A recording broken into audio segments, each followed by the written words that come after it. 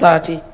We pray for His Excellency the President, Dr. William Samoei Ruto, and his family. We ask you, dear Lord, to bless him, to guide him, and to give him wisdom to lead this great nation to greater heights of prosperity for your own glory and honor. We thank you for the Deputy President, the Cabinet Secretaries, the Governors, the Parliament, the Senate, the Judiciary, the National Security Teams, the private sectors, our development partners, and all who are involved in governance. Heavenly Father, hold them together in good health and in good spirit to excel in the execution of the duties assigned to them. Pray that you give Kenya to live in peace with one another, knowing we'll give an account for what we do in the opportunity of serving this nation. We pray, Father, for the youth and the children of this nation, that you give them, Father, to listen to the wise counsel from the elders and from what has happened, so that God, they will take care of the inheritance that our forefathers and us have fought for. Pray today that as we gather here, you will give us a listening ear and a heart that will uphold blamelessness, uprightness, and will shun evil. We bless your name as we invite your presence today and ask you to guide us. This we pray in Jesus' name. Amen. May we take our seats respectfully. Your Excellency, Dr. William Samoei Ruto, President and Commander-in-Chief of the Kenya Defence Forces, Your Excellency, the Deputy President, Professor Abraham Kithure Kindiki, Your Excellency, the Prime Cabinet Secretary, Musalia Mudavadi, senior government officials, which include Cabinet Secretaries and Principal Secretaries, Council of Governors, members of Parliament and the Senate, members of the Judiciary, academia, youth, civil society, captains of industry, development partners, clergy, and Kenyans from all walks of life. Your Excellency, with your permission, allow me to introduce the team that is going to help us execute this conversation, where Kenya is headed beyond 2030. Ladies and gentlemen, I'd like to call on Julie Gishuru, who is a seasoned moderator who has been driving Pan-African and global conversations on leadership and development. She is the CEO of Africa Leadership and Dialogue Institute. A clap for her, please. We also have Melody Sinzore, na ni mwanahabari tajika wa lugha la Kiswahili anayeenzi na kukuza lugha ya Kiswahili. Pia ni muhifadhi na mwelekezi wa shughuli kwa lugha ya Kiswahili. Tumpigie makofi tafadhali. We also have Mark Masai, a journalist that is passionate to speak truth to power as the voice of the people. Ladies and gentlemen, why don't we welcome them to come and now take over the conversation as they guide us as a country as we look beyond 2030. Karibuni sana. Mashallah, mashallah, mashallah. Rais wa taifa letu tukufu Daktari William Samoei Ruto, Naibu Rais Profesa Kithure Kindiki, wageni wote ambao wamealikwa kwa nafasi ya uongozi ama viongozi mbalimbali, waheshimiwa wote ambao wapo nasi leo hii, viongozi wa kidini, Wakenya mbalimbali, walimu, wale ambao wanafanya biashara zao, biashara za wastani, biashara kubwa, biashara ndogo, madaktari ama wote ambao wako katika sekta ya afya, wale ambao wako katika sekta yetu ya haki almaarufu kama judiciary, wale ambao wanatushikilia katika sekta ya benki kuhakikisha kwamba hela zetu ziko sawa na pia wanasimama nasi tunapohitaji mikopo, wale ambao wametoka kule vijijini ambako wanafanya shughuli zao ndogo ndogo kuhakikisha kwamba wanaendeleza shughuli zao na mahitaji yote ya siku. Kwa pamoja naomba niwaamkue. Hamjambo? Rais, shikamoo. Rais, kwani uitwa Sadiki? Mulisikia alivyoitoa hiyo marahaba? Mmemsikia kweli? Rais, shikamoo. Wapi makofi ya rais jamani? Kwa Kiswahili hiki rais atakuwa anaitwa Dr. William Samoei Ruto Shaban. Asante sana. Umempa Shaban? Nimempa Shaban. Haya basi. Ile marhaba ilitoka vizuri ile, uliona? Haya basi. Wakenya wenzangu, twende nalo. Subal kheri. Mwaguna, hamjui kulijibu hilo? Waziri Joho. Wakenya wenzangu, subal kheri. Aheri. Nikiwapeni subal kheri, mnanipeni aheri. Yani aheri kwa Kiluo ni nakupenda, lakini kwa Kiswahili ndo jibu la salamu subal kheri. Tujaribu tena Wakenya. Subal kheri. Aheri. Mashallah, nyote mlikuwa number 1 darasani. Sawa na nilivyotambulishwa, majina yangu ya halali kwa kitambulisho ni Melody Sinzore, mtangazaji wa lugha ya Kiswahili. Napenda sana na naenzi lugha ya Kiswahili. Natamani sana sote tuzungumze Kiswahili, manake rais, nina imani ningefunzwa kemia kwa lugha ya Kiswahili, grade yangu ingekuwa tofauti. Cha muhimu ambacho kimetuleta leo Wakenya wenzangu ni kuhakikisha kwamba tunakuja pamoja na kuitengeneza Kenya yetu ya kesho na kesho kutwa. Kenya ambayo tutakuwa tumezeeka lakini hatuna wasiwasi, manake tunajua tukiulizwa wakati mlipokuwepo duniani mlifanya yepi, tutakuwa kwamba tulitengeneza mazingira mazuri na watoto wetu, vijukuu, vitukuu, vilembwe na vilembokeza watapata maisha mazuri katika taifa hili. Leo hii tunaanzisha mazungumzo ya kitaifa. Ndo mwanzo tu, uwe umealika nini? Hamjui? Ndo mwanzo, uwe umealika? Uwe umealika ukoko. Walimu wote wa Kiswahili hapa ndani, walimu wa Kiswahili shikamoo. Walimu wa Kiswahili shikamoo. Ndo mwanzo, uwe umealika ukoko, kwamba ndo mwanzo tumeanza. Ni mazungumzo ambayo yataendelea na yataenda katika kaunti zetu zote 47 kuhakikisha kwamba kila Mkenya, yule ambaye yuko kule Poror Eldama Ravine, anatupa hisia zake, mtazamo wake na maoni yake. Yule Mkenya ambaye yuko kule Mwakitau Taita, anatupa hisia zake, anatupa mtazamo wake na anahakikisha anaijenga Kenya ya kesho na kesho kutwa. Yule ambaye yuko Oldonyo Sabuk, yule ambaye yuko kule Lodwar Kalokol, ndugu zangu kutoka Lodwar, Ejok Narobo, yule ambaye yuko Kajiado, yule ambaye yuko Naivasha, Nairobi, sote tuaja pamoja kuhakikisha kwamba tunazungumzia mahitaji ya taifa letu. Kuna mama ambaye amejifungua kule. Ukimuuliza historia yako ya kujifungua ilikuwa vipi? Wakati maji ilivyo break na ukaenda kujifungua, ulipenda ile hali uloipitia? Hospitali ulokwenda ulipenda? Basi haya ndo mazungumzo ambayo tunataka tuyaike sawa. Na narudia tena, huu ndo mwanzo wa mazungumzo haya, mazungumzo ya kitaifa. Tupo online, lakini hapa KICC tualianzisha rasmi. Mkenya mwenzangu mwenye kupenda taifa hili, kujali kizazi cha kesho na kesho kutwa, kusema mimi nilisomea hapa lakini nina ndoto mjukuu wangu asomee mahali tofauti, kusema mimi nilizaliwa hapa lakini nina ndoto mtoto wa mtoto wangu awe na mazingira tofauti, kusema mimi nilipoumwa nilikwenda kwa hospitali hii lakini nina ndoto mtoto wangu akiumwa aende kwa hospitali ya aina hii na aina hii. Naomba niwakaribishe nyote, tutoe hisia zetu bila uoga, bila kuuliza maswali ambayo naogopa kwamba sitauliza hili. Tutoe hisia zetu bila kero, bila chuki. Cha mno tukumbuke kwamba ni taifa letu la Kenya ambalo kikatiba tunalisogeza mbele, ambalo kikatiba tunaliendeleza mbele. Mnakubaliana kwamba tutafanya hilo Wakenya wenzangu?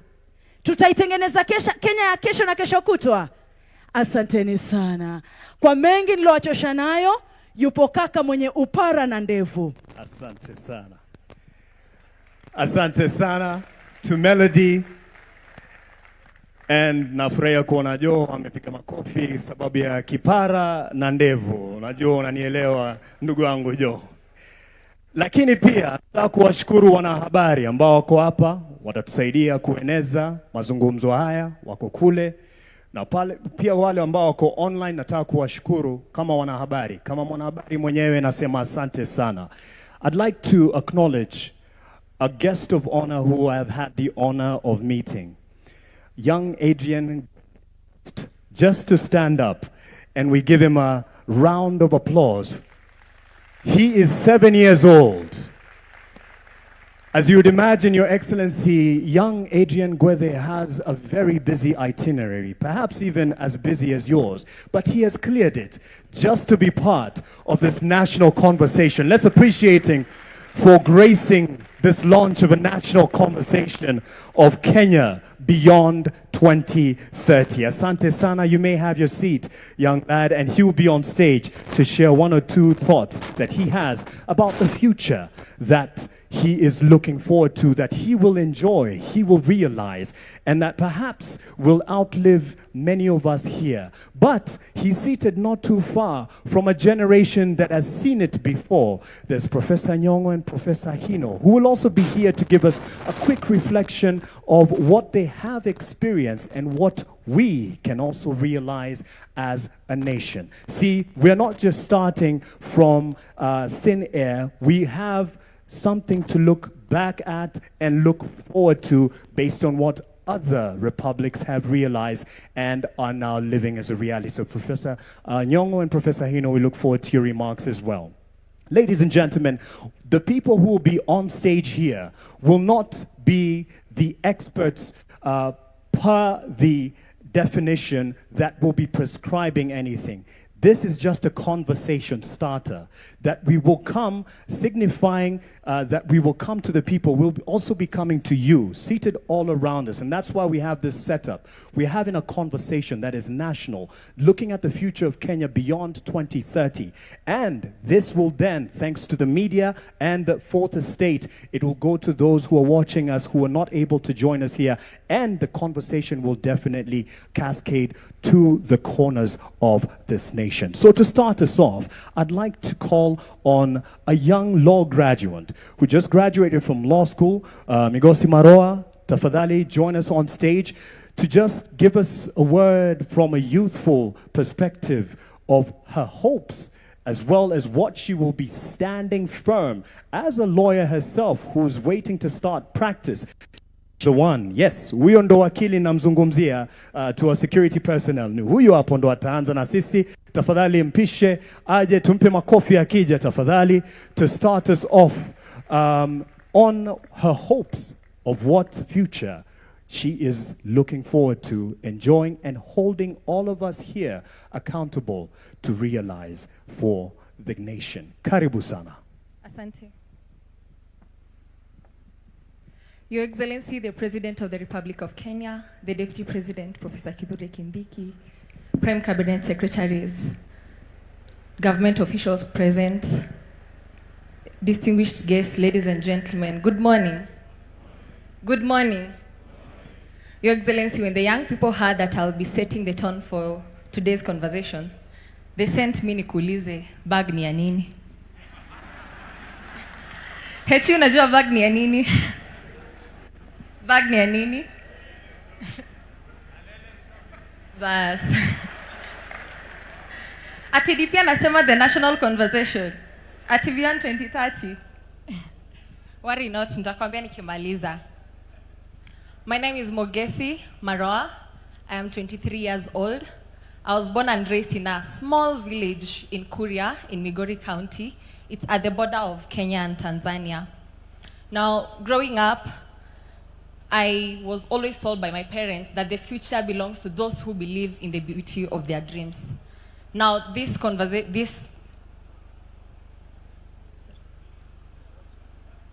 all right. Thank you. Now, this saying that my mom always told me has deeply resonated with me in this very moment because of what we are speaking about beyond 2030, the future of Kenya. And it's not a coincidence that we are here today. Today is International Youth Day. As other nations in the world, today, International Youth Day, as other nations in the world are celebrating energy, creativity, infrastructure, Kenya has decided to do something more profound. We are beginning to map our destiny. 5 years ago, in 2008, I was barely 5 years when the President of the Republic of Kenya then, the late Mwai Kibaki, launched Vision 2030.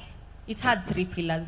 And I feel like the people who, the architects of Vision 2030 had me in mind, because all my life I have lived through Vision 2030. I went to school, to primary school, the free primary school. When I went to high school, I was in Kitui, and my home is in Migori, so I used the roads that were developed, the new roads. I went to university, Mount Kenya University, in an era of era. And I was reflecting as I was seated there about my little cousin. Her name is Nicole Roby. Every time I go home, she tells me that she looks up to me. She wants to become a lawyer like me. And that's really humbling, but it's also weighing upon me because it comes with a lot of responsibility. So today, as I stand on this dais, I represent Nicole. I represent all other 13-year-old Koreans in Kehancha. I represent a 13-year-old in Marsabit, in Nairobi, in KICC, in Kisumu, whose future will be shaped by the conversations that we start having right here.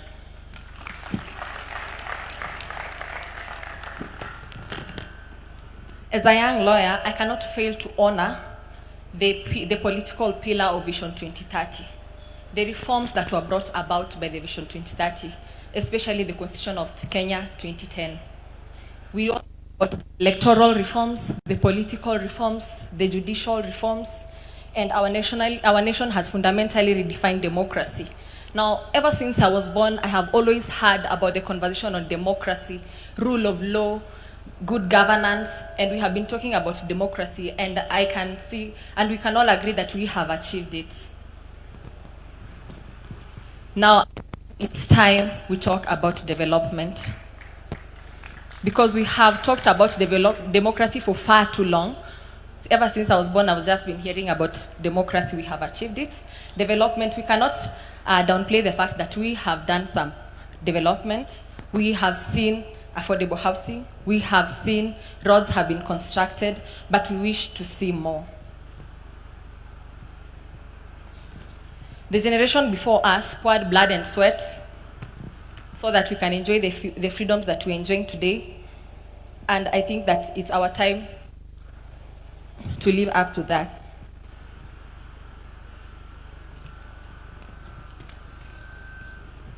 Your Excellency, ladies and gentlemen, I grew up watching tarmac road being built to my home. Now, when I talk about development, I'm not just saying development means freedom. What development looks like to me could look different to you. Development to me could look like roads. To you, it could look like building bridges. To someone else, it could look like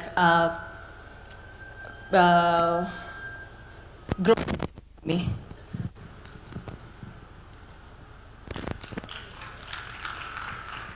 So as I grow up seeing the road grow, the road being tarmacked to my place in Kuria, it connected Kuria to Kehancha, to Migori, to Nairobi, and beyond. And this was not just vehicles that moved faster. To the people of Kuria and the people of Kehancha, it was jobs that moved faster. It was teachers that moved. It was doctors that moved faster. And hope and connections that moved faster. This is a symbol of intentional infrastructure development, what it can do for a marginalized community. While we do not take for granted how far we have come, we celebrate this milestone, and as young people, we say this: we would love to see more. We would love to see more roads, we would love to see more development, and we would love to see more healthcare. Thank you. Asante sana to Mogesi Maroa, a young lawyer in in the making and is from Kuria. She has asked me to say that. Watu wa Kuria mpo? Mpo, naona mmoja ameinua mkono kule. She's proud. Yes, and she shakes her hand to ensure that they remember her face, because she's going to be here for the realization of the future beyond 2030. Now, for the next speakers who are going to be here in terms of giving us quick remarks, we're not just starting from nowhere. We had already been on a journey of Vision 2030, looking to go beyond Vision 2030 as a nation, and this is a conversation starter. We have many here who have been part of the journey of Vision 2030. Mugo Kibati here, his name in fact is almost synonymous when you say Vision 2030 over the years, especially after its inception and rollout, and he was at the helm of the team then. So let's hear from someone who has taken stock of what the status of implementation as we get to the winding years of Vision 2030. Ladies and gentlemen, on stage to address the nation in terms of share and take stock of how far we have come, and then welcome your views very shortly. Emmanuel Nzai, the chair of the Vision 2030 Delivery Board, to the stage. Let's give him a hand as he shares quick wins and gains over the years. Karibu. Yeah, thank you so much, Your Excellency, the President, the Deputy President, the Prime Cabinet Secretary, all Cabinet Secretaries who are here, all the arms of government, judiciary, legislative, wananchi wote, hamjambo? Hamjambo tena?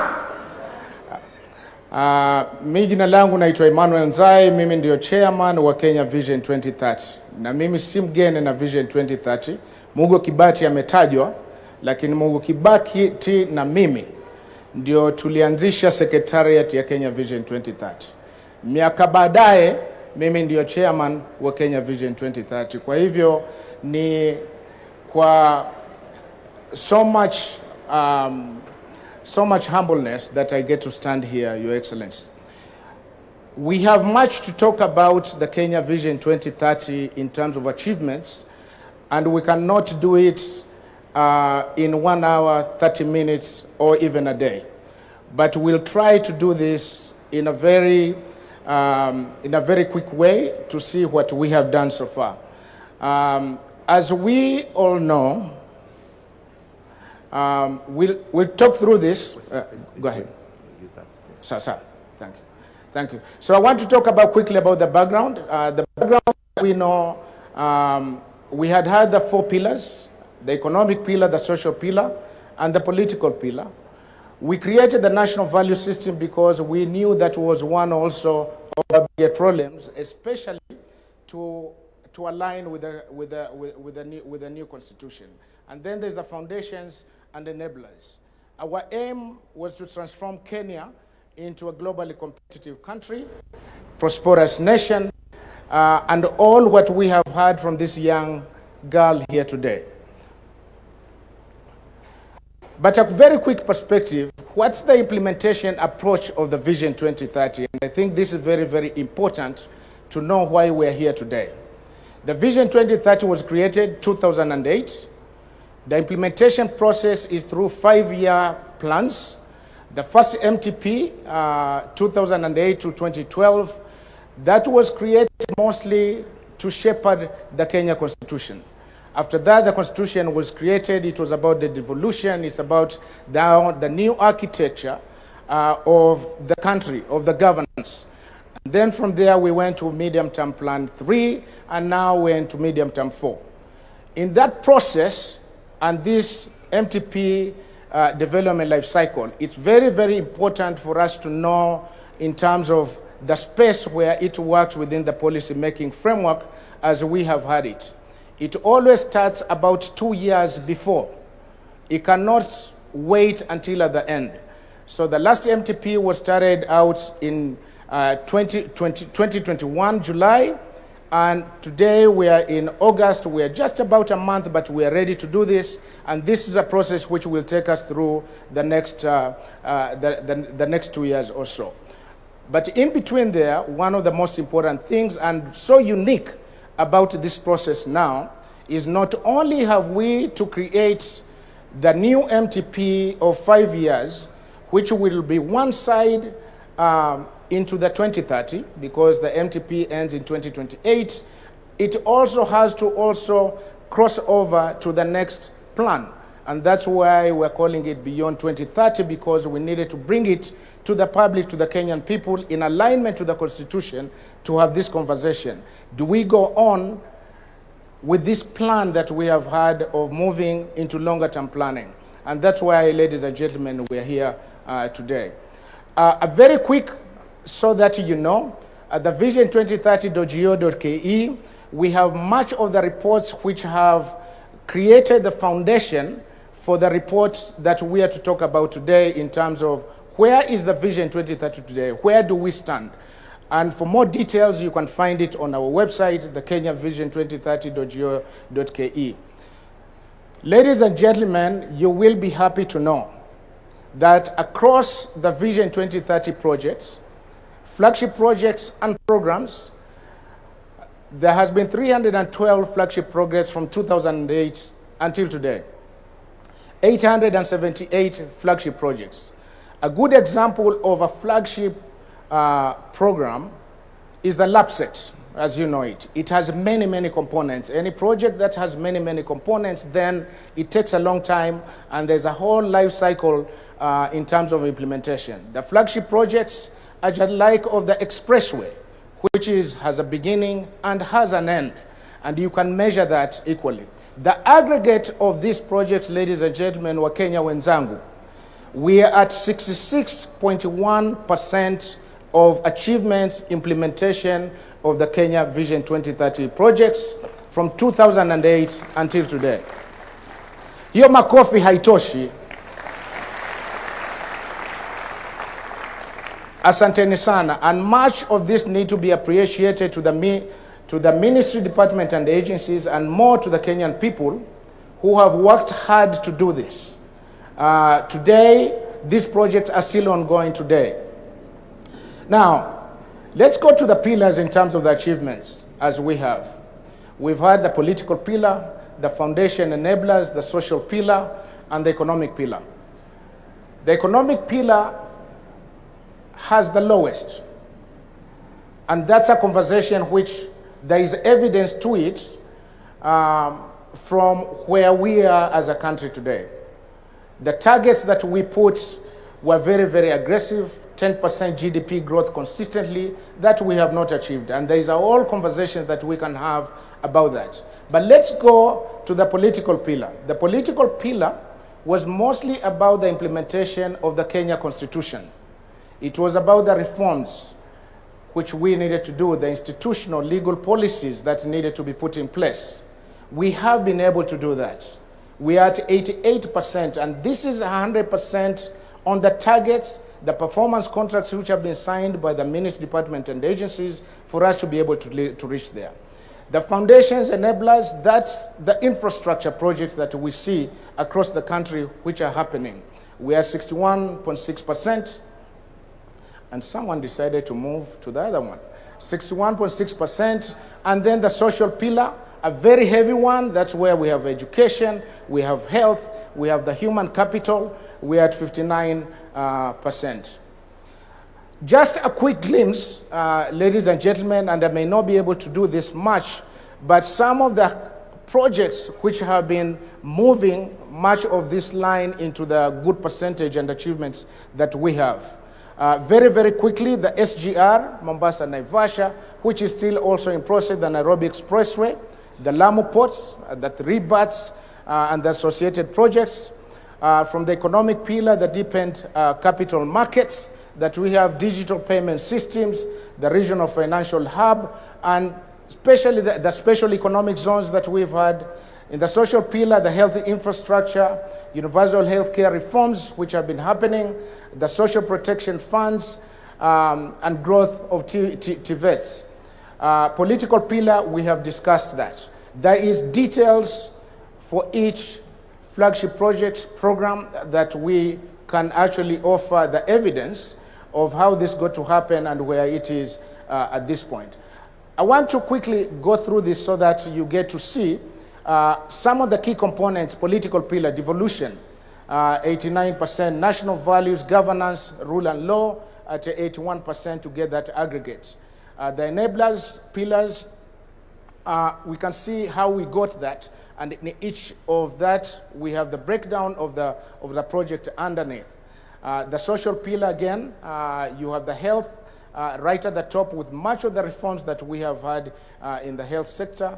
The economic pillar, do not want to go much into detail on that at this point, but the outcomes, and very, very key here, there has been outcomes in each flagship project that we do, and we've been tracking that.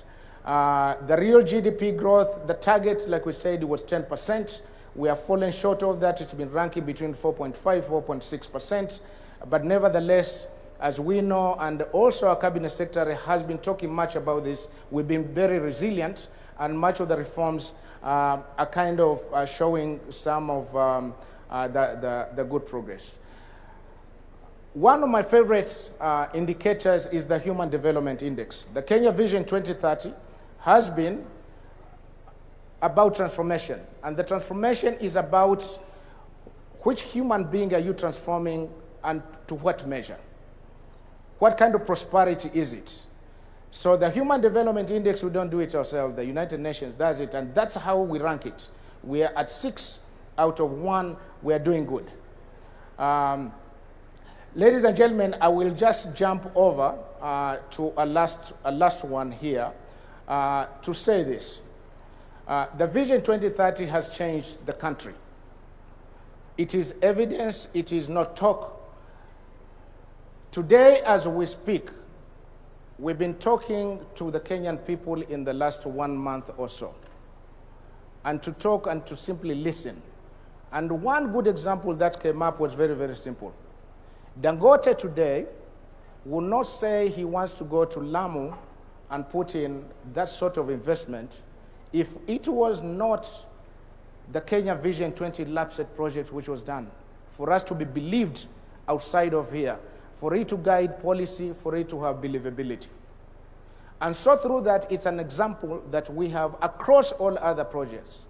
Kenya is not just Kenya for us. Kenya is a place for the world because of our global location. And because of that, they need to see evidence of a plan, and I think this is what we have. And so, ladies and gentlemen, just to finish, on our end and our call to you has been to simply have the discussion or begin a discussion of beyond 2030. The Constitution calls that we do that. Our calendar tells us that we do that. And the time is now between the month of July and August. So we're very, very happy that we get to start this process together. I thank you so much. Thank you so much. To Bwana Emmanuel Nzai, the chair of the Kenya Vision 2030 Delivery Board. Now it was just a snapshot, and it's information that we have available publicly and will be able to digest as we continue, because it then informs the next steps that we will be taking. And the next steps, speaking of which, I'd like now to call on one of the vision bearers in this respect. And for this, I'd like to say karibu sana to His Excellency Professor Peter Anyang' Nyong'o, who's a governor of Kisumu County, but in this context, chairs the Vision Development Technical Committee, who will now give us a quick look at where we're looking to head as a nation and starting this conversation. Let's give a hand to Professor Nyong'o as he comes, and then he'll be followed by the young 7-year-old Adrian Gweth in a bit. Karibu sana. Makofi kwake akija kwa the rostrum as he approaches, just to give us his quick look at the future we aspire to.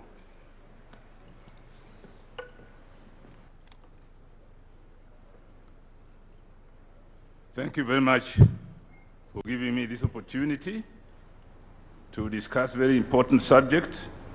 Your Excellency, the President of the Republic of Kenya, Dr. William Samoei Ruto, Your Excellency, the Deputy President, Excellencies, governors, distinguished cabinet secretaries, members of parliament, representatives of the private sector, academia, faith-based organizations, and civil society, distinguished guests, our dear friend, Dr. Hino, Professor Hino, who has been with us for a week now and who knows Kenya very well and has been working with us very closely on visioning the development of Kenya.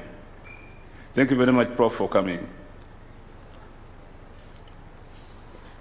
We gather here today for an extremely important occasion in national duty.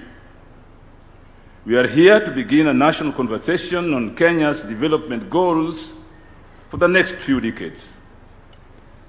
Collectively, here and in all parts of this country, in the days to come, we want to build for the future.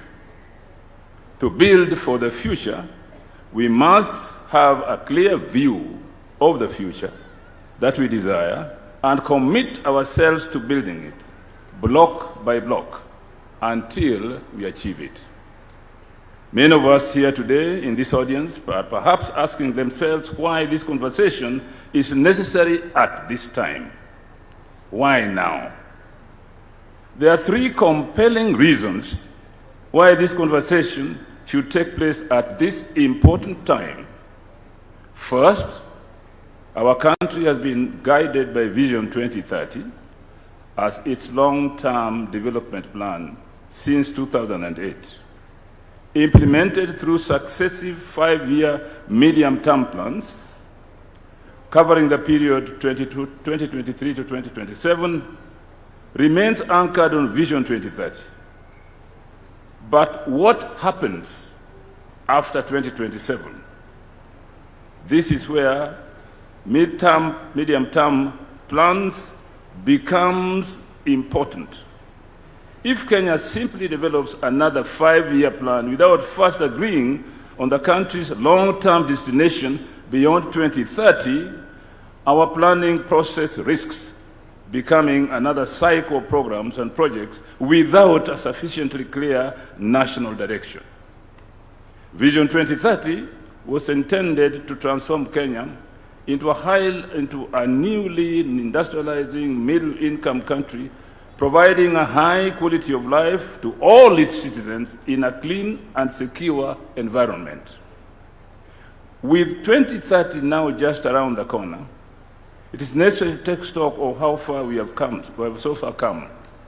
Some of the challenges that Vision 2030 was designed to address have been substantially addressed, while others remain unresolved or become more complex.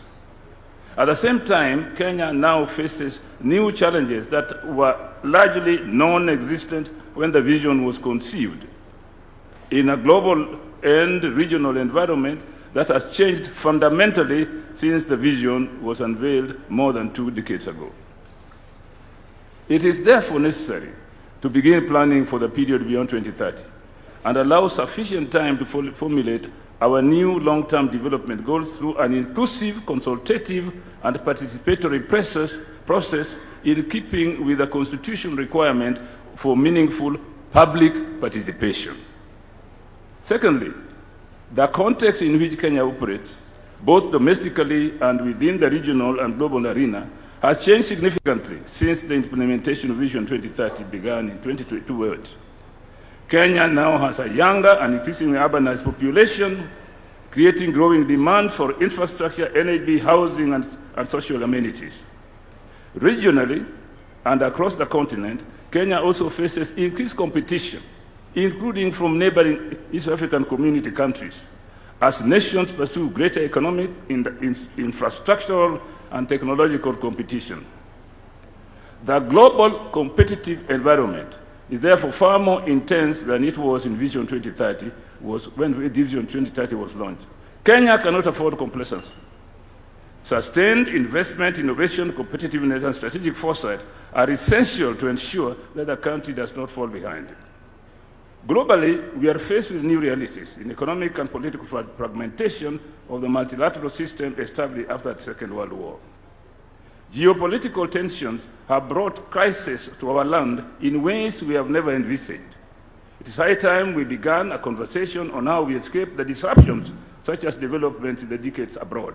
Thirdly, we have learned valuable lessons from the implementation of Vision 2030 that we need to apply in thinking about and implementing new long-term development vision for this country. Vision 2030 has guided us to some measure of industrialization, political stability, modern infrastructure.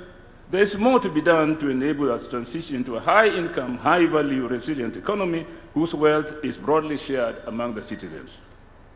There have been fair assessment of successes and challenges of implementation of Vision 2030 done by various state and non-state actors.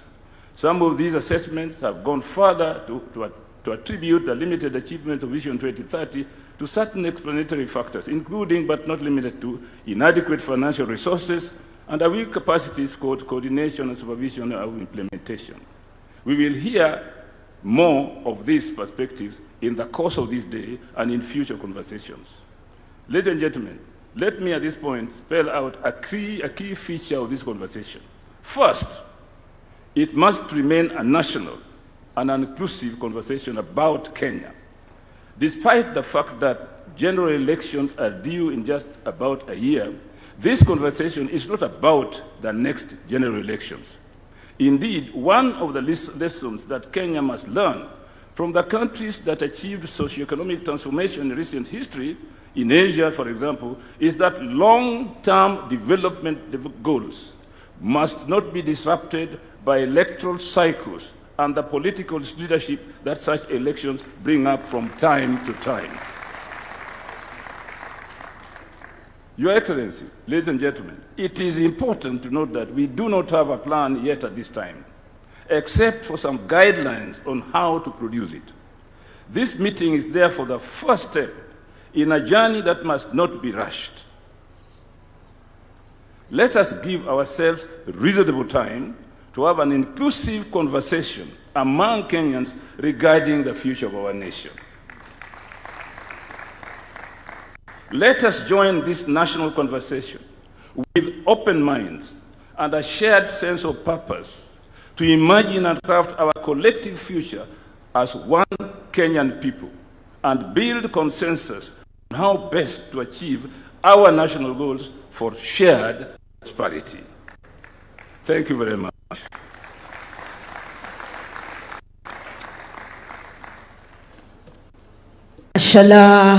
Mashallah, msijifanye kama hamkunywa chajio ama hamkunywa kiamsha kinywa.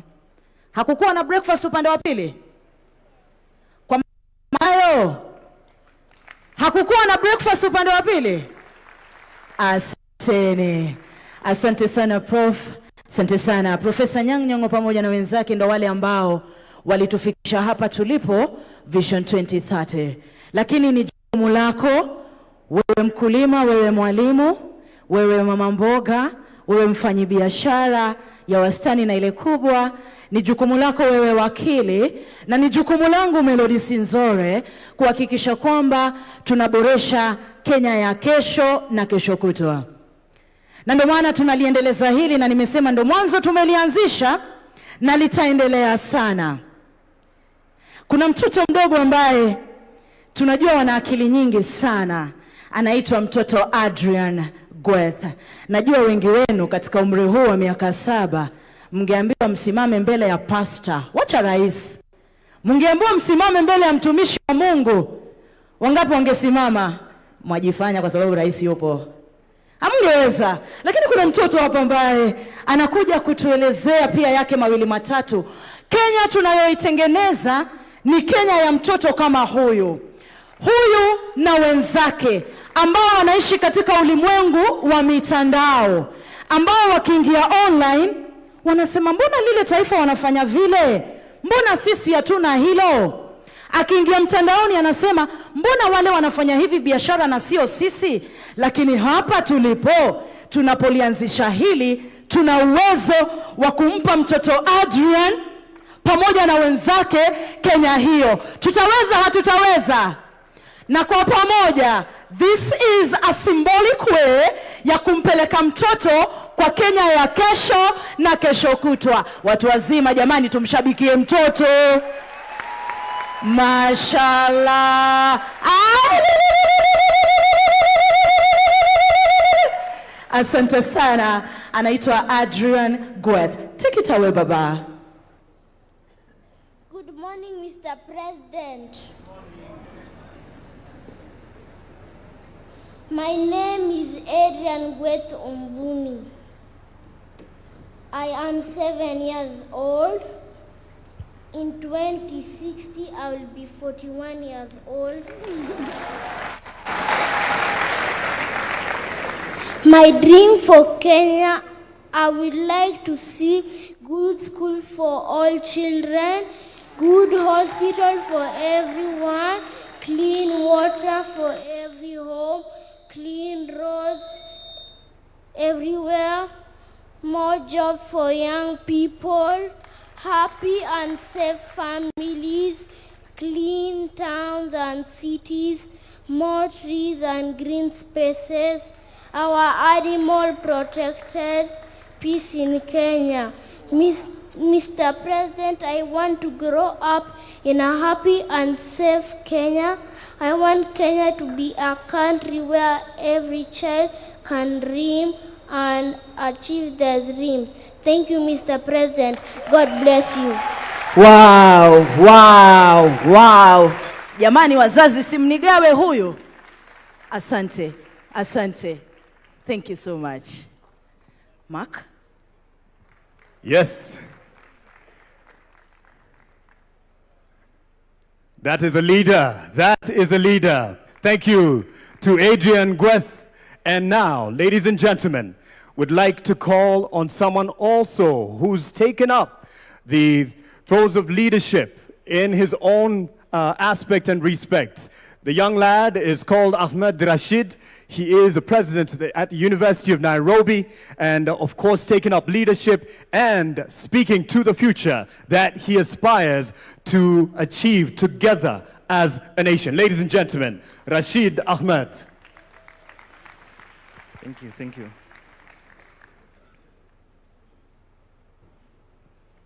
The President of the Republic of Kenya, Dr. William Samoei Ruto, the Deputy President of the Republic of Kenya, Professor Abraham Kithure Kindiki, Prime Cabinet Secretary Musalia Mudavadi, Speaker of the National Assembly, if he is present, Speaker of the Senate, Cabinet Secretaries, senior government officials from all the three arms of government, student leaders,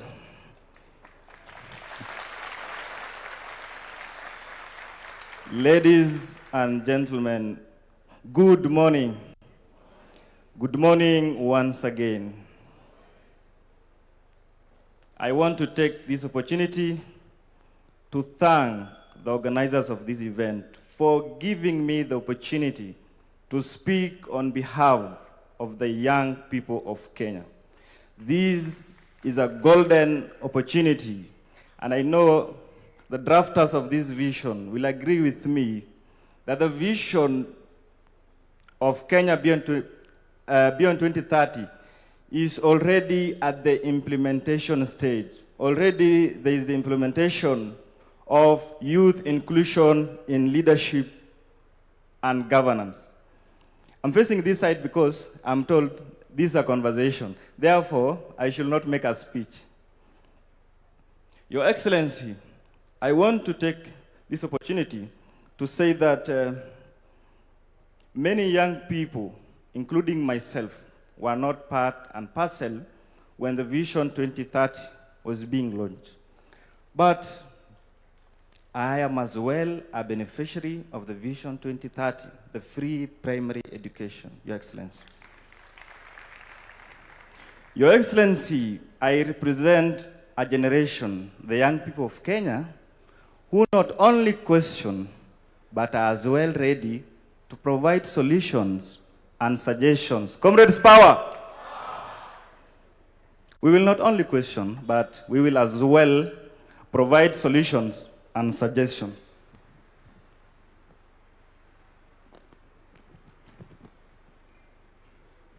Your Excellency, in Kenya and Africa at large, the majority population consist of young people. Therefore, we should see this as an advantage. I want to make a commitment on behalf of the young people that we will be at the forefront. We will be the drivers of the vision of Kenya beyond 2030. This is not about government. This is not about young people or the old people. It's about Kenya. Leaders come and go, but Kenya will remain. Comrades, power. We are already on the right direction. Your Excellency, 2 months ago, I was in South Africa, and I was really shocked to see that many people in South Africa were working with physical cards and cash. I was like, kwani nyinyi hamna M-Pesa? Kitu naitwa M-Pesa. Something similar to M-Pesa. I was really shocked. The digitalization of our mobile banking is something that we are really proud. So we are already there. We are already there. All we need is just to make it a dream and a realization. Singapore, tutafika. Sisi, wote.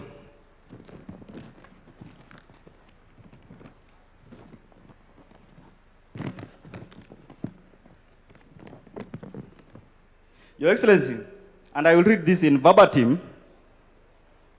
Your Excellency, the President of the Republic of Kenya, this is a great conversation where the energy and aspiration of young people like myself meet the wisdom and the experience of leaders like Your Excellency, the President. It is a conversation that goes beyond 2030, focusing on the future of our nation and the role of young people in shaping it. This is undoubtedly one of the most inspiring conversations for Kenyans youth.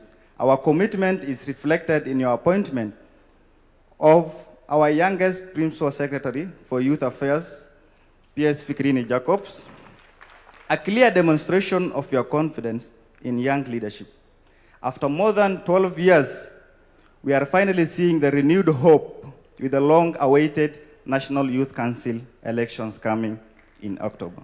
Therefore, Your Excellency, I'm ready to drive this vision, me as an individual, and the young people at large, so that we be part and parcel of this. And we are ready, and I am ready, me myself, I'm ready to lead the young people of this great republic.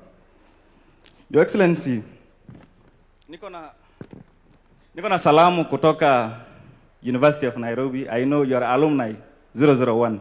So leo walisema lazima nikusalimie, nisitoke bila kukusalimia.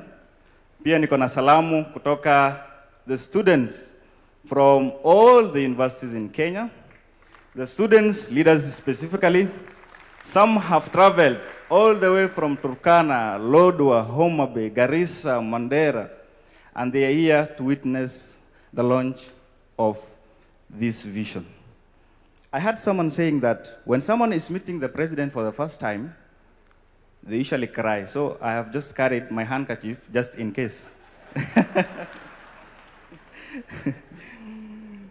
Your Excellency, the future of Kenya is young, a digital Kenya, and a Kenya whose growth must reach every town and every village.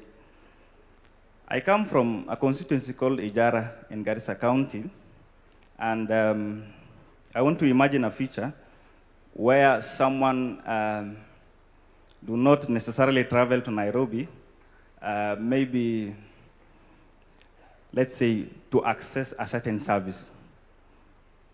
So urbanization, as one of the pillar in this vision, must also be considered. Your Excellency, I want to thank you sincerely for including youth in your leadership. Thank you so much once again for this vision, the vision that you have imagined way even beyond your lifetime. 30 years from now, I will be your age, but you'll be at a very old age. Thank you so much, Your Excellency. Thank you so much, everyone, and God bless Kenya. Comrades, power. Asante sana. Let's give a hand to the young leader. And I'm sure he wants to steal a picture with the president. This is the only opportunity you have, sir. Well, not. The conversation continues, so I'm sure the president will be sitting with many across the country, coming to you where you are, and will be able to interact in person and get your feedback directly from you, from whichever stakeholder body that you represent. Academia is also represented here. Speaking of which, I'd like to call on Professor Hiroyuki Hino, who has held great positions in terms of the outlook of the economy, whether it's in Asia or in Africa. And he has a lot to lend in terms of reflections of what we can not just aspire, but actually realize and live. Ladies and gentlemen, please put your hands together for Professor Hiroyuki Hino.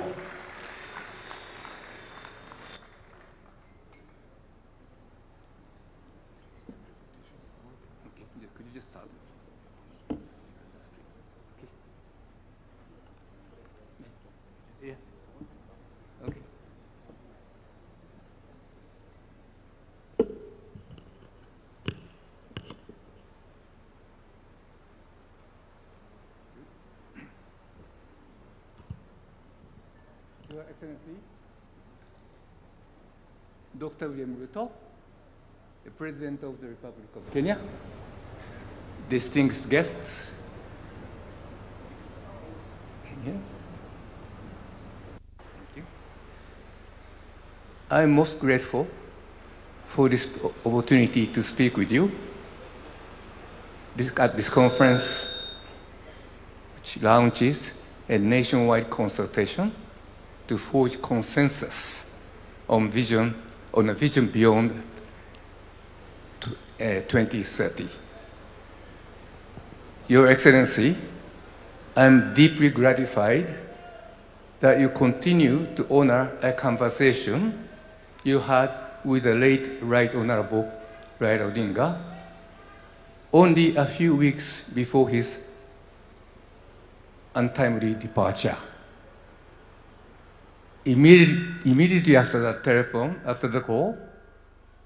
conversation, the former Prime Minister called me. He was full of hope. He said, the Prime Minister said, President Ruto and the former Prime Minister had agreed that it was imperative to take a fresh look at where Kenya stood. How difficult it was for ordinary Kenyans to earn a decent living, how government could help them better. Your Excellency, you and the Prime Minister agreed that Kenya needed a bold vision that would inspire and unite all Kenyans, irrespective of their political or ethnic affiliation. The vision should be prepared by experts who are independent of government and trusted by the public, and with full participation of all stakeholders. For this purpose, Your Excellency, you decided to reconstitute the National Economic and Social Council as an independent body. It was indeed a special privilege to be included in that conversation, Mr. President. Thank you. For Raila's legacy, and as a Kenyan at heart, I'll be honored to assist Kenya in this endeavor. Your Excellency, I'm told that many Kenyans are skeptical. They believe that Singapore is too high a target for Kenya to reach in this generation.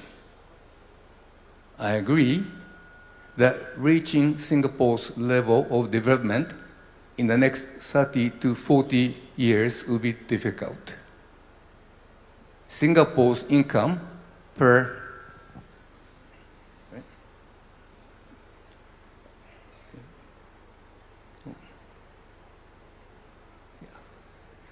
Singapore's level of income per person last year exceeded $80,000.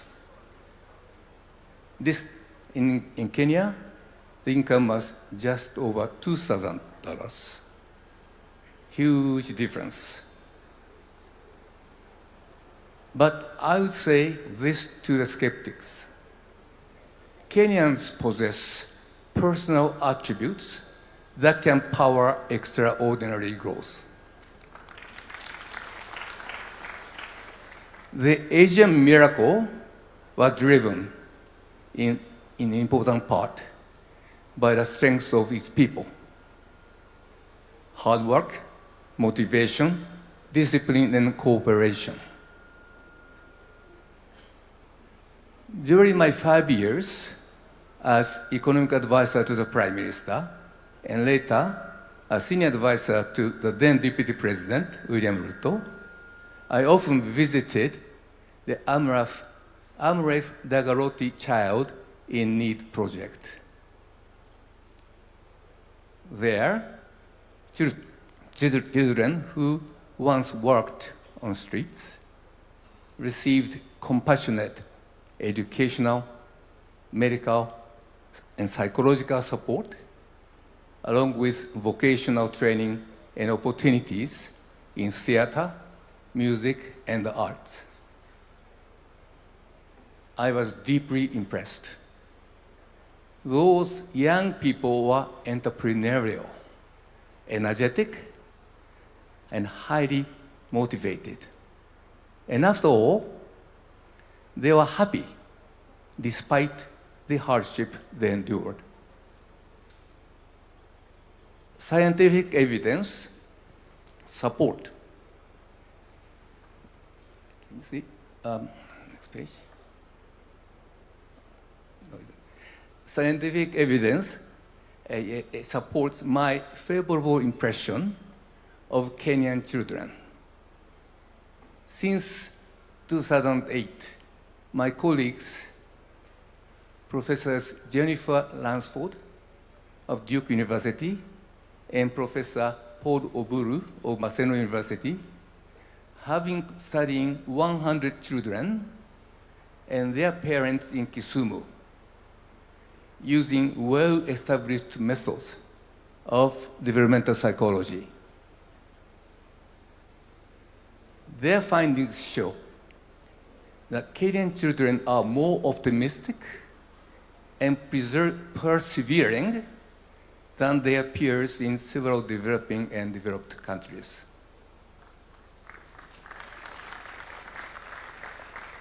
Kenyan children demonstrate greater hope and confidence in the future, as well as greater determination to pursue their goals. Kenyan children also do well in 3 other dimensions of flourishing. Number 1, engagement. That is, being involved deeply in activities. Number 2, connectedness. That is the feeling loved, supported, and valued. And happiness. That is a great general sense of cheerfulness and contentment with life. But not all is well, of course. Kenyan children perform less well than their peers in self-management, what psychologists call self-regulation. This means they have greater difficulty staying focused on long-term goals, managing emotions under stress, exercising self-discipline, and adapting to change. Strengthening these abilities can raise productivity, growth, and employment. I believe this study that is conducted by my colleagues will shed light on how learning and socialization shape personal attributes, entrepreneurial mindset, and attitude toward informality, and how these in turn influence employment and other livelihood choices. Although this is a small pilot study, we hope that its finding will help us recommend policies to Kenya to strengthen the learning and socialization of Kenyan children and thus improve their prospect as young adults. Your Excellency, economic growth and large investment projects are important. However, ultimately, a government is judged by how well it improves the economic and social well-being of every citizen. Kenya has made a significant stride. In the last 20 years, average household income per person increased from $2.24 to $3.50 per day. That is an important improvement. Access to electricity, clean cooking fuels, safe drinking water, and improved sanitation rose by 37 percentage points to 60% on average. Again, important progress. The share of children not stunted improved from 70 to 80%. These are important progress. Yet, frankly, for a country of Kenya's stature, this record is disappointing. In household income, childhood nutrition, basic services and learning, Kenya trails Vietnam, which used to trail Kenya by far, and at par is broadly comparable to Ghana, and Kenya can do better. Suppose Kenya aims to reach Singapore's current levels in these 4 indicators of economic well-being, and by its centenary, 2063. Is this as implausible as many Kenyans assume? Is it that difficult? You should give up. In my view, Kenya can reach or surpass 3 of the 4 goals. First, the remaining cases of stunting are concentrated in the south areas. With concerted action, stunting could be virtually eliminated within 10 years. That I'm confident of. I recognize it may be more appropriate to use the broader measure of public health as indicators of Kenyan well-being, but for this purpose, that I chose the stunting to highlight the plight of these underprivileged in those areas. That's why this indicator was chosen. Second, Kenya's harmonized test score, HTS, a globally accepted measure of learning, was 26% below Kenya's level last year. Sorry, Singapore's level last year. To close this gap by 2063, annual improvement of only 0.63% is needed.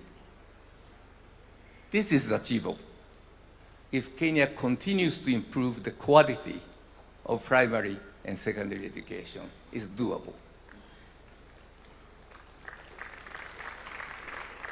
The third, in Singapore, access to basic services is universal. But only about 60% in Kenya. There's still a big gap. Reaching 100% by 2063 would require annual growth of 1.3%. This is also achievable. It's achievable because access to clean cooking fuel is the weakest area of those services. But new technologies could expand this access very rapidly. So it's certainly doable. Now, ladies and gentlemen, the fourth target, that is to raise the average household income to Singapore's level, is much, much harder.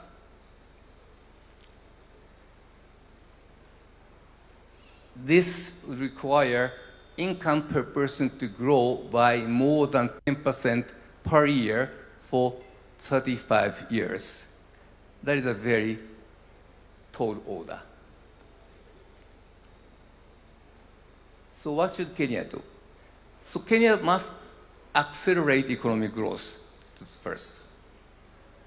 It should tighten fiscal policy, increase investment in infrastructure, on essential services, and bring public debt under control.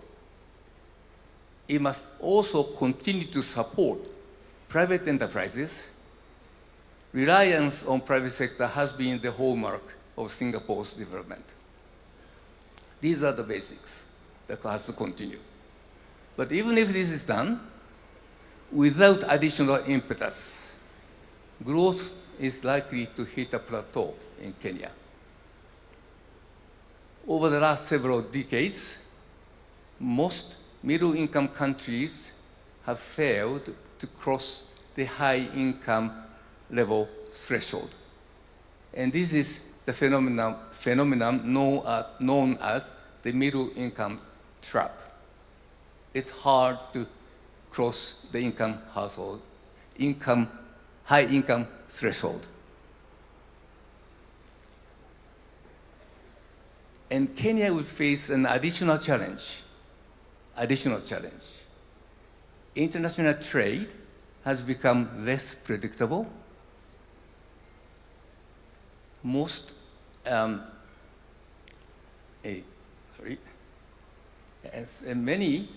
Support for many UN agencies has weakened,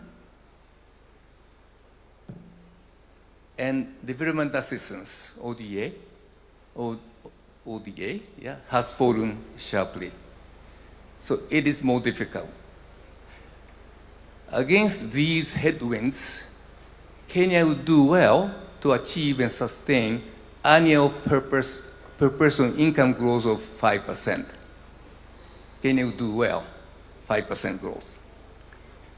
If we assume population to grow by 1% per year, this translates to growth of GDP, the economic measures as a whole, of about 6.5% a year. If achieved, this would be a remarkable, if it's achieved, yes, a remarkable achievement indeed, if it could be done. But reaching Singapore's current income level requires another 5 percentage point income growth every year. That's hard. In other words, Kenya needs a quantum jump, quantum leap to a substantially higher growth trajectory. This requires bold and transformative change.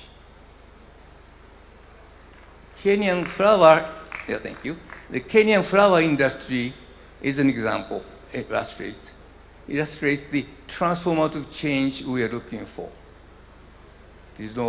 By adapting new floriculture technologies and faster global transport network, the flower industry became most competitive globally and achieved a huge growth in its revenue. So there is an example of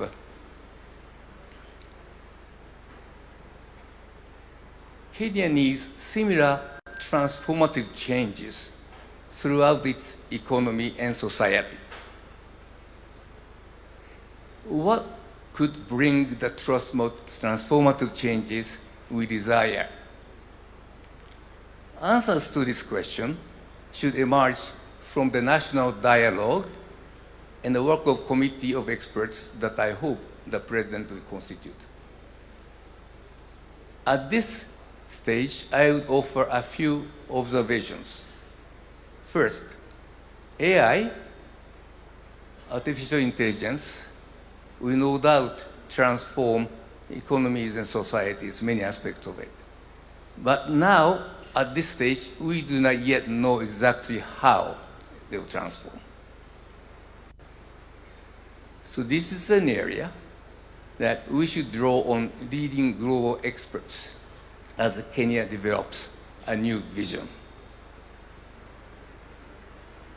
Second, Kenyans could become among the world's most entrepreneurial, hardworking, and competitive people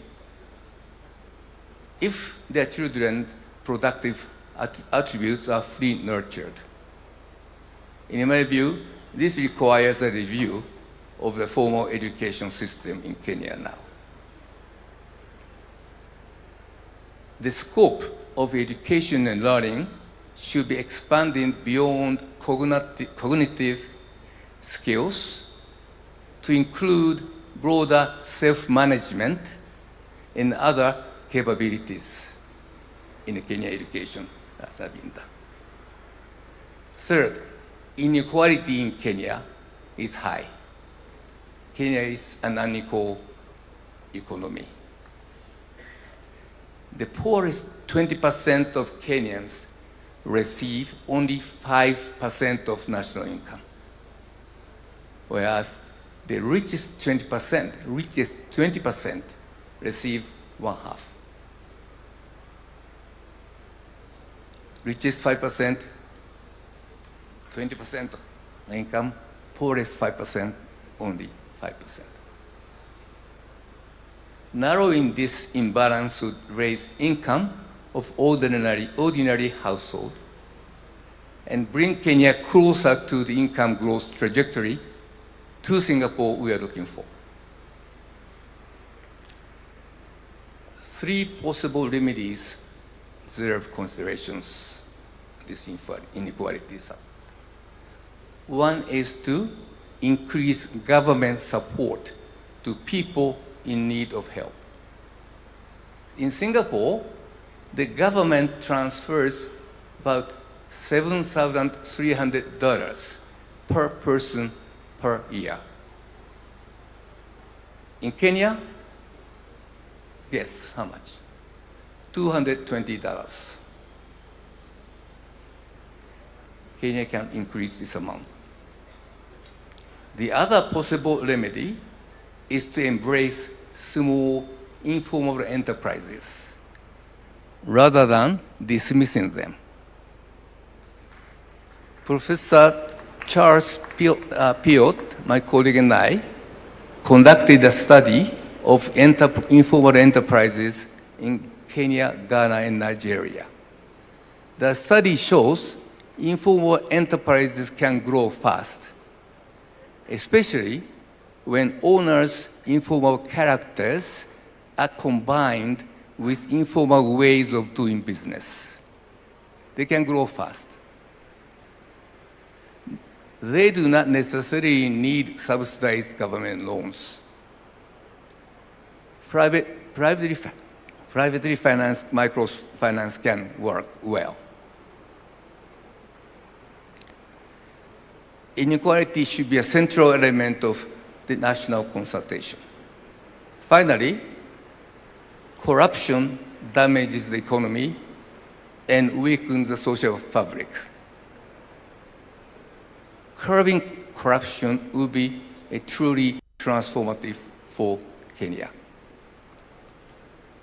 Kenyans often say that government tolerates corruption, and public officials are rarely prosecuted.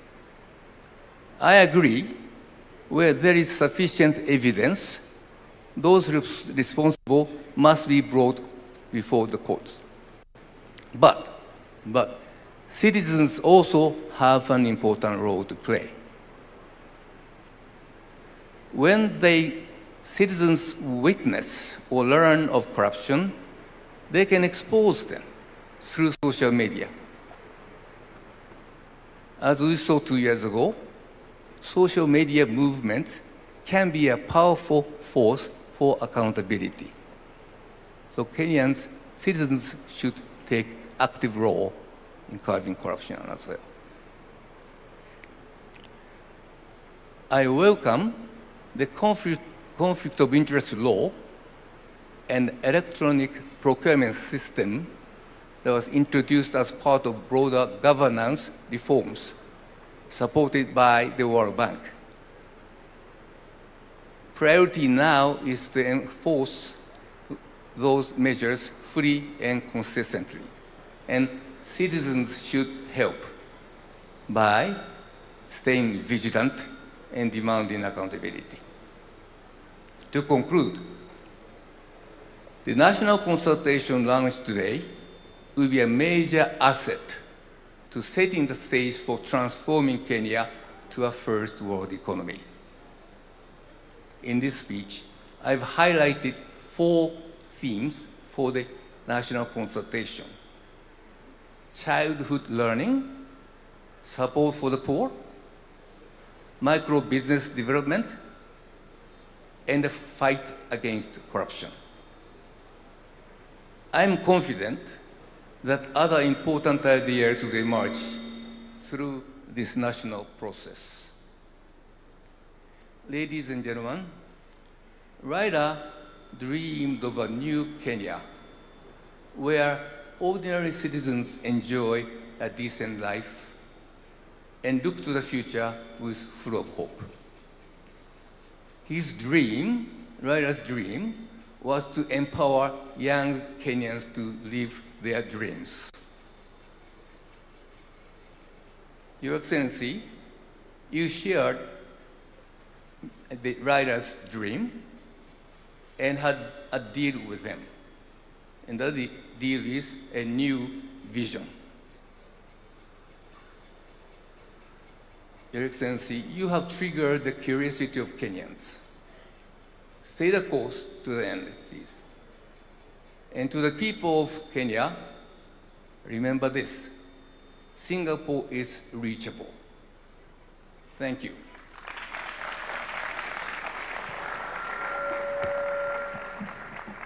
Thank you to Professor Hiroiki Hino. I believe you'll probably shake hands with the president there. He's worked and advised the president as a deputy then, and now he's here to lend just some we can look to as a nation.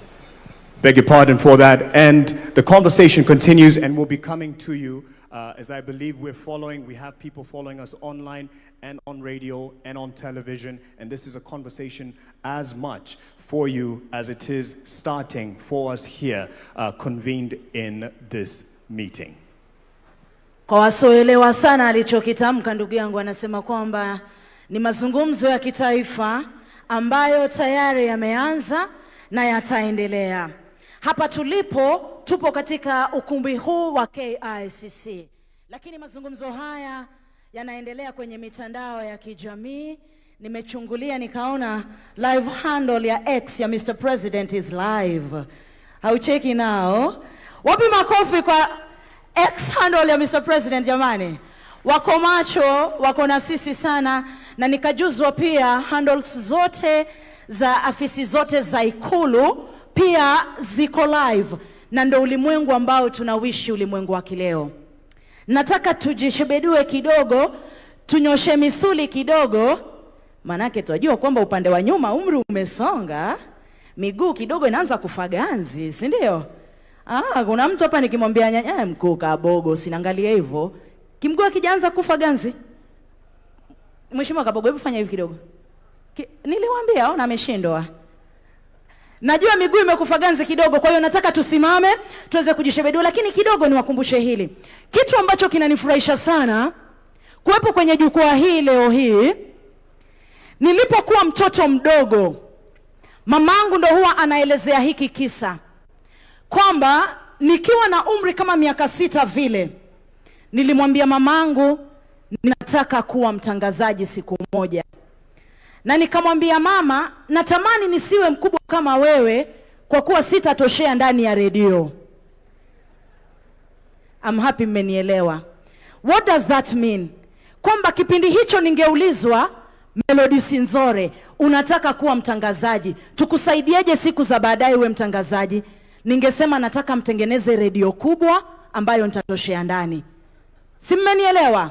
Ndio kitu tunachokifanya leo. Tunatengeneza kesho na kesho kutwa ya watoto wetu na wajukuu wetu wenye ndoto tofauti tofauti. Tuwatengenezee mazingira mapya na mema katika taifa hili. 2030 imetufikisha hapa, lakini tuna hatua za mbele za kuendeleza.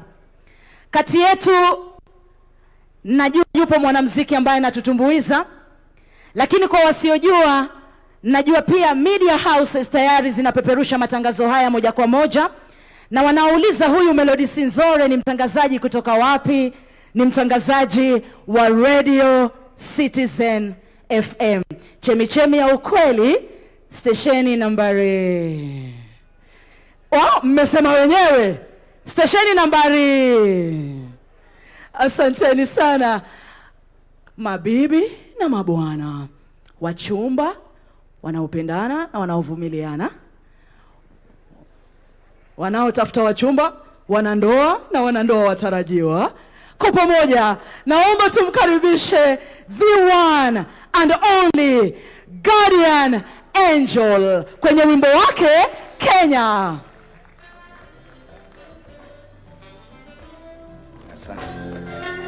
Asante. DJ. Mheshimiwa Rais, Daktari William Samoei Ruto, Deputy President, Professor Abraham Kithure. Mimi naitwa Guardian Angel ama Waingo. Ni msanii. Katika uchezaji wa mpira usually sisi wale tunakaa nje ndio tunasemanga angepiga hivi ama angefunga namna hii ama huyu mtu anatuuza. Lakini ukiwekwa ndani ya kiwanja ndio utajua kumbe ile kiwanja ni kubwa. Si ni kweli? Kwa hiyo leo Mheshimiwa Rais, nakushukuru sana kwa sababu ya kuturuhusu tuwe na mazungumzo na wewe pia, na kuturuhusu kwamba sisi kama wananchi tuje pamoja kwa ajili ya kuzungumzia ujenzi. Kwa sababu nchi yetu ya Kenya ni kubwa sana, haiwezi kujengwa na mtu mmoja. Kwa hiyo asante sana kwa kuturuhusu tuwe na mazungumzo. Hata Biblia inasema Mungu ilifika wakati akasema njooni tusemezane. Kwa hiyo tunakushukuru sana kwa kuturuhusu kusemezana ili tuweze kujenga taifa. Sasa nataka tu sisi wote, kila mtu ainue mkono ya mwenzake, mwambie tushikane mikono tujenge Kenya. Asante. Tushikane mikono tujenge Kenya. Akina mama hoye, vijana hoye, akina mama hoye, vijana hoye, wananchi wote, viongozi wote, tushikane mikono tuijenge Kenya. Tuungane sote, wananchi wote, viongozi wote, tushikane mikono tuijenge Kenya. Tuungane sote tuijenge. Wanaolala tutoke kwa vitandao, akina mama tufunge maleso,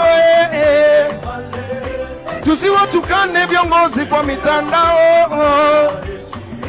Let's take a step ya kuleta mabadiliko. Wale wanatoka geto watoto wote na wale wa town, wale wanatoka village wote na wale wa mtaa, uptown, downtown, round town. Kenya ni nchi ya Mungu, tushikane mikono tuijenge Kenya. Kenya ni nchi ya Mungu. Aya, shika mkono ya jirani. Viongozi wote tushikane mikono tuijenge Kenya. Wananchi wote, viongozi wote tushikane mikono tuijenge Kenya.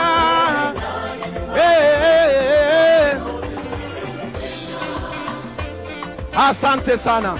Ambia jirani yako tuijenge Kenya. Tujenge Kenya. Asante. Listen. When we say respect Kenya, show love to Kenya, peace, love and unity in our lovely land Kenya. Kenya is a land we go to love it and protect it. To KICC tunajizika. When we say respect Kenya, show love to Kenya, peace, love and unity in our lovely land Kenya. Kenya is a land we go to love it and protect it. To KICC tunajizika. Akina mama boy, oh yeah, yeah, yeah. Akina mama boy, niweke tu makofi na mnai pole pole. Asante sana.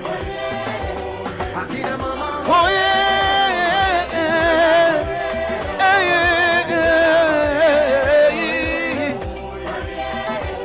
akina mama boy.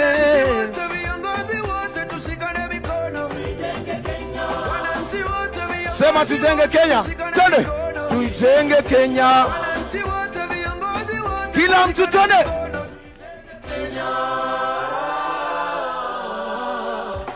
Tujenge Kenya. Asante.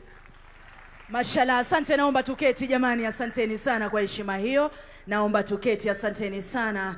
Ndugu yangu Mark, kama uko karibu, ndugu yangu Mark, kama uko karibu, karibia kaka mwenye upara huyo.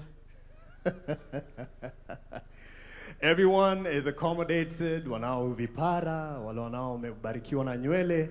This is an inclusive conversation. So, asante sana, Melody. Now, ladies and gentlemen, speaking of an inclusive conversation, we just want to start it off. It's not conclusive, it's inclusive. And it's not thorough in the sense we are not ending it here, we're just starting.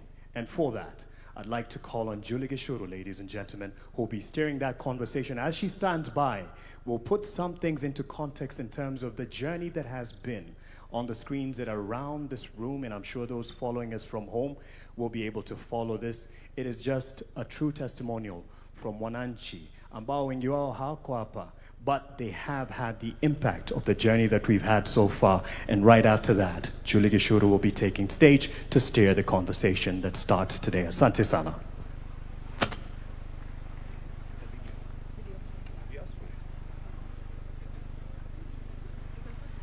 Good morning, ladies and gentlemen. How are we doing? KICC? How are we doing?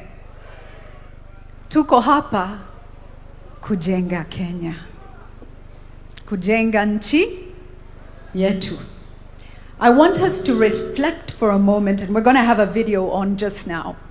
But just before the video plays, I want you to ask yourself a few questions.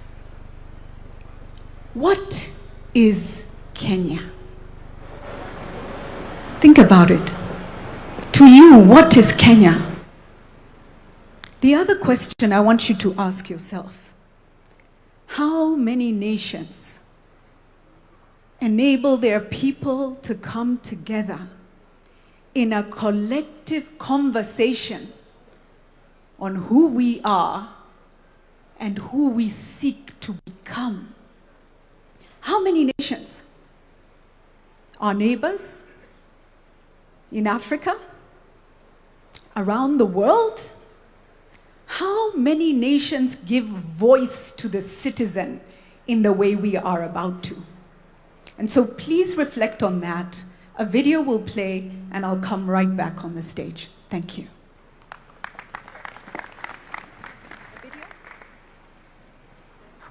Please, studio, let's have the video. Naonekana studio yetu hawajafikisha Vision 2060. Twende kazi.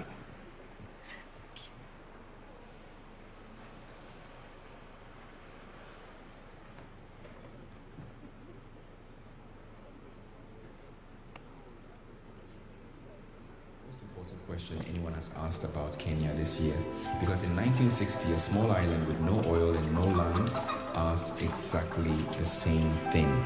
They moved a nation of villagers into high-rise flats. People carried their chickens up the stairs because nobody gives up a life on the word of a government. 60 years later, Singapore is the richest country in Asia. It still has no oil. It refines everybody else's.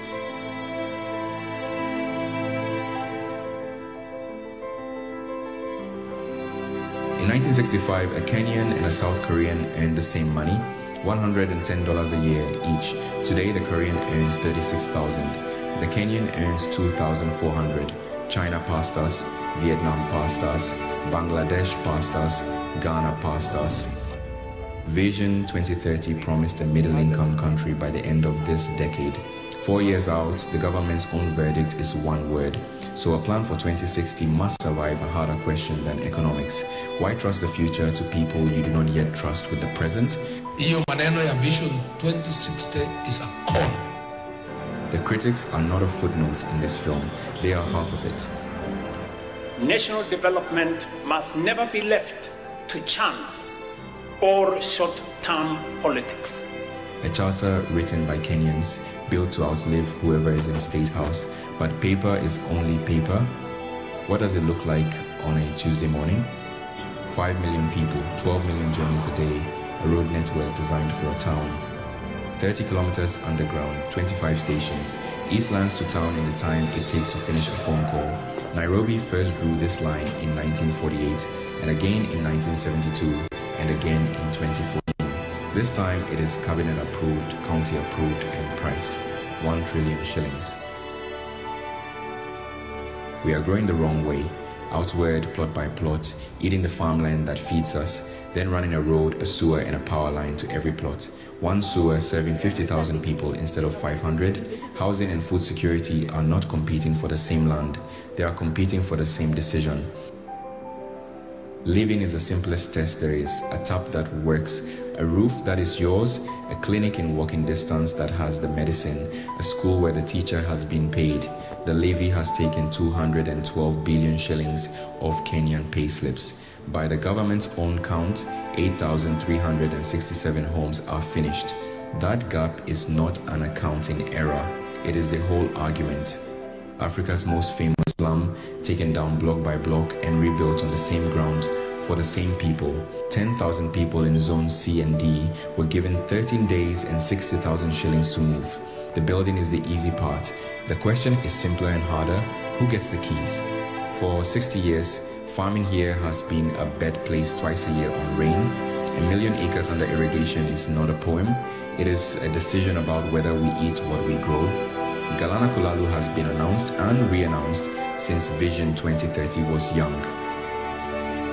Here is the thing we keep apologizing for. We have no oil, our neighbors do. Singapore has no oil either.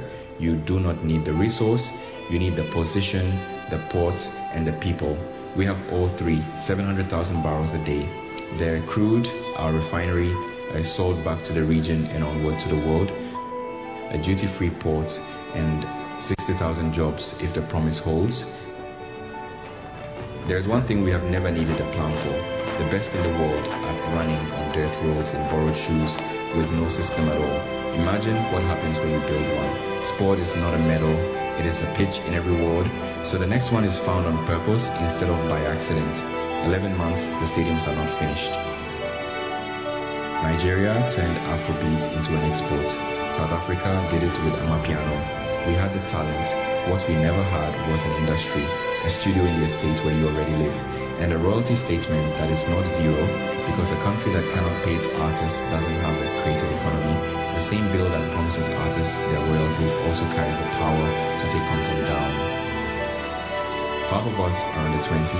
By 2050, there will be 85 million of us in cities that have not been built yet.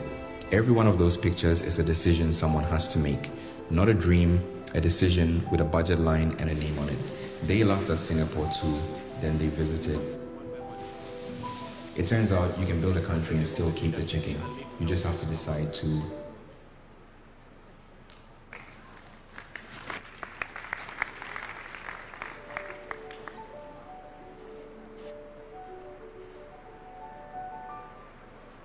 What Kenya do we choose? And we get to talk about it.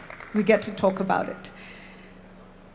If you remember the 80s, how many remember the 80s? Let's see hands. Single party rule, right? We pushed for multi-party democracy. We went into the 90s. We achieved multi-party democracy. We started the push for a new constitution. And we pushed and pushed together as a country. And then we hit the early 2000s and we formed the Bomas process and the CKRC, the Constitution of Kenya Review Commission. I say this because so many young people don't know where Kenya has come from. The Constitution of Kenya Review Commission spent years at Bomas of Kenya in Langata, taking the views of Kenyans from all over the country, through their representatives, through civil society, spoke and spoke and spoke, and argued and argued and argued, and debated and dialogued. And we got our first draft, which did not pass the scrutiny of Kenyans. Do we remember? It did not pass the scrutiny of Kenyans because it was taken back to Kenya. And then we went back to the drawing board. And then we had a new constitution. 2010, was it? But Vision 2030 had already been birthed. And now we get to birth a vision under our new constitution. And many a time we are frustrated in Kenya. But how often do we stop to say, thank you, Lord, for a country where we can push for what we want. And for that, before I invite our panel, I want to ask us to celebrate our country and ourselves in ululation. I am so proud of being Kenyan because of processes like this. Ladies and gentlemen, leo we are all wananchi. Your Excellency, today we are all citizens. Is that okay? Thank you so much. Allow me now to invite our panel to come up and take their seats, and we will start a dialogue. Dr. James Mwangi, please come up. Let's give him a round of applause as he makes his way up. Daisy Amdani, who's the Executive Director of CRON, focused on community advocacy and awareness. Give her a round of applause. Dr. Mwangi, I didn't give your role because everyone in Kenya knows who you are and what you do. Please take your seat. Please sit where you are most comfortable. Next, let me ask Betty Maina, former CEO of the Kenya Association of Manufacturers, to come up and take her seat. Faith Beatrice, President of Daystar University Students Association. Faith, where are you? Please come up, give her a round of applause. Mwita Ian Matiko, student leader, Kenya Methodist University. Let's give him a round of applause as well. Festus Mwanza Kaluki, youth leader from Machakos, representing people living with disabilities. Let's give him a round of applause as he comes up as well. And also with us, Ambassador Bitange Ndemo. Please do come up and take your seat. He's Kenya's ambassador, I believe, to the Kingdom of Belgium. And the European Commission. Please do take a seat. Thank you all so much for joining this conversation. I will start with a simple question. How far have we come as a nation, in your view? And what have our greatest achievements been? And then from there, for you, where are we going? Where should we be going? And how do we get there?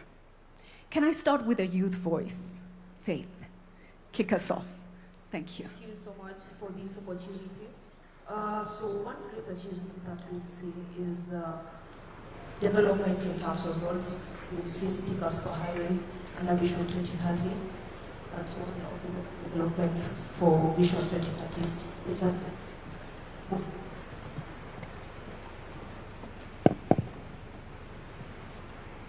Which is a movement along Thika Superhighway, leading to economic growth and empowerment here.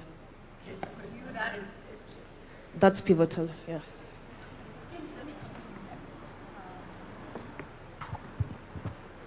Sorry, Kenyans are adaptable. When things don't work, we figure it out, right? So that's another wonderful thing about us. James, take us to your journey. Of course, you are part of Vision 2030. You have also been part of building Kenya, private sector, but also wings to fly, and development-wise, you've done a lot. How much have we achieved? And where are we going? Thank you very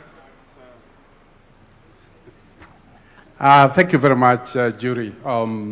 Looking back, we have made very significant progress, but progress is always relative.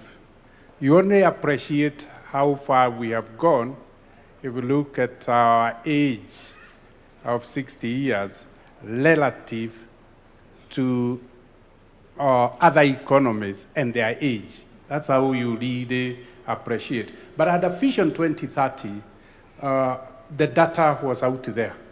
We are ranging between 50 and 80 in terms of achievement of targets. So when you get 50, you have passed.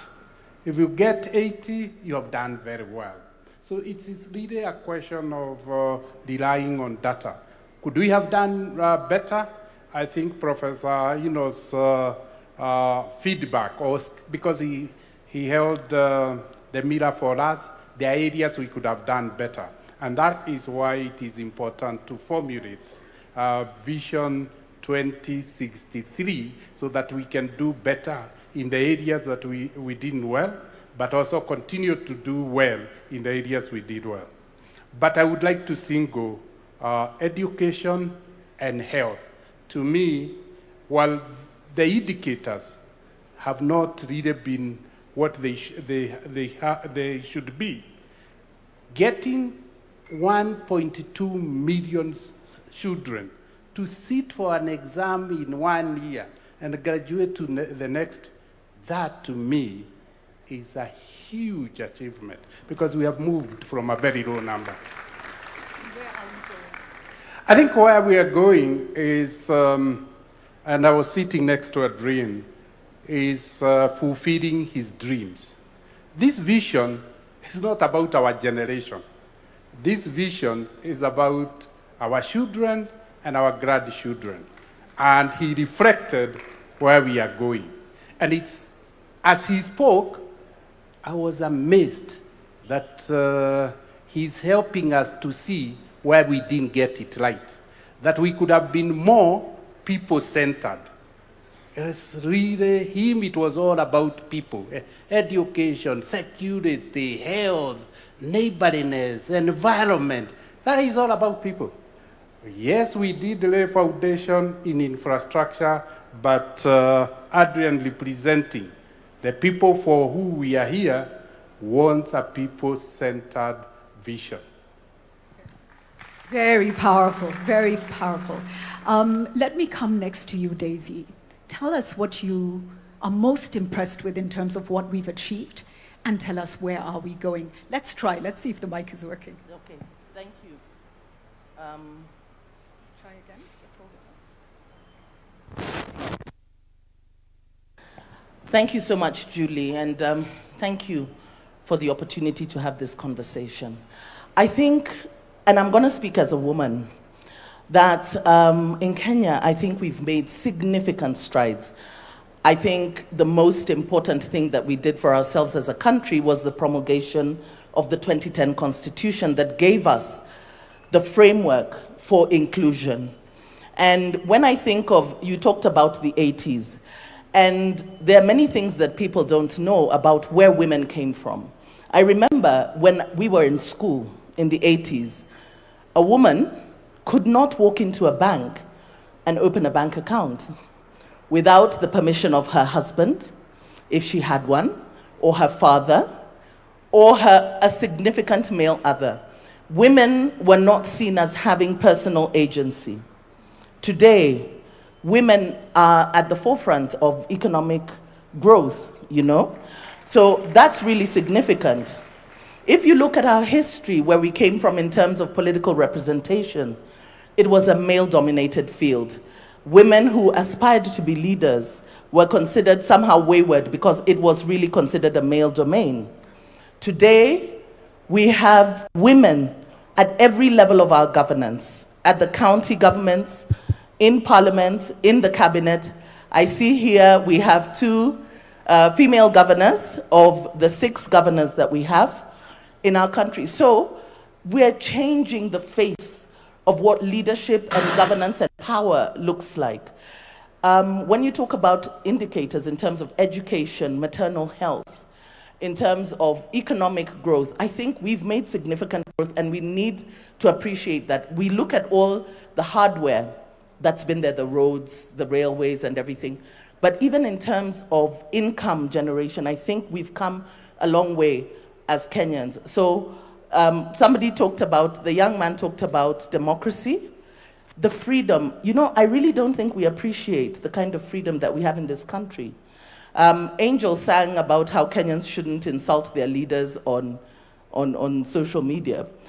The freedoms that we have in Kenya, the ability to be able to speak and express yourself, I think this is something that we take for granted because it's not available in many other jurisdictions, but in Kenya we do. And that's why I appreciate this conversation, because it's giving us an opportunity to be able to have a conversation and channel our energies towards talking about the Kenya we want to see beyond Vision 2030, but also to diffuse some of the tensions that are there, because we agree that we're having this conversation within a context of a lot of uncertainty in terms of employment, economic pressures, and all that. So there's also skepticism as to why is this conversation coming at a time like this, just a year before elections. But I think it's important that we have it now. That's why it's important that we have it now.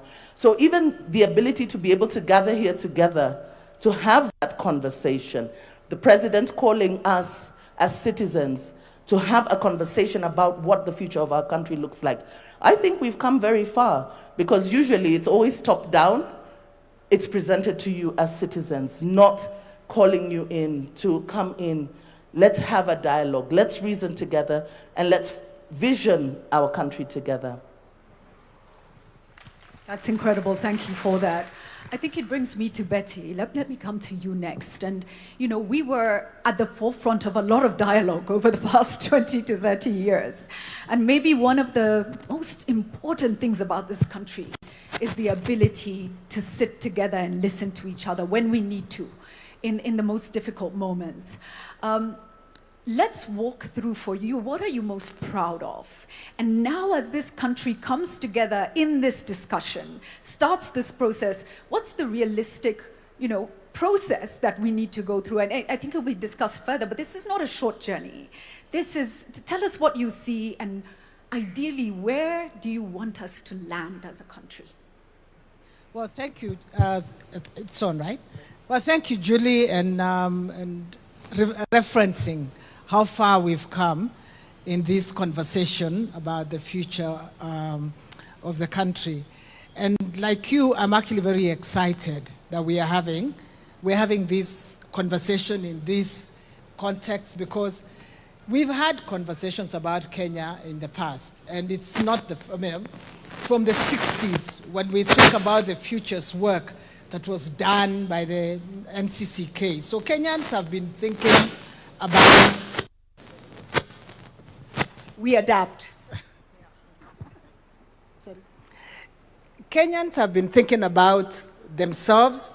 We gave ourselves a vision at independence. We gave ourselves the goal of eradicating poverty, disease, and ignorance.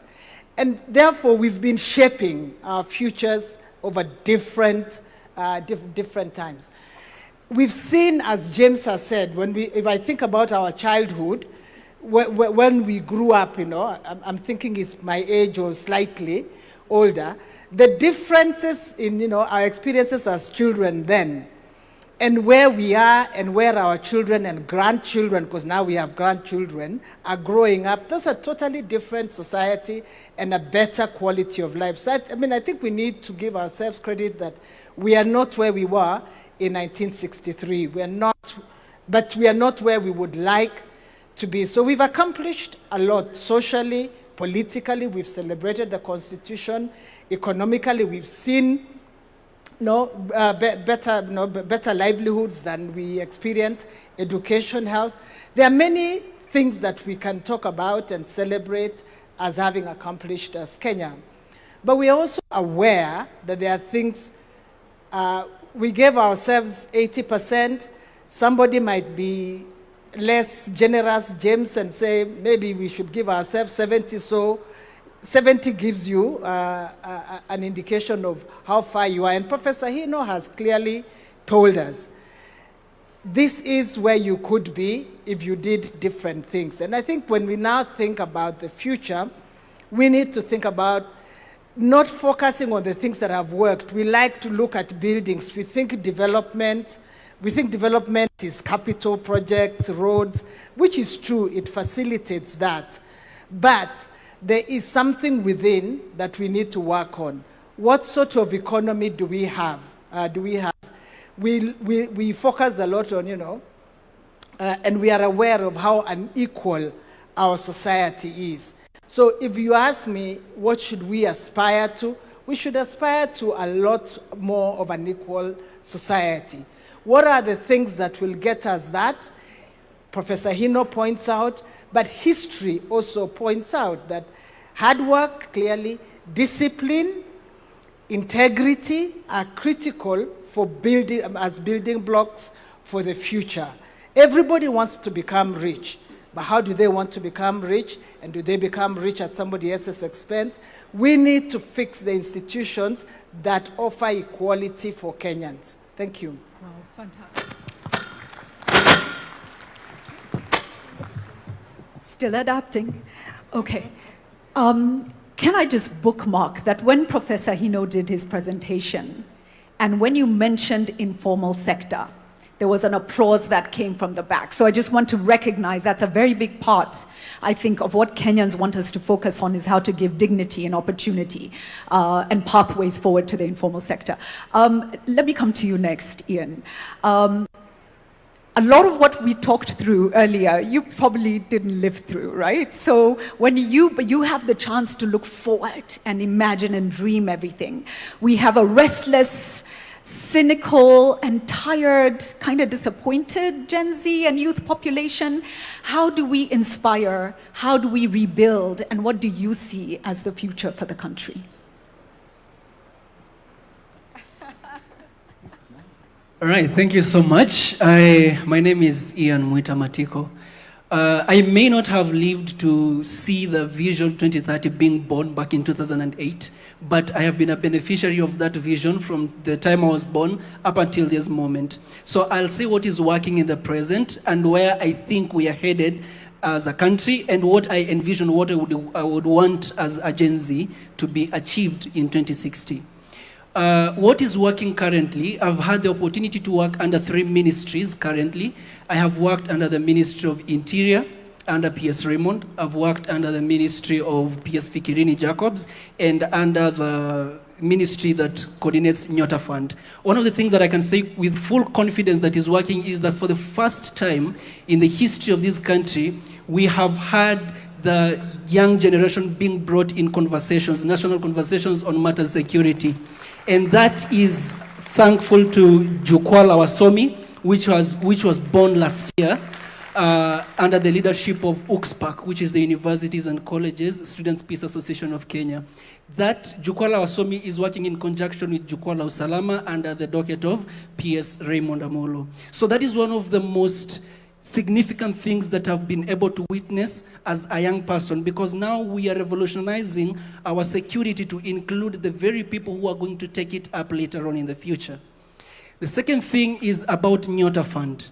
Now, people may see it as a very small thing, but when you look at it keenly, it is inspiring millions of lives. Because for the first time, we have a president who's thinking about the hustlers out there. This Nyota Fund is revolutionizing the way in which we think, because we don't want just to tell people that we're giving you employment. We want to show them that this is how we are creating these job opportunities for you and inspiring you to a future. And the third one is, when you look at the National Youth Council, NYC, the last time the elections were held were 10 or 14 years ago. For the first time, we had it gazetted this year that the youth are going to elect their council to represent them in terms of government, and that is that is thankful to PS Fikirini. So that is what I've seen that is working currently. But what do I envision? Which Kenya do I want in 2060? One of the fundamental things that we need to underscore is the Kenya that we are building. We are not merely building Kenya for 2060. We are building a Kenya that we will want to leave behind for generations that are coming in. One of the things that I'd want to highlight is especially the health sector and the education sector. Let me begin with education. We must revolutionize the way in which we educate our people.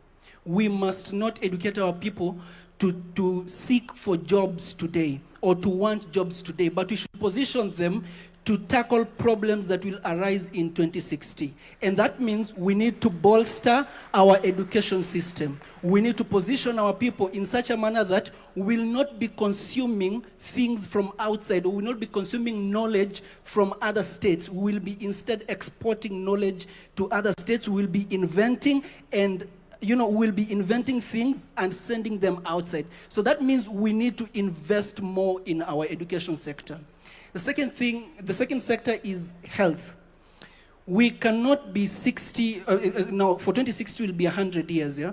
We cannot be 100 years old and we are still relying on external aid in terms of medicine, in terms of vaccine, because we are 100 years old. So we should invest in the health sector such that our young scientists, our professional doctors, our brilliant minds can come up with research. That research can be sponsored into the future, and they can dream about a Kenya that can, also innovate. We don't want to go to other states to compete in events. We also want to host those events, and we want to be better at those research competitions. So that is the kind of Kenya that I envision. And if I've been following the mind of the president,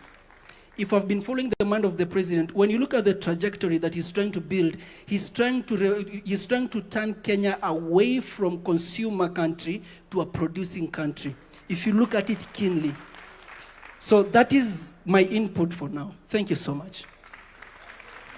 Thank you so much, Festus. Ian, Festus, let me come to you next. You're a leader in your own right. You're doing that in Machakos County.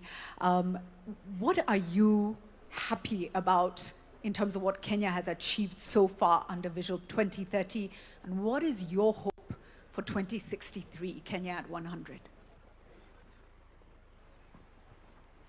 Thank you, Julie. Is it good morning? Is it good morning? Yes. Good morning, Mr. President. Good morning, Julie. Good morning, my panelists.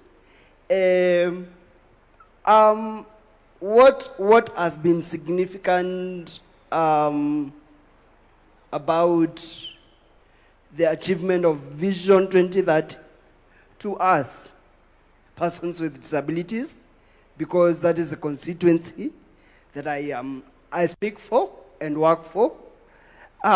We've seen enactment of the new Disability Act that has been in the parking lot for a very long time. The act was assented by our dear president last year, August. Was it August? Sometime last year, and that was a really great milestone that spoke to the intentionality of our government in terms of including persons with disabilities in their activities. We've also seen significant efforts by the government, especially in mashinani, whereby nothing can happen without us being on the table and having our voices where conversations are happening. Kudos to the Ngao team and to the other government sectors like the judiciary and other parastatals of government. And the hope that I have, or the hope that I see is, number one, before I go to the hope, can I cite an oversight that I have seen? Because this is a conversation anyway.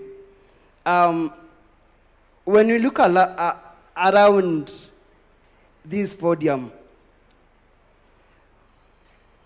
and online as well, we are missing a very critical accessibility format for those that are following online and those that are in this place with hearing impairment.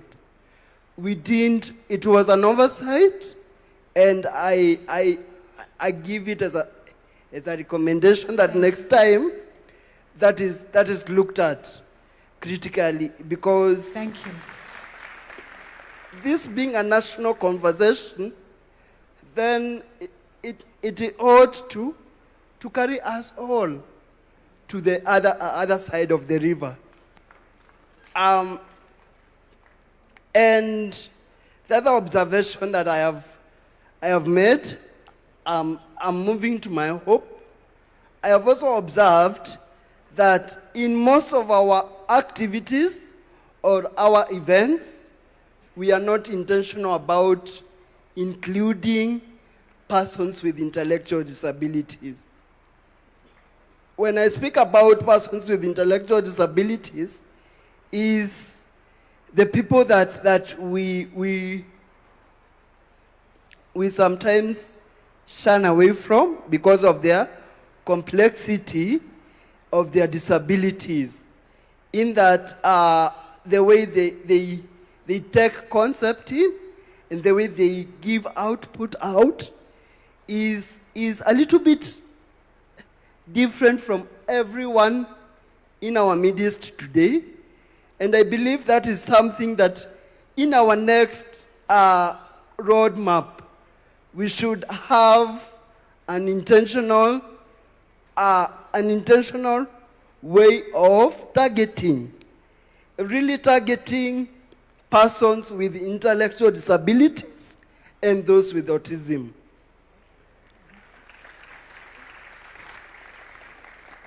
The other thing is that I need us to see more formats of communication in our various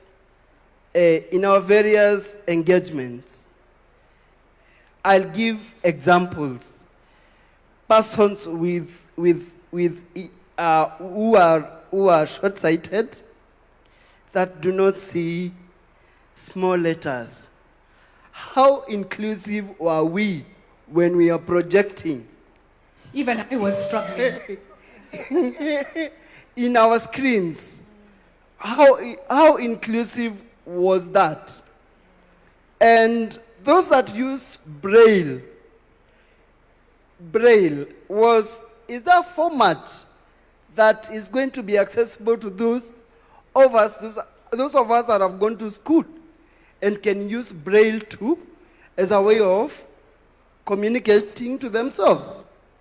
Again, we have a very forgotten group in the communities that have not been participating in our activities most of the times because of the barriers. The deaf blind people. We've seen we've seen how America has empowered the deaf-blind lawyer. All of us know her. We've seen how she even came to Kenya to inspire us, persons with disabilities, brought in by National Council and brought in to inspire and bring change a narrative that has been there of persons with deaf blindness are supposed to be left away. Just to ask, how many of us know that we have a language known as tactile? Tactile. Tactile. How many of us know that? Mr. President, do you know tactile? Do you know how it is used? Please, it is actually embedded in our national book, our reference book, the Constitution of Kenya, whereby it's a mode of communication for those who are deaf, blind. So we'd also want to see that in play, because it is mandatory to carry all of us to the other side of the river. Now, yes. I am going to my hope. The Kenya I hope to see. I hope to see a Kenya that is inclusive, a Kenya that is intentional, a Kenya that is led by us with diverse perspectives and disabilities. We need to be included, not integrated. We don't want integration. We want to be at the center of where conversations are happening.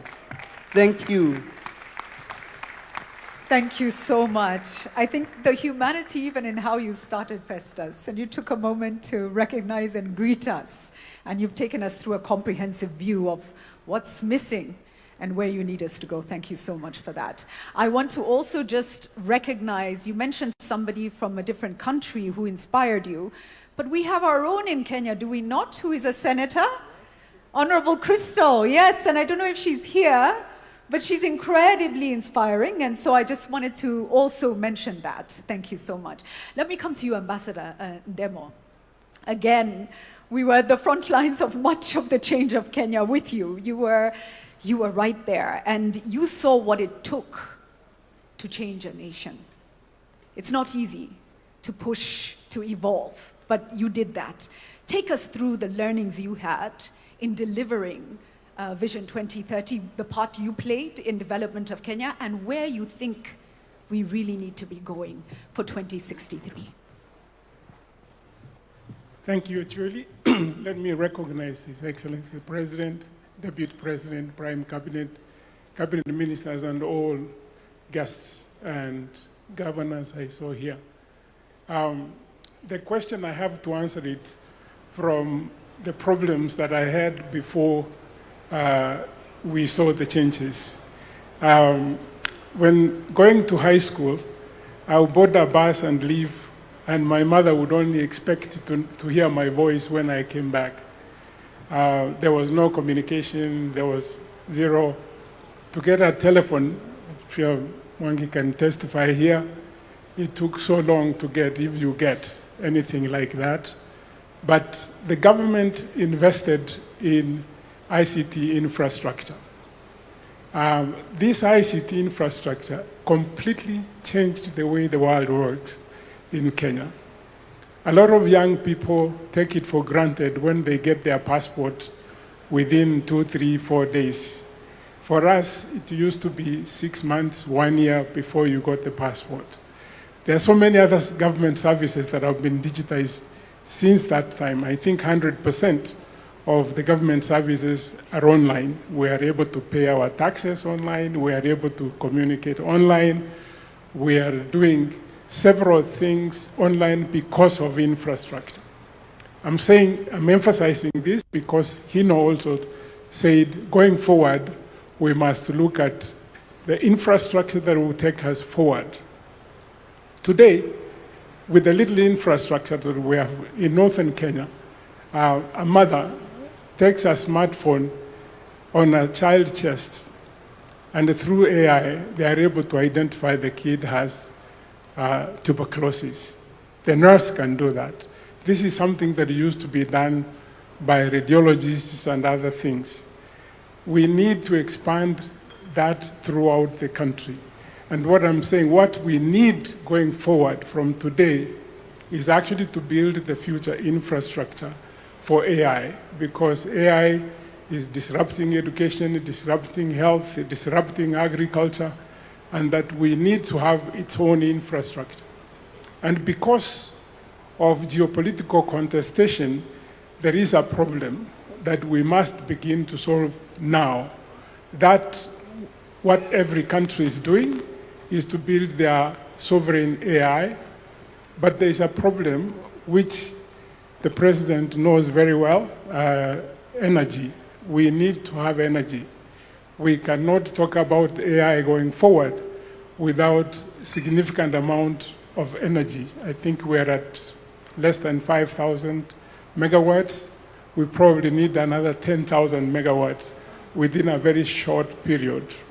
Companies like Microsoft try to invest in that space. We need to work with the private sector and build the infrastructure the same way we put the fiber in the undersea and also terrestrial to every county. We must invest in the future infrastructure for Kenya's competitiveness. Our education has done very well. Mwangi talked about it. We need to leverage AI because what the studies are showing is that most of us who have been teaching, we teach an average student. But with AI now, we can identify the needs of every child and actually provide the right thing. It is not going to destroy teachers. It's going to facilitate teaching. I would stop here because I can say. Thank you so much. The simplest way, I think, to understand AI is to see it as a tool. Ni kama jembe, yeah? It doesn't replace the person who needs to do the work. Maybe jembe is wrong in today's environment, but it's a tool. Your Excellency, I do want to come to you before we open to the floor. As a leader, same question. What are you proud of in terms of what we've achieved so far? And where are we going? But as a citizen, as a farmer, where do you really want us to go? Please tell us. Thank you very much, Julie. And good morning, everybody. Vision 2030 in 2008 became the roadmap for us as a nation to think long-term about our development. Maybe I see some people straining to see. Long-term for us to plan our way into prosperity. And we must commend President Mwai Kibaki and the vision bearers then, who provided a platform for us to put together what today is finally in the sunset years. Vision 2030 has provided a framework for us to figure out our development.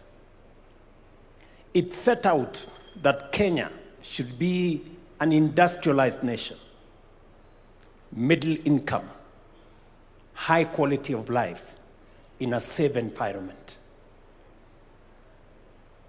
All the targets we set for ourselves, we have been given a review of where we are on the economic pillar, on the social pillar, on the political pillar, and the enablers.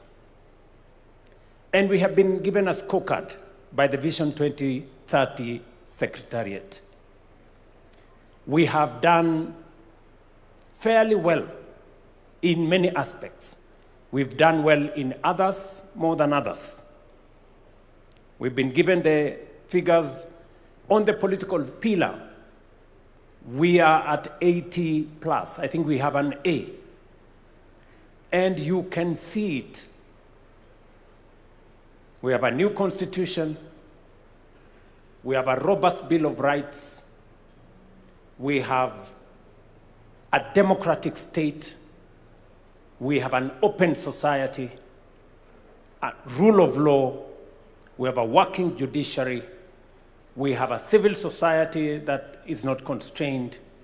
And we have made ourselves a very proud nation. In fact, globally, Kenya is recognized as a democratic country. It is part of the reason why in 2023-24, I paid a visit to America, and the single most important component was the fact that we share in our celebration of freedom and democracy. We have been given indication as to where we are with the economic pillar. In fact, I think of all the pillars, the economic pillar is where we have done not very well, at around 50, I think it was 52, 53%. On the social pillar, we are around 60. We have made progress. Today, we have significantly in our region, we've done very well in terms of paved roads. We have 20,000 kilometers of paved roads. We have a working SGR. We have an expressway. We have dualed some of our roads. We've extended electricity. We now have 10,000 homes. 10 million, sorry. 10 million households going to 11 million households connected to electricity. Our transition on education is significant. We have done very well. But why are we having this conversation? And I want to thank the people of Kenya. When I asked the country that it is time for us to have a national conversation about the long-term vision of our nation, we have been explained to why. Number one, Vision 2030 will come to an end in the next 3 years. Medium-term plan 4 is ending in 2027. For us to plan medium-term 5, medium-term plan number 5 is going to take from 2027 to 2032. Yet Vision 2030 is ending in 2030. So we need to have the longer-term vision for us to be able to plan medium-term 5. Reason number 1. Reason number 2, when we figured out Vision 2030, 20-something years ago, the world was much different from what we have today. Technology had not taken the space it occupies today. The advent of AI was not with us. We didn't have the serious effects of climate change the way we have today. We had a completely different situation. It is important that this, at this point in time, we give ourselves another opportunity to think about the long-term development of Kenya in the context of the world that we live in today. Number 3, when Vision 2030 was developed, it was developed before the new constitution. The new constitution provides us with a better and clearer framework on how to think long-term. And therefore, it is important that we engage in this exercise in the context of a new constitution. A new constitution that does not request us to consult the people. No, it is mandatory. The reason why you find in some cases many people do not understand, do not relate to Vision 2030 was because there was no public participation to the extent that we know public participation as provided for in the Constitution at the moment. And therefore, we have an opportunity this time round, different from the opportunity that was in 2008, to formulate a long-term plan, one that is done by the people, not by government, not by bureaucrats, by the people themselves. And therefore, we need to give ourselves the opportunity, and this opportunity that we have to think about Kenya long term. We want to pick the minds of everybody. The farmers, entrepreneurs, students, technocrats, everybody. Let them tell us what kind of future that we all want to think about. And nobody should assume that any one of us has the monopoly of knowledge. This cannot be, and I make it very clear, this is not a government project. This is a people's project. So Kenyans must prepare themselves. It is a responsibility put on our shoulders collectively. And I will be speaking as a citizen as well, because I also have aspirations on what I think our country should be, beyond me being a leader today in Kenya. And number 4, just so that we contextualize this, the center of gravity, global gravity, in terms of growth, is moving to Africa. Africa today is pivotal. Why? Because of 4 reasons. Number 1, we have the largest reserves of renewable energy. We have the youngest population, a population that a quarter of the world's population will be living in our continent by 2050. Number 3, we have the largest market that is emerging. Number 4, we have the largest reserves of uncultivated arable land for food security going into the future.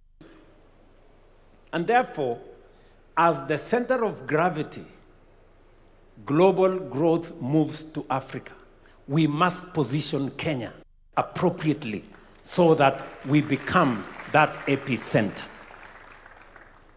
It is for those 4 reasons in my thinking that this is the moment for us to imagine the Kenya that we all want into the future. Many people may say, this being a year where we are going into politics, maybe this should not be the opportunity for us. Now, I want to tell them, Kenya is bigger than any election. For far too long, we have made elections to look like it is a matter of life and death. It is not. Yes, it is important. And the reason why we have not achieved some of our targets is because we have made our plans not with the foresight of the future, not thinking about the next generation, but simply thinking about the next election. And that is how we haven't met some of our targets. And I speak from a position of knowledge, and I speak from a position of experience. It's not always that you become a president of a country. I have the privilege to be the president today. And I want to speak from that experience, that the pressure that always you have, even when you know as a leader this is the right thing to do, you are told always, this will affect your next election, don't do it. This will affect your next election, don't do it. Many are telling me, oh, you know, why don't you concentrate on the next election? Leave this thing, it can be done some other time. I'm telling them, the next election will come and go. Kenya must think beyond the next election. Kenya must think for the next generation. And I want to ask all of us here to think beyond any election cycle or any administration. We must think about the next generation. Let me conclude. I hope I'm not taking too much time. Let me say the following. I have listened to the presenters. I've listened to Professor Anyang' Nyong'o. I've listened to Adrian, the good young man who is 7 years old. I have also listened to Professor Hino. And as we have this conversation, I have picked 4 things. Number one, Professor Hino has said, for those countries that have succeeded, and he's given us examples of Singapore, Malaysia, he's told us about Vietnam, and all the other countries. What was central to their quantum leap was the people. Not the oil, not the gold or resources, it was the people. And we are lucky as the people of Kenya because we have the people, and they are very hard working. So we have what it takes to lift this country to the next level. Number 2, he has told us to pay attention to inequality. A very serious challenge in our nation is inequality. We have too many people who still sleep hungry. We have too many people who are jobless. We have too many people who don't have income. We cannot progress as a nation when we cannot take care of the vulnerable. So Professor Hino has told us 20% of the bottom poor account for only 5% of income, while 20% of the rich people, of those of us in the higher category, control 50% of income. So 20% bottom,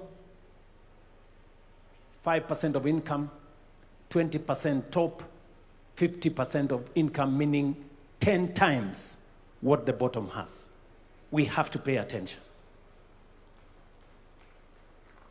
We have to pay attention. How we lift those low-income people, how they access, how their children go to school, how their medical bills are paid, how they access employment opportunities, and how we create equality. Number 3, he has told us our opportunity is in raising small, medium, micro enterprises. We have an opportunity there. Sometimes we think they don't matter. But the good professor has told us that is where our opportunity is. How do we make micro, small, and medium enterprises grow? How do they access credit? How do they access opportunities? How do they access business? That should be we should pay attention. And then number 4, he has told us to pay attention to accountability, to dealing with corruption. He has told us 3 things.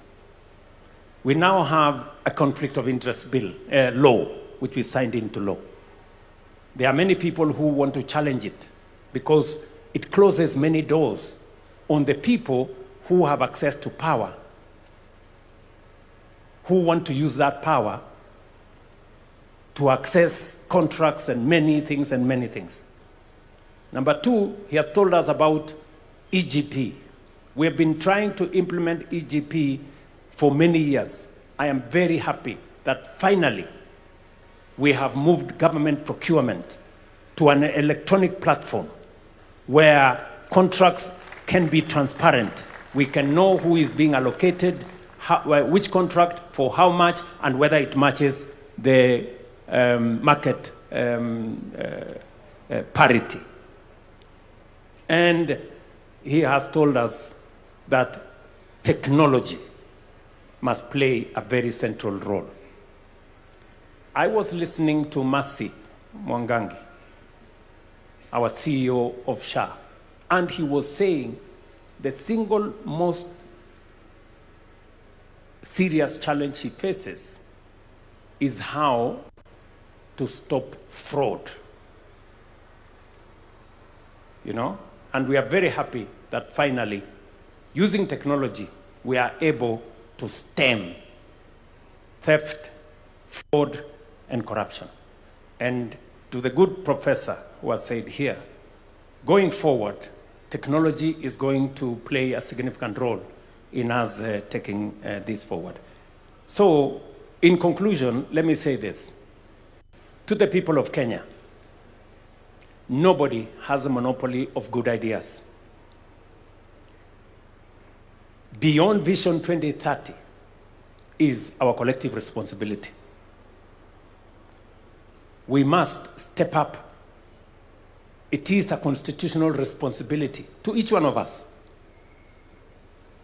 It is an obligation to each one of us to implement the Constitution. And part of implementing that Constitution is to figure out how we appropriate, access, and avail all rights that are provided for in the Constitution to everybody in Kenya. Whether it is human rights, electoral rights, rule of law, access to water, access to education, freedom from hunger, making sure that the Constitution, what the Constitution says, that every citizen must access the highest standards of health, the highest standards of education, the highest standards of housing. It is our responsibility collectively for us to have a plan on how this is going to be attained. And we have the opportunity. I want to pledge here that government is not going to lead the talks. It is going to facilitate. This is about the people. Whatever platform that is required to be provided, we are going to provide the platform. Let the people, in their diversity, the religious community have ideas, private sector have ideas, farmers like myself have ideas, students have ideas, the academia have ideas, our good friends in civil society, they have ideas. Let us bring the cocktail of ideas and have a plan for our country into the future. It is our opportunity. Let us not abdicate. Let us not delegate. Let us not run away from that responsibility. It is our duty, it is our obligation constitutionally to make sure that we think about the future of our nation so that Adrian, sitting here with us, 7 years old, will know what the future is going to look like. Thank you very much. I hope I have not taken too much, but this is the opportunity for us, and I am very happy to be part of this as a Kenyan myself. And believe you me, I will be part of it as a Kenyan. Thank you very much. Thank you so much for that, Your Excellency. Thank you for the context. And Mark, just be on standby. I will be coming to you. That context is very important. We've heard that the center of gravity for growth in the world is shifting to Africa. The world doesn't want it to shift to Africa, but inevitably it is shifting. And African countries, through their strategic actions and positioning, will determine whether it shifts on the world's terms or it shifts on our terms.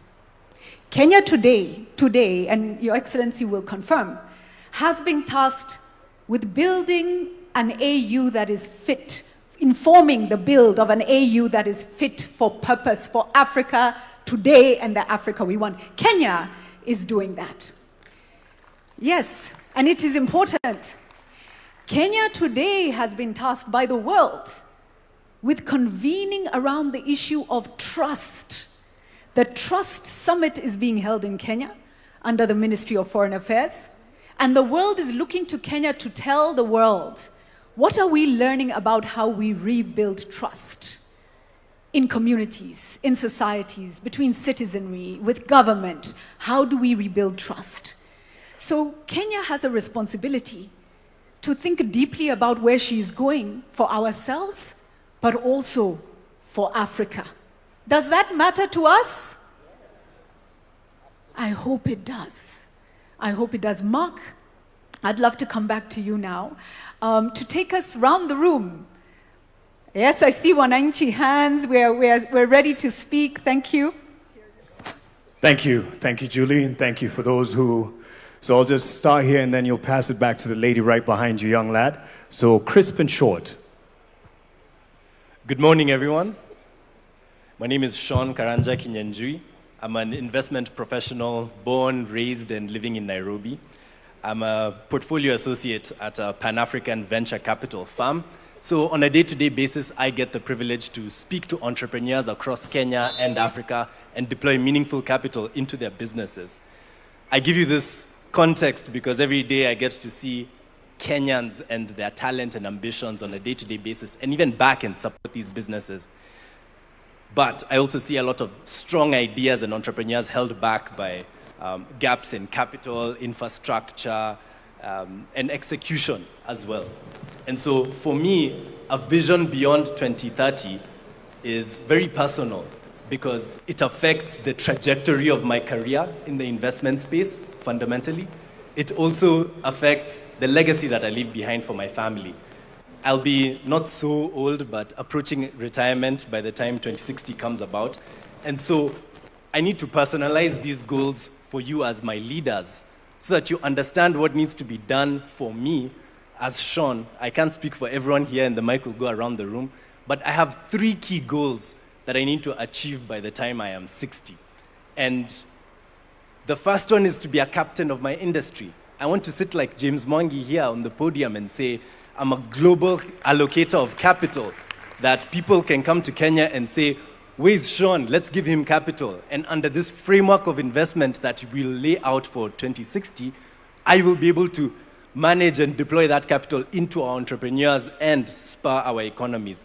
But for that to happen in this plan, we need to make sure that there is predictable monetary policies, strong and transparent institutions, investor confidence, so that when someone says, I am domiciling my fund in Kenya, they're not scared that most of it will go away to punitive measures or lack of transparency or get lost entirely because there is no strong ecosystem to support the businesses they invest in.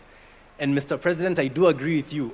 Fundamental to that goal of mine is going to be eradicating poverty, because businesses and the investors behind them are only as good as the income that the everyday mwananchi has to spend on the products and services that these businesses offer. So that needs to be a thing. And Mr. President, just like you, I have a love and passion for agriculture. At our fund, we get to invest into agriculture products and projects across the continent. And I've seen the math, I've seen the data, I've seen the capital flows. And let me tell you, young people, agriculture is the way to go. We have the opportunity to become the food basket of the world. And one day I want to say that I want to step down from my role as the future James Mwangi and get into agriculture at scale. I want to become a farmer and export and feed the world. But to do that, the economics of farming in Kenya also need to work. Access to markets, logistics and transport, water, access to land, all of those need to work for that dream to happen. And my final dream, I just got married a month ago, and, and I plan to go forth and multiply. And so being a father, being a husband, being someone who raises a family in Kenya is core to me, because I need to make sure that my kids grow up in a meritocracy so that their education, their skill set, and the opportunities that are before them are what will open up doors for them, not their last name, not where they were born, who they know. That's the kind of future that I want for my children. And I want to be old in my 60s, living in a Kenya that works, and one that I can be happy in, and I can say, najivunia kuwa Mkenya. Thank you. Over to you. All right, let me pass it over to you. And let's keep it short and crisp. And Sean, just for as an interjection, 60 is not to grow old. There are 60-year-olds here who feel targeted by what you've said. But I get your point, young man. 60 is not old. We still have very young 60-year-olds here. So, tuendelee naam. Keep it short. Good afternoon, everyone.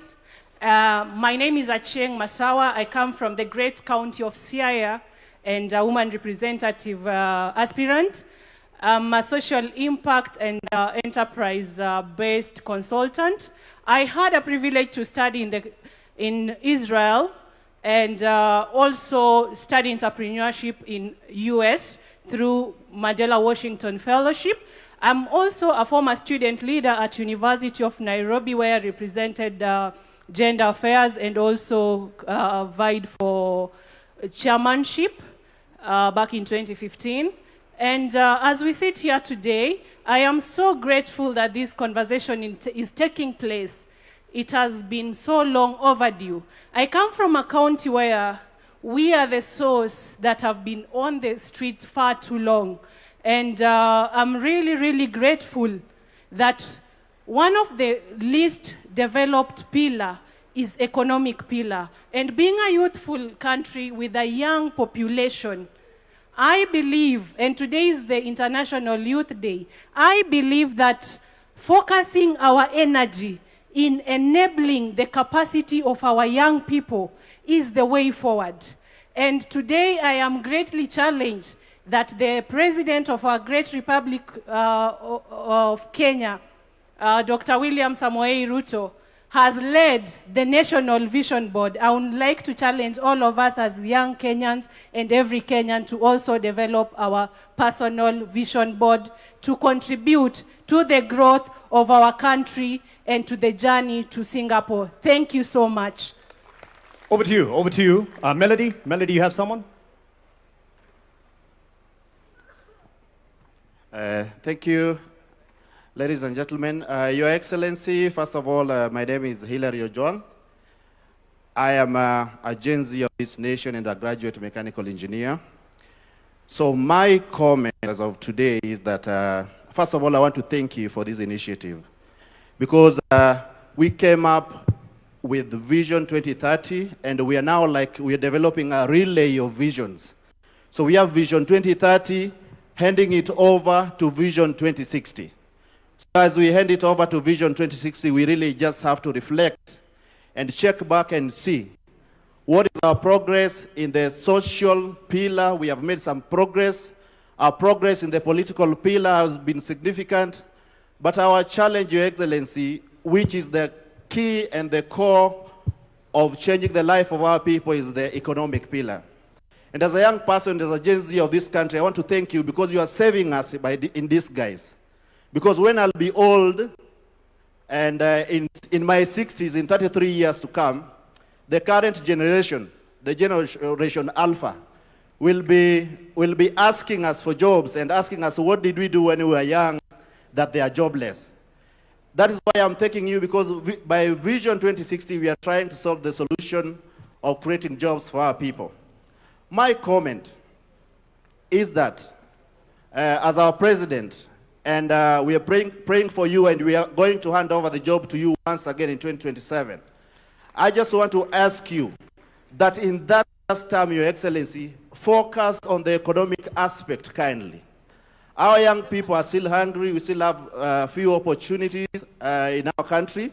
We want our economy to be strengthened. You say that a significant percentage of our country, our land, which is arable, is still used. Let us utilize that.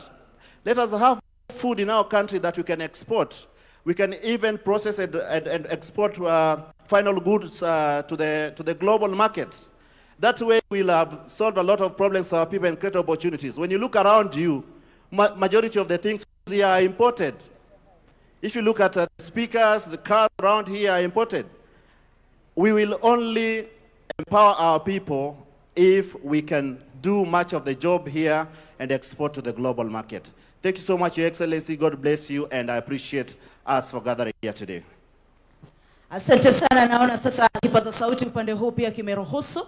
Kuna dada hapa, jitambulishe kwa dakika 10 nawe toa mchango wako. Before you hand over the mic, ningependa participate. And to me, Your Excellency, I will say thank you very much. Kama si wewe, vijana wewe kwanza. Your Excellency, remember I'm a clinical student from KMTC, student leader.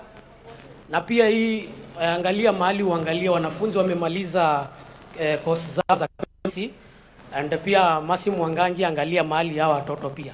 Tuangalie sisi wanafunzi wa KMTC, please. Hello. Before he just adjourns it, I'm Brian. I'm the founder and CEO of B. Malsons. I just have one review to just add. We've been actually trying to say, how are we going to create more jobs? Currently in Kenya, we have almost 11,000 startups. So if the government can just, let's say back up these 11,000 startups and just, let's say they just get funding, for example, each startup can just employ almost 50 people. So those 50 people, as in, if they are now given actually money, they can actually now create more employment actually now for the young youths now. Hello, I'm sorry, let me talk. My name is Anne Adhiambo Onyango. I am a volunteering secretary actually for a community-based organization known as Tekeleza Mtaani Initiative. So my question is about climate action. For me, I define Vision 2030 as attaining goals for the 17 Sustainable Development Goals. So I'm gonna go to SDG number 13, that is climate and its impact. We've been seeing news being warned that El Nino is coming September to December.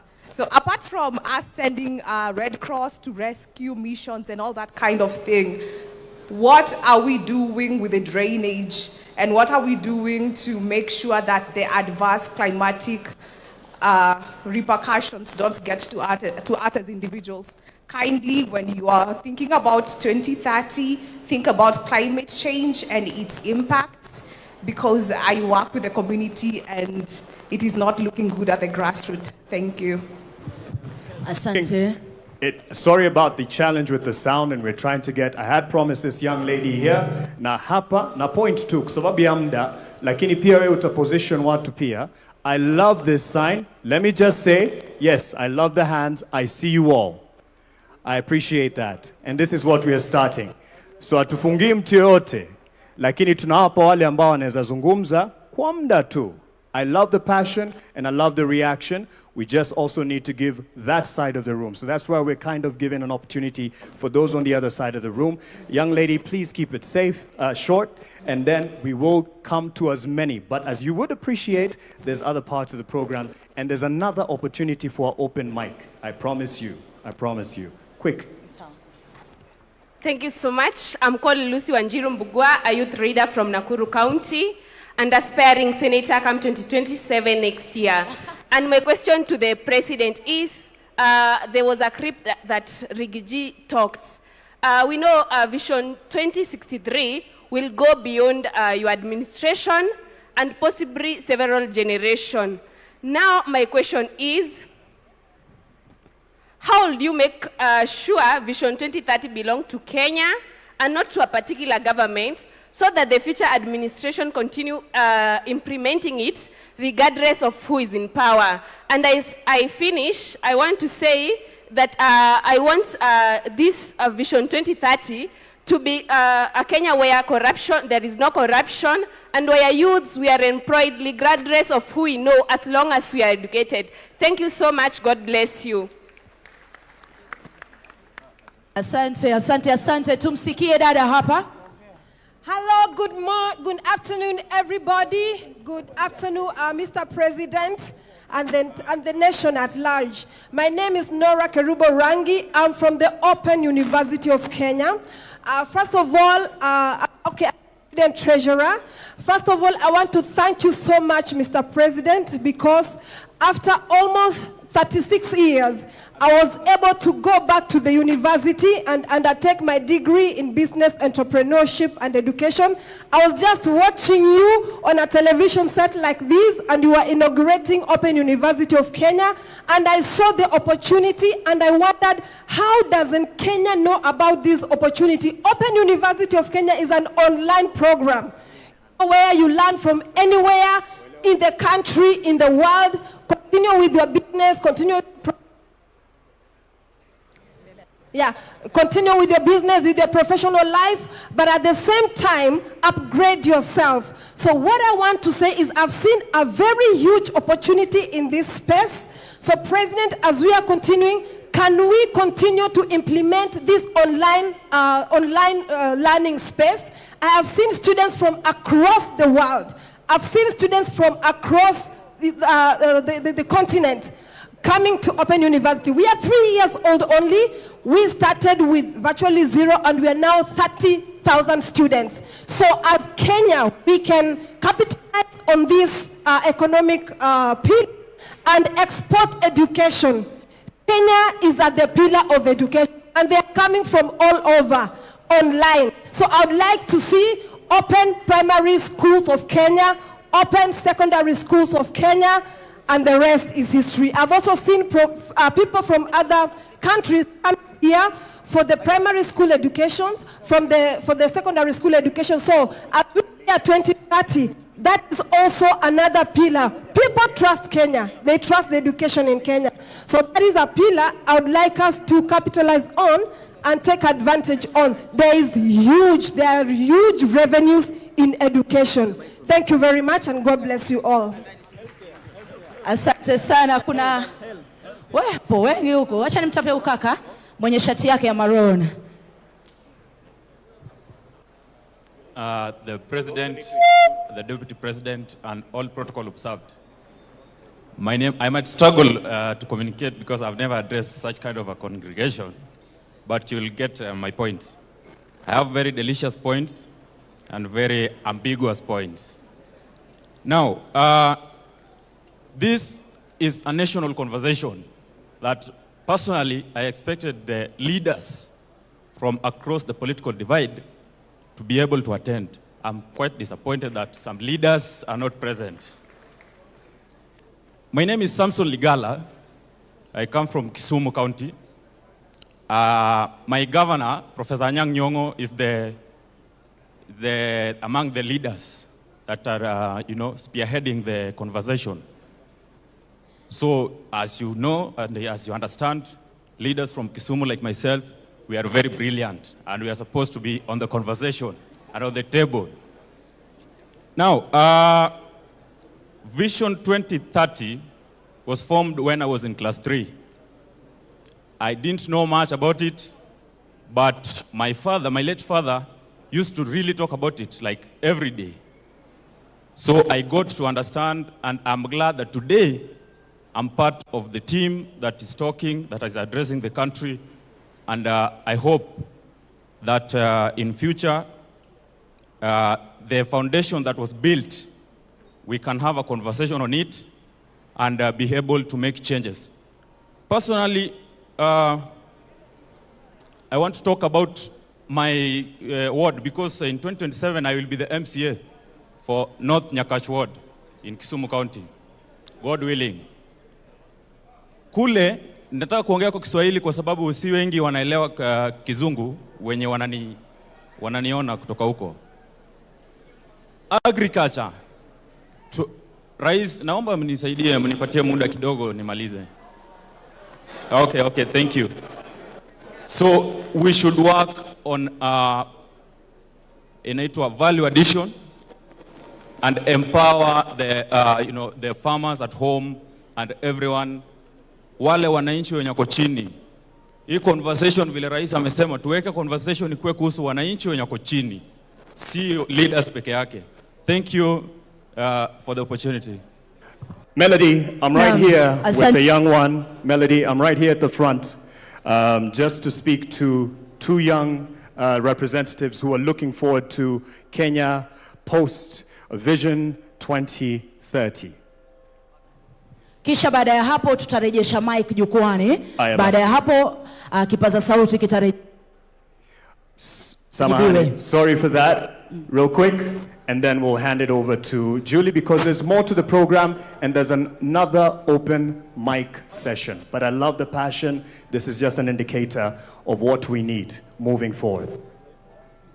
To His Excellency, the President of the Republic of Kenya, the Deputy President of the Republic of Kenya, the Prime Cabinet Secretary, all the Cabinet Secretaries, senior government officials, ladies and gentlemen, children, boy and girl. Is it afternoon? Yeah, good afternoon. So my name is Blessed Barak Juma. I'm 15 years old. And it's a great pleasure to actually be speaking in front of the President today as an advocate. I advocate for the rights of the children, especially child participation. And first of all, I would like to thank the President, because I would say he's really considering the children because of bringing up the first State Department of Children's Services in Kenya. So, Mr. President, we really thank you for that. And I would like to also thank him for this vision 2060, beyond 2030, because as of 2060, I'll be 49 years old. And hopefully, God willing, if all of you will be there, all the children, they'll give me an opportunity to be the President of the Republic of Kenya.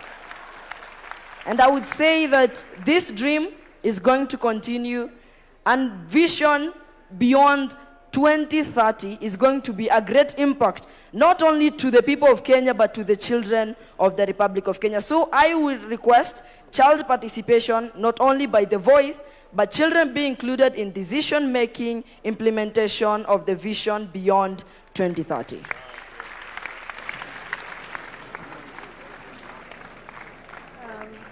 Good afternoon, everyone. I really thank the Government Delivery Unit for inviting us to this conversation. So first of all, I'm going to go to the Agenda 2060. In inclusion of children, we would like to have the food security improved by investing in smart agriculture and true strength in schools feeding programming. And also coming to child protection services, we would like to strengthen the system supporting vulnerable families and ensuring every child knows their rights. Mostly protecting children must be included in creating these decisions in the 2060 agenda. Thank you so much. Julie, are you ready to take it up? Just because of time and the next agenda, but there's another open mic, and I appreciate the passion. Thank you so much. We are blown away by the young voices. Give them another round of applause, please.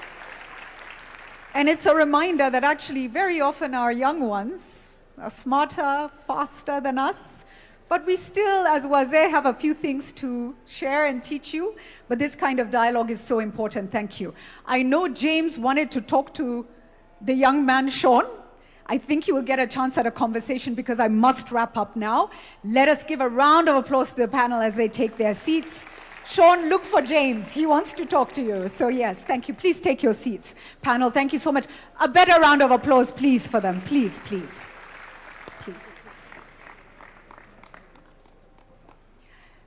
Ladies and gentlemen, as I close and hand over, we talk a lot about Singapore.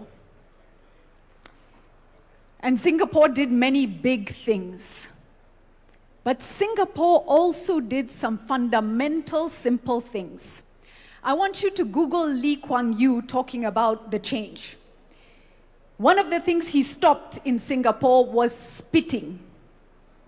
To transform Singapore, he stopped the culture of spitting.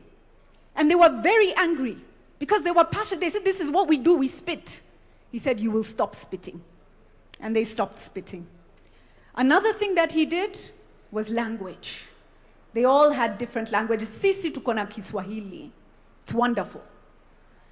They had different languages and he told them, we shall speak the same. Pende usi? Pende, we shall speak the same language. And I want to close by saying, as we have these conversations about what we want, part of what we want is individual responsibility. Mnatupa takataka, alafu mna complain. Mnauliza governor kwa nini? But if governor also is responsible for doing certain things, but we as individuals take our personal responsibility. If you throw something on the floor, ni nani, unataka nani to pick it up? So Kenya, let us rise, let us rise, let us rise. Thank you. God bless you. God bless Kenya. Thank you all so much. Thank you.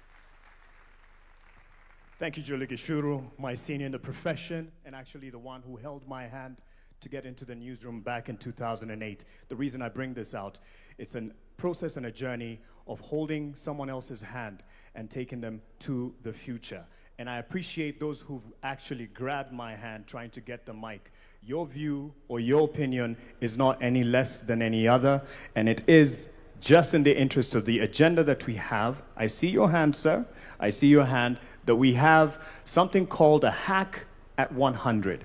There's another open mic session, and I appreciate the passion, just to be able to accommodate those who prepared, something that we can envision in terms of the digital capabilities of hacking a future beyond 2030. And for that, I'd like to call on Bernard and Mika and team, tafadhali wakijiunga nasi hapa mbele, tafadhali tuwape makofi.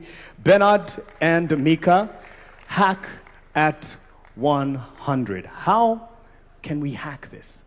We hack Nairobi every time we are moving around with traffic. When someone told you how they got somewhere, ulisema uli hack traffic by taking a boda. Vijana, halo, halo. Halo, halo. We are here, we are building the future. I'm not feeling the energy. Vijana, halo, halo. Mr. President, halo, halo. Asante sana. When I say future yetu, tunasema tuko ready. Future yetu? Future yetu? Thank you. We need to have the energy so that Adrian, who spoke here so well, can feed off our energy. If we are building the future where everyone is bored, there is nothing to build. So, by the way, we are live on all platforms. We have a lot of creators who are live on X, Meta, Twitch. There's a Matatu parked outside, 2 of them. They are streaming on all platforms. So Hack Kenya 100 and Beyond Vision 2030, hackkenya100.com. We are live. Go online. We'll plug you with all the latest updates. Your Excellency, Dr. William Ruto, Your Excellency, Deputy Kithure Kindiki, thank you for organizing this session. And all protocols observed. And I have to say, Vision 2030 is the only foundation or structure that got me out of a village in Keroka, in KICC, and took me to Alliance High School. Hashtag I went to Alliance. We went to Alliance, and without free education, I wouldn't be here today. So Vision 2030 team, Mugo Kibati, Alliance High School, we see the dream and we are to build today. And nataka mnishikie namba mbili. Namba ngapi? Namba mbili. 75 and 100. 75 and? After we are done, mwenye atakumbuka zinamaanisha nini, utaniona nyuma ya tent. I'll give you something. But before we jump into it, I would like to introduce my team who has been behind an activity we've been doing for the past 1 week. We are running a Hack 100 hackathon where we had over 10,000 young people all over the world applying for them to propose bold ideas, bold visions in terms of where they want to see Kenya at 100. We had applications from San Francisco, California, Frankfurt, Shenzhen, all over the world, because everyone wants to be part of building our future. So I would like to introduce my team, starting with Kevin, and we can jump into the next 15 minutes or so to show you what we have. Kevin? Thank you, Bernard. My name is Kevin. I work with young people to help them articulate their ideas and their passion so that they can be understood by people who want to build them out, invest, and I'm here to do strategy and coordination. Hello everyone, my name is Shannon Oduor. I am an advocate of the High Court of Kenya. I'm representing the legal team on this Hackathon 100. Right, my name is Naini Lankas. I also work with Shannon, and part of what we do for Hack 100 is that all of the hacks, the solutions, and the innovations that are coming our way are anchored in the Constitution. So we are keeping that in mind in everything that we are doing for Hack 100. Thank you. Good afternoon. My name is Jane Martha. I work under Hackathon, and I'm part of it. I conduct issues on strategy and governance, and I also deal with the creators that you've heard. I'm one leading them. Thank you. Good afternoon, everyone. My name is Arthur Kamau, and I'm part of the team handling the sports sector. Good afternoon. My name is Micah Mathenge. I'm a CEO of a company called Venture Money. I work in the investment banking space, and I work with young entrepreneurs who are looking for investment in Kenya and abroad. Thank you. Asante sana. They'll come back to stage shortly. Don't worry about my dressing. I was told to dress down to represent the youth. So si suti sina, niko na suti kadhaa. Remember the numbers I gave you. How many were they? How many were they? 2 numbers. Which one and which one? This side, which number? This side? Aya shikilia hivyo hivyo as we watch this clip for you to understand what those numbers mean. Media team?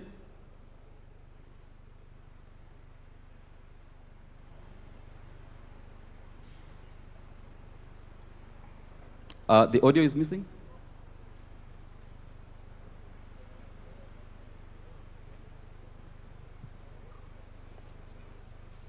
As they play the video, those numbers mean 2 things. 75% of Kenya's population are under the age of what? 35, right? And if we are not involving them in building this future, we have no future we are building towards. And personally, by the time we are 2063, I'll be probably 70 years old. So I'm building this future for our kids and for our kids' kids. So it's very important for us to involve our young people in building the future we are building today. And I'm not sure that the video is ready. The media team. We invited young people from all over the world to submit bold ideas in terms of what they want to see. And we challenged them. If you were to envision Kenya in 2100, what would you like to see? Where would you like to see education? Where would you like to see energy? Where would you like to see technology and AI? Personally, I'm a co-founder of a company. I lead teams across the world, teams in Nairobi, teams in Lagos, San Francisco, and Cape Town. Every day we see how AI is changing how we work, right?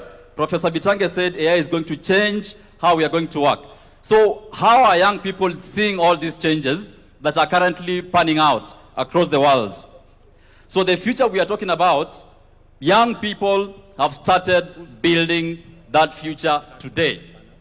And the idea we had was, we had a hackathon happening across the country, and builders were building ideas, and all of them were assessed by a team that is capable to actually analyze which idea has the potential to have an impact for over 1 million people.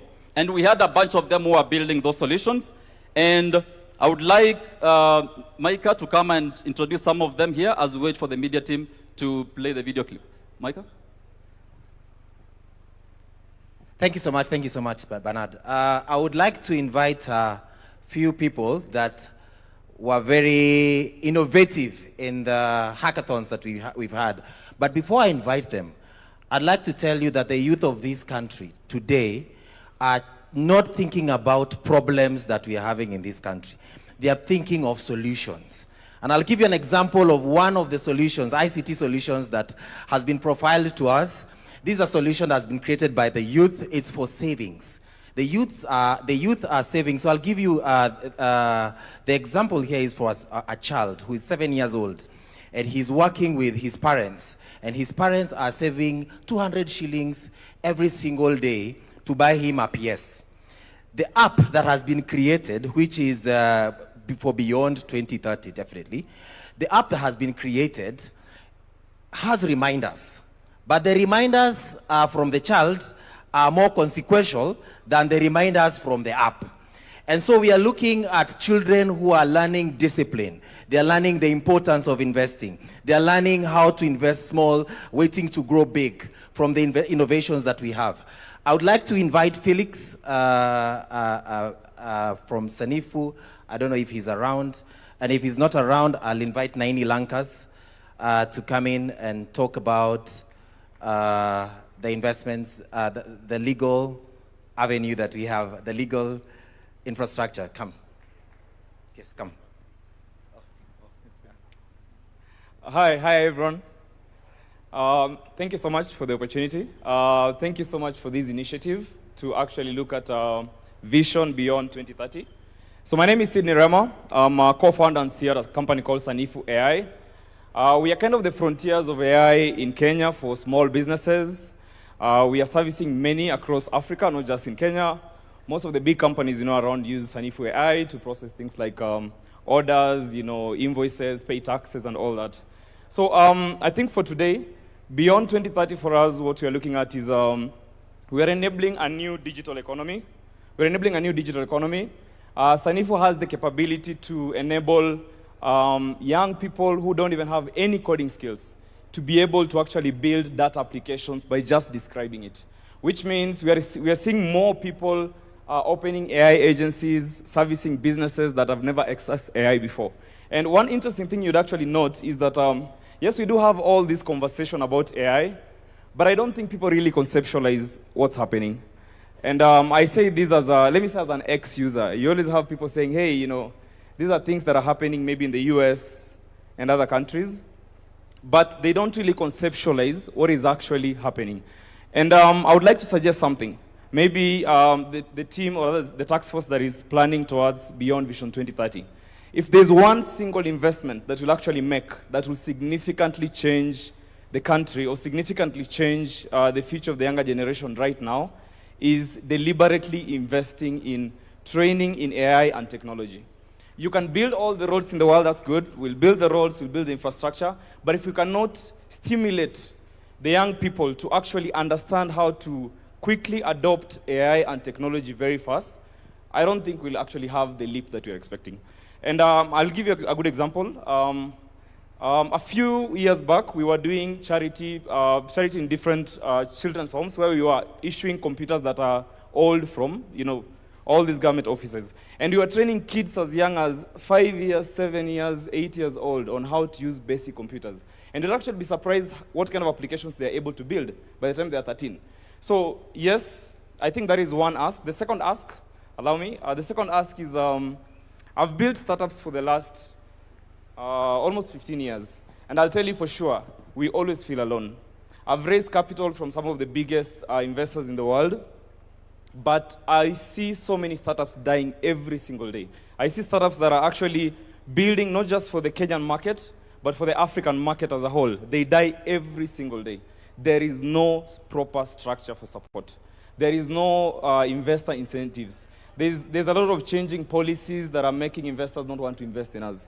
And I can tell you for sure, if you really and truly want to invest in the young people, think about tech and AI. And don't think about it in terms of suggestive, hey, schools teach this and this. No, mandatory. Make it a mandatory class. Make it a mandatory class across the entire curriculum, essentially, for that. That's my 1-2. Thank you so much.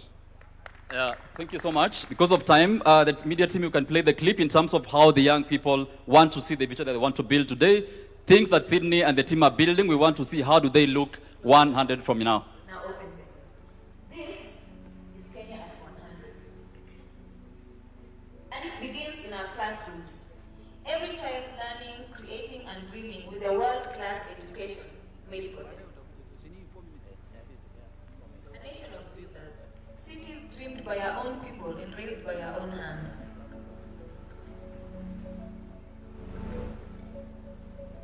Every corner connected, from the lake to the ocean, no Kenyan left behind.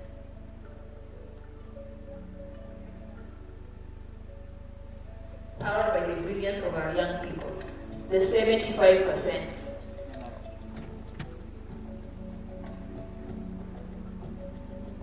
Feeding ourselves, sustaining our land, prosperity grown at home.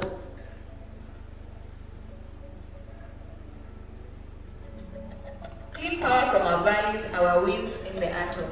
Energy that never runs dry.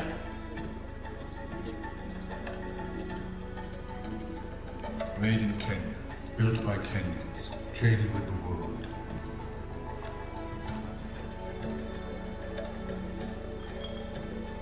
Our wildlife protected, our heritage alive, the world welcomed as family.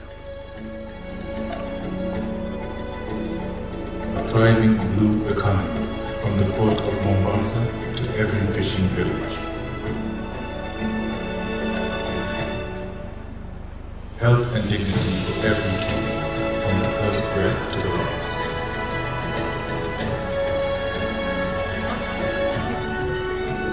But this future is not a promise, it is a project, and it begins today with you. And we start building today. A time capsule travels across all 47 counties, awakening builders and dreamers. Your ideas, captured and preserved. The boldest go into development with seed financing ready. At Kenya 100, future yetu, tuko ready. Future yetu? Future yetu? Now you understand the concept of the 100 and the 75, right? Very good students. In this presentation, you've seen a time capsule. Have you seen it? So this time capsule was conceptualized by the over 10,000 young people who applied for these ideas, and it will be flagged off by the matatus we have. There's a time capsule there that will be going across all the 47 counties to collect views, to collect ideas from the young people so that they start building. And there is available financing of at least $1 million shillings per the bold idea that will take Kenya to the next level. I would like to invite Kevin to slightly talk about the capsule. Then we finish up. I am a beneficiary of the friendship of Alliance High School alumni. Bernard drags me into every room that opens up for him. So I am very grateful to Alliance High School for that friendship that they extend to people. My young creators also tend to speak very quickly, and so I get the work of explaining things a bit carefully because we are required to bring everybody along. So will you allow me to do that? So what didn't land before the video happened is a website that has been created by this able team. The website is live as we speak. hackkenya100.com. This website is being populated and advertised by a group of young people who you may not have met because they are in the far end where there are two matatus. Now, what is happening, Many people who are picking up the mic, they are addressing His Excellency. What these young people are doing, they are saying, Your Excellency, we have a solution to help, because the government cannot create jobs for everybody. And in our presence, we have a 16-year-old who has already announced his intention to eye the same seat. So young people who are in our midst, we must quit asking the government, and we must start building solutions. And what this team has done, they have provided a website where if you see a shortcoming in any service delivery, propose it as what they are calling the hack. Are we together so far? So, you would be saying, Your Excellency, we have provided a hack. Can we get funding for this hack? Now, these ideas are not limited to Kenya. I need you to know we have a community of over 400,000 Kenyans in the diaspora. In the interest of time, I may not go through all of them. So the hack involves how can we interact with Kenyans in the diaspora. We have very many Kenyans who, many years, we've been exporting our brains. We export our brains from Nyeri, from Kericho. We export our brains everywhere. Somebody said when you're in front of the head of state, there is heat. The heat is acting on me. Allow me to gain my composure. Aya, sawa. So now what is going to happen is that there are communities of Kenyans in the diaspora. How are we connecting with them to link up with them and solve these solutions? Because in our interactions with Kenyans in the diaspora, they want to come back to Kenya, isn't it? You know Kenyans in the diaspora want to come back to Kenya, isn't it? What will they find? They will find these businesses that they need to expand. And so if you are in our midst and you're following us, that is what Hack 100 is about. Allow me to do the second bit of explanation, which my team did very quickly. And I will use a visual aid. Why? We must bring everybody along. Are we together? So they mentioned Hack 100, and then they said there is a capsule. So we carried a capsule to be able to explain where the idea of the capsule came from. So a capsule is this shape, and I know it is small. So we carried a bigger one so that we bring everybody along. So this capsule is going to go everywhere where Kenyans are so that you can put your ideas in it. So I'm going to open this capsule. So this capsule is going to be the conversation builder amongst young people. Instead of begging the government to do things, what ideas have you put in this capsule so that when we reach your location, we can unpack the contents of this capsule. When this capsule goes all around, we will preserve our memories, we will preserve our aspirations, and it is proposed for these ideas to be preserved, and hopefully when we celebrate Kenya at 100, it will be opened to see, did we make it? Did we not? Was the dream achievable? Thank you very much. Thank you so much. The capsule is way bigger than it is, and it's outside the matatus. Thank you, Your Excellency, and that is all the time we had. Asante sana. Thank you to the team, Bernard, and the rest of them, Mika and all. This is just the beginning. There's an online platform where you can interact with all the features that they have showcased here, and you'll be able to do that. And again, just to reiterate, as I call on the next round of stakeholders who are here in many ways as representatives, as citizens, but also with the bodies that they represent, the sectors that they represent, I should say. And as we do that, as we set up this particular sitting for them, I'd like to call on the Deputy President. Deputy President, Professor Kithure Kindiki, if you may, because just as a quick word, because in this conversation as we move forward, we are looking at where do we go from here? How will different stakeholders engage in the national conversation? So we do have representation from a Kenya Association of Manufacturers. We have from the National Securities Exchange. And just as well as someone who has seen the journey over the years with the previous administrations, much as what we are charting forward is going to surpass and go beyond just particular governments. But we have seen the contribution of the previous government to the Vision 2030. That was led by the late President Mwai Kibaki. That was led by President Uhuru Kenyatta.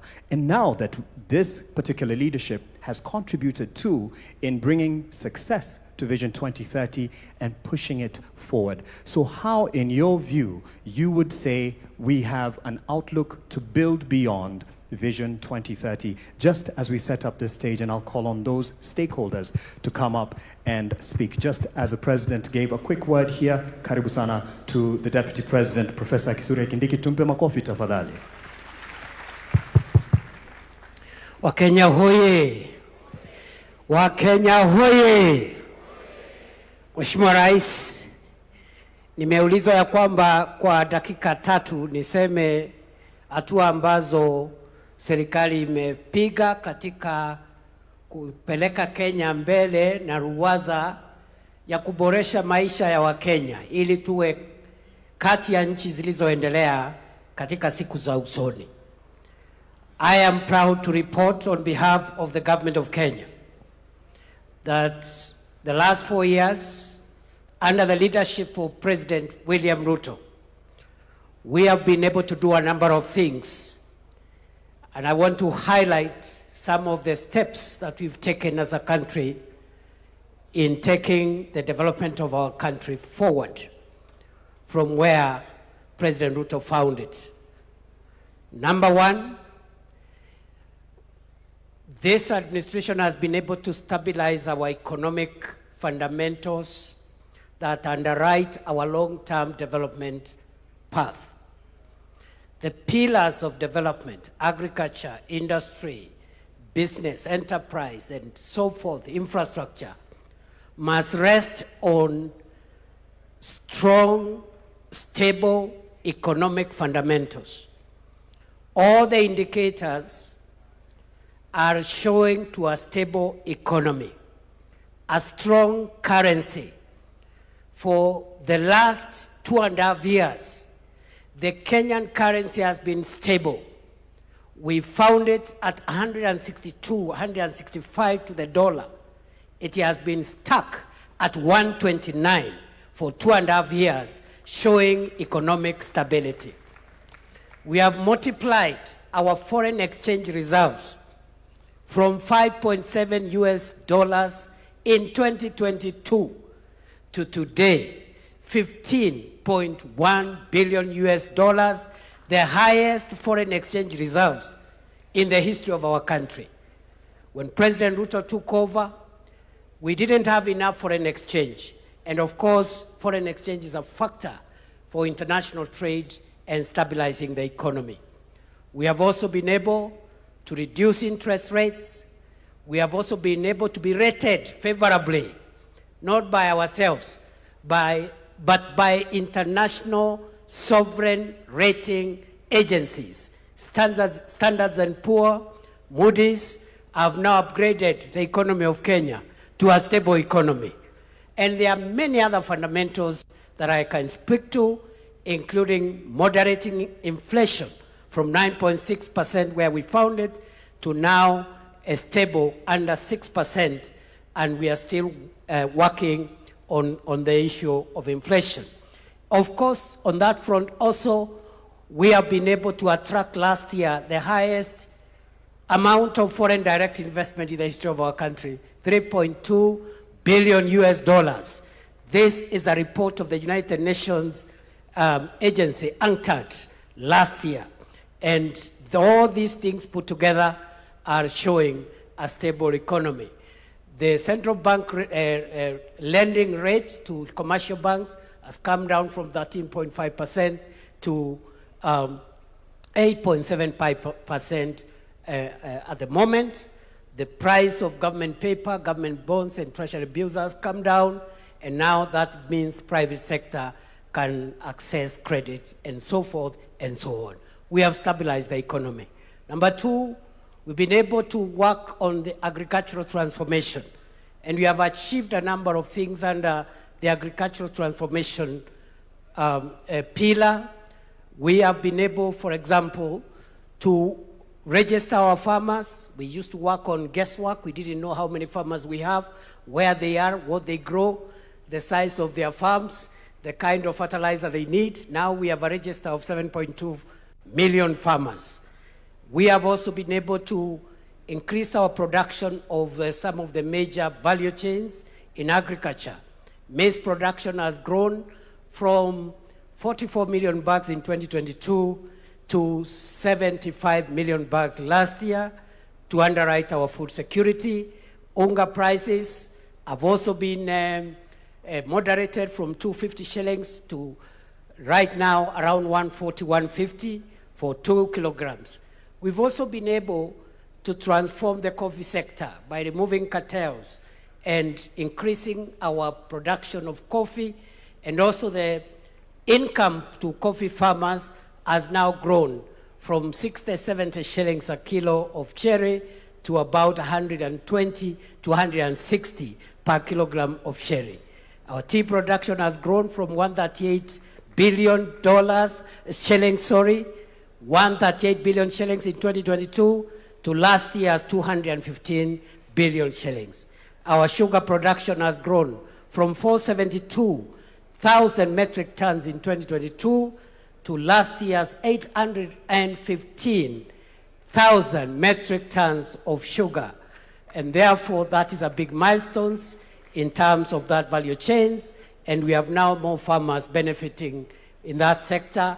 We have revived the industries and the factories in the sugar sector and so forth and so on. So we are also now the largest producer of processed milk in Africa, because we have moved our milk production, processed milk, from 4.6 billion liters a year in 2022 to currently, by last year, 5.5 billion liters. Kenya now has overtaken 3 other countries, and we are the #1 producer of processed milk in the African continent. So we have done some progress. We are vaccinating our livestock to make sure we get herd immunity so that we can promote exports of livestock products. Right now we have vaccinated 8.9 million heads of cattle, and we're in the process of achieving the target of over 70% immunization. We are also promoting dairy farming, and by also managing the price of sexed semen, which we found at 8,000 per dose, and now it is at 1,400 per dose. More farmers are getting hybrids through sexed semen. So that is agriculture. Number 3, education, very quickly. This is quick fire. In education, we've done a few things. One, we've been able to streamline CBC curriculum. The uncertainties which were there around the curriculum have now been stabilized. We have transitioned from one level to another, which is seamless. Number 2, we have increased funding to education from 500 billion shillings 2022. This year, it's 784 billion shillings. And that is a big leap in this sector. Funding for universities has increased from 42 billion shillings in 2022 to 82 billion shillings last year. Scholarships to university students was increased from 17 billion shillings in 2022 to 41 billion shillings last year. We have employed 100,000 teachers.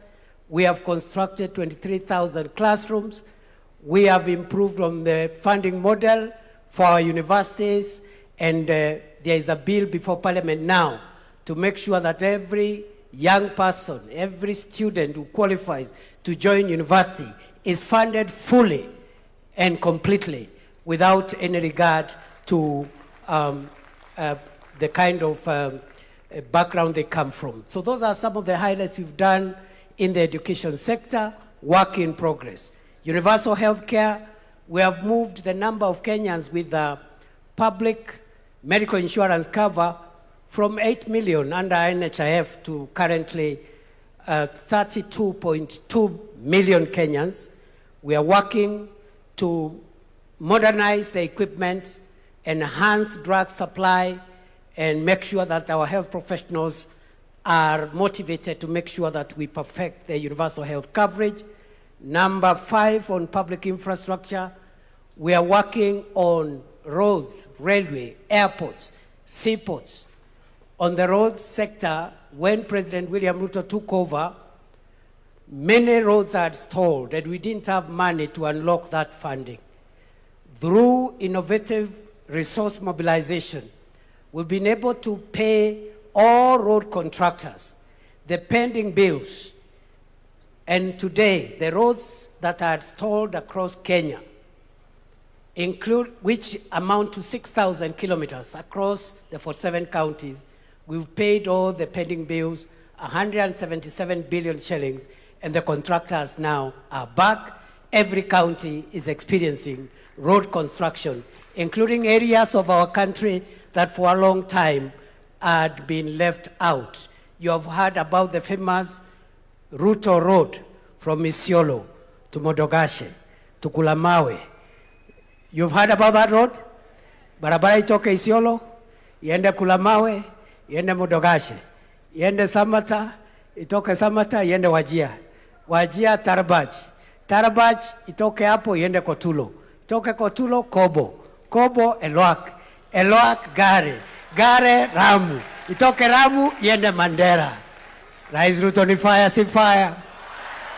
You must also be aware that under this administration, we are connecting the port of Lamu through Ijara to Garissa to Isiolo, areas of our country that for a long time had been left out.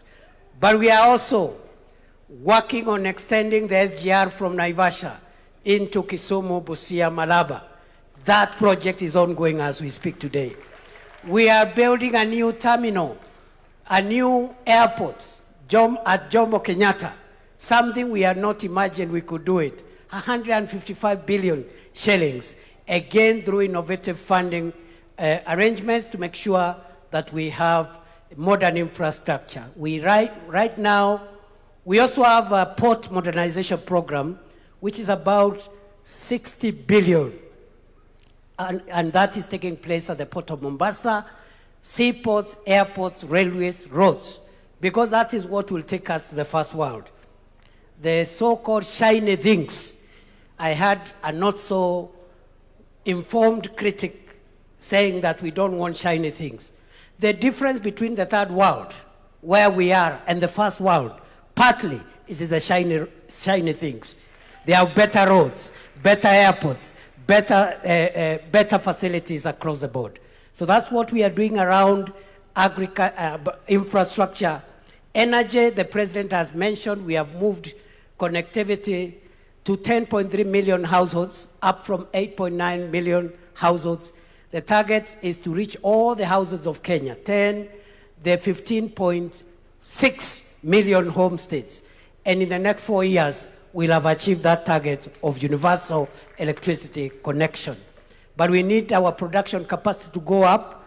And that's why President Ruto has come up with the National Infrastructure Fund to be able to rejig the agricultural transformation agenda, to rejig our energy production capacity, and also to help us with irrigation and to help us with the infrastructure as we continue expanding on what already has been done.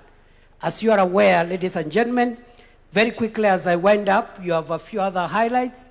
We are trying to create as many jobs as possible to the people of Kenya. We have a number of programs. The KICC Kwa Ground program through affordable housing, 650,000 Kenyans already working in that space, working towards 1 million Kenyans plus. We also have Kazi Mtandaoni, about 300,000 Kenyans who are earning a living through digital jobs. How have we created digital jobs? By increasing connectivity of the fiber optic cable. Right now we have built over 30,000 kilometers of the fiber optic cable terrestrially on our land to make sure that we have connectivity, and we are also doing ICT hubs, already completed 382 ICT hubs, and another 416 hubs are under construction to be completed in the course of the year.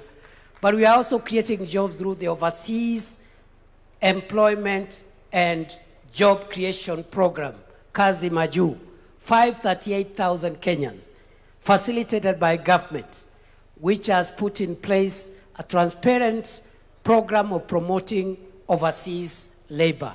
And this has helped us to increase the remittances from our diaspora so that we can use that money to build our economy. So we are creating that. Just allow me to say maybe one last thing that I left out around public infrastructure. We've made a lot of progress. Since 1987, that is the last year that Kenya built a good international standard stadium, and that was Kasarani in 1987 during the All African Games. President Ruto has put up Talanta, the Raila Odinga Talanta Sports Center. It is there for all to see, 60,000 seater. And on that basis, we are hosting AFCON 2027, together with Uganda and Tanzania. President Ruto's administration has also refurbished Kasarani and Nyayo into international standards. And above all, and most important, President William Ruto's administration is currently building 32 other stadiums across the counties of Kenya. No other administration has been able to improve the sports infrastructure to that level. Your Excellency the President, we have done some work. A lot of work needs to be done. You have laid the foundation.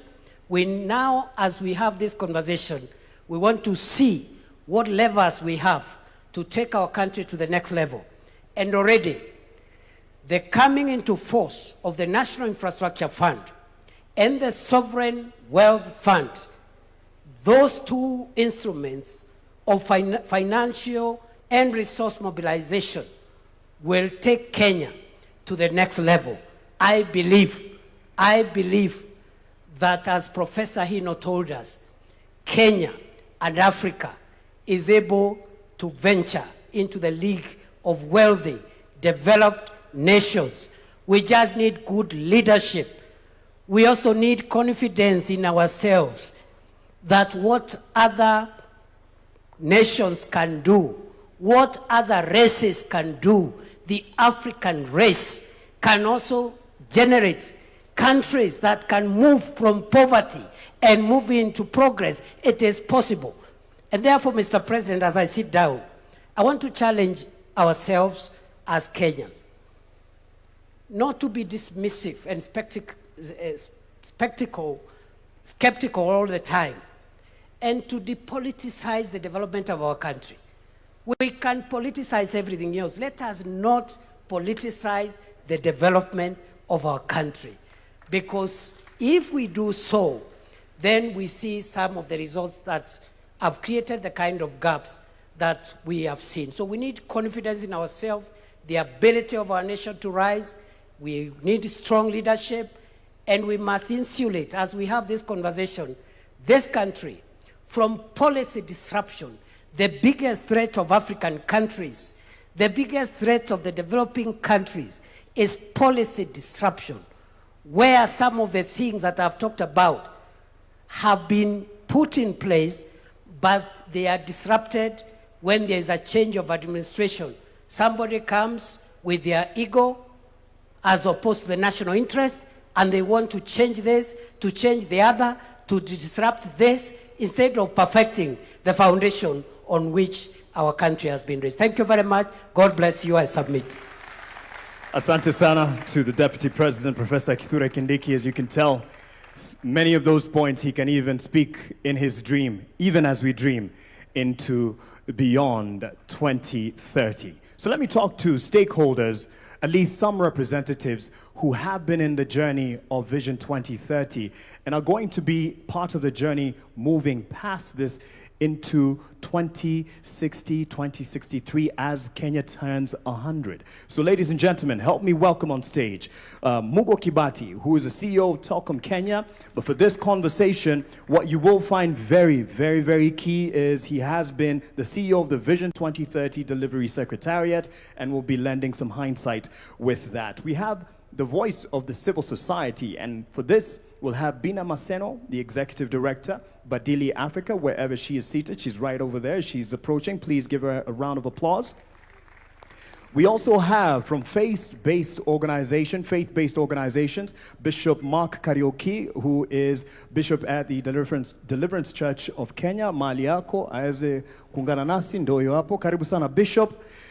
We also have representation from the manufacturers. And for this, I'd like to call on Marianne Musangi, the Vice Chair of the Kenya Association of Manufacturers.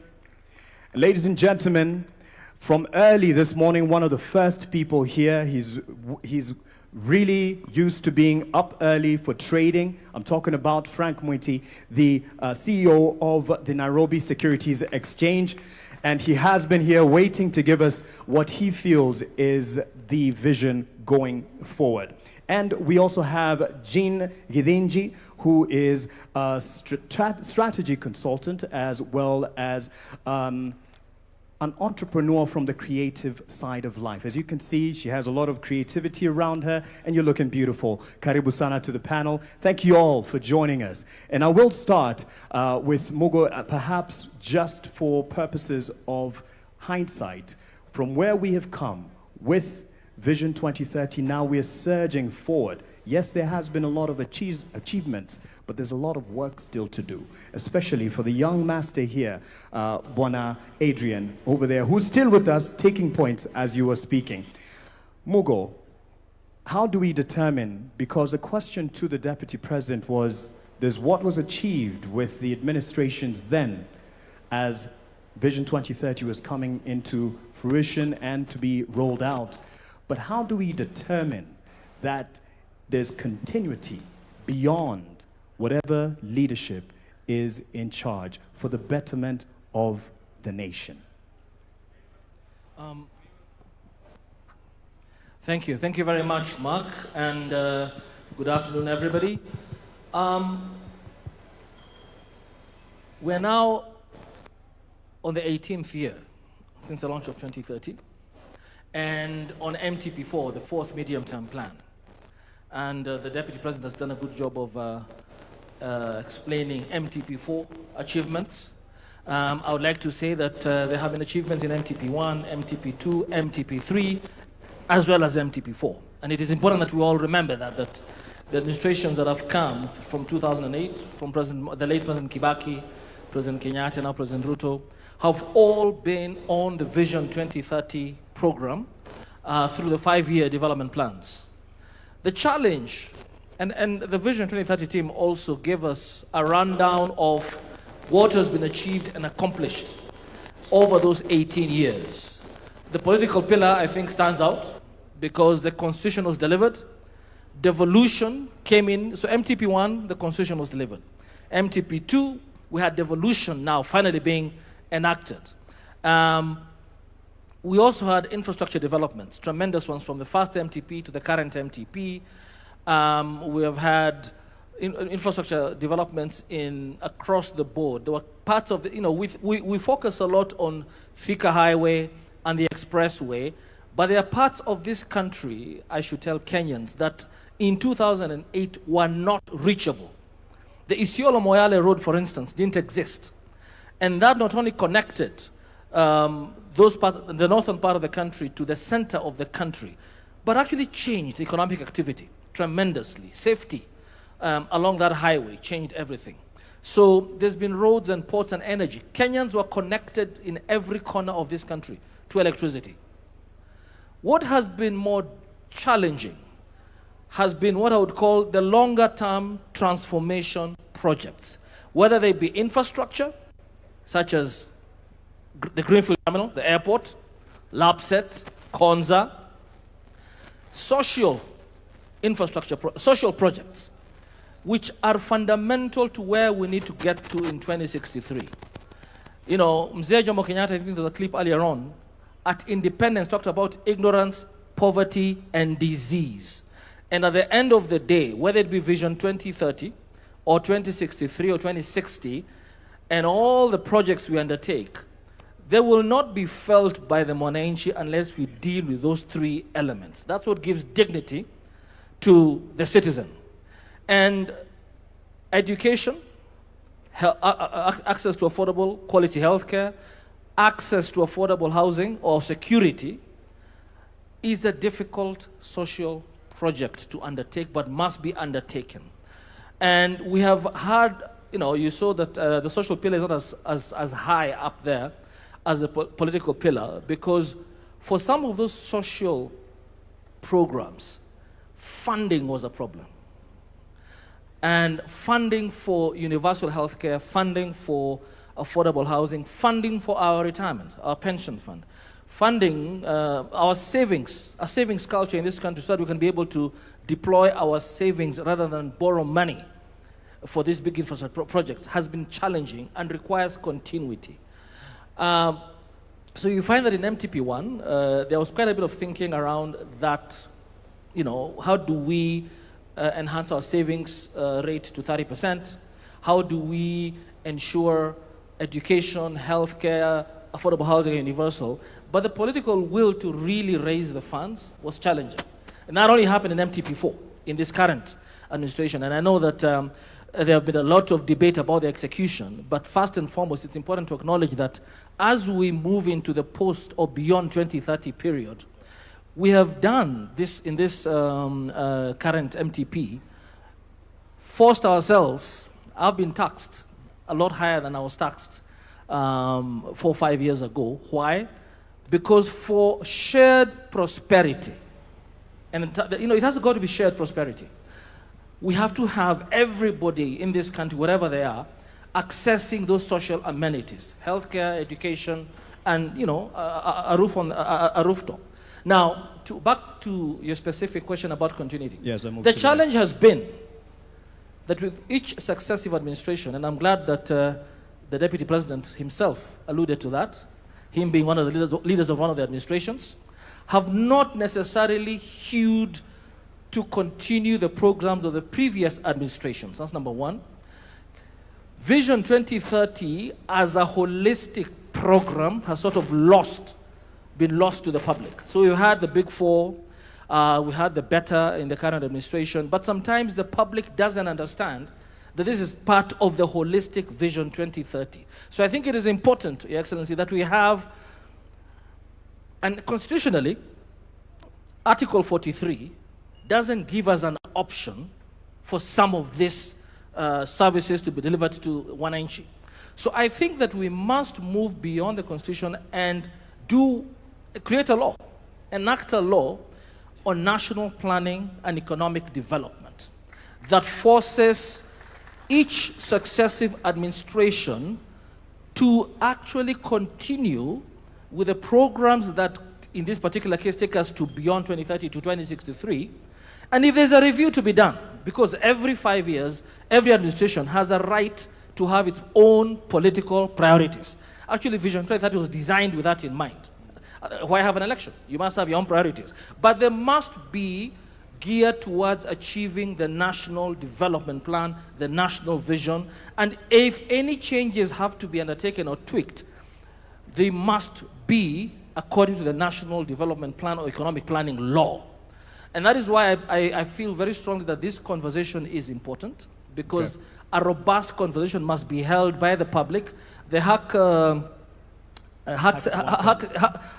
100 Years group is an example of why we must involve everybody. Because that wouldn't come from me and my generation. That comes from a younger crowd who know how to speak to the majority, the under 35, 75%. So allow me to interject on that point, and you could pass it then to Bina Maseno, the Executive Director of Badili Africa. You've ran for office earlier at 22, I believe.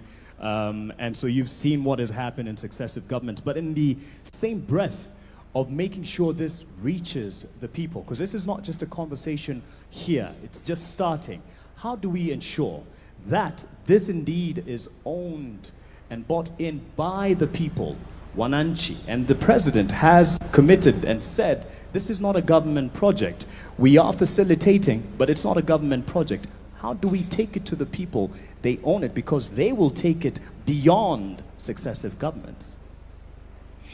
Thank you very much. And thank you so much to the organizers of this particular session. Mark, I'd first of all like to point out two things that I haven't heard, but also appreciate the conversations that are happening. I think just going from what has been presented here in terms of development, I'd like us to interrogate further how we look at development from the traditional sense of it. And so as I sat behind there, of course, I heard about our plans when it comes to roads, when it comes to housing, when it comes to agriculture. I kept asking myself, how useful would that road be if as a young woman or just as a woman, I can't walk on it safely at night? I kept asking myself, when it comes to even us discussing about the 24-hour economy, when we are struggling with the safety conversation in this country, and we're not able to look at safety as an infrastructure. For women in this country, it doesn't matter where you come from, whether it's in the rural areas, in the community, every other day you're negotiating what time you're leaving the house, what time you're coming back home, who you need to share your details with in terms of where you're going. You're taking the number plate of the Uber you're riding on. You're being harassed at the matatu sector. And why I'm saying that is because when you look at the informal economy, and we are trying to talk about investing in the informal economy, if a woman has to negotiate with what time they leave the house, I'll talk briefly, Mark, about my own mother who runs a grocery shop. Yeah, my own mother will leave the house at 6 and not at 5 a.m. because her leaving at 5 a.m. means she not only risks being robbed, but she also risks being raped. Not many men think about being raped at 5 a.m. And at 5 a.m., I'll tell you the truth, transport from Kayole to Marikiti is cheaper than taking matatu at 6 a.m. when it's 100. If you take it at 5, it's about 50 shillings.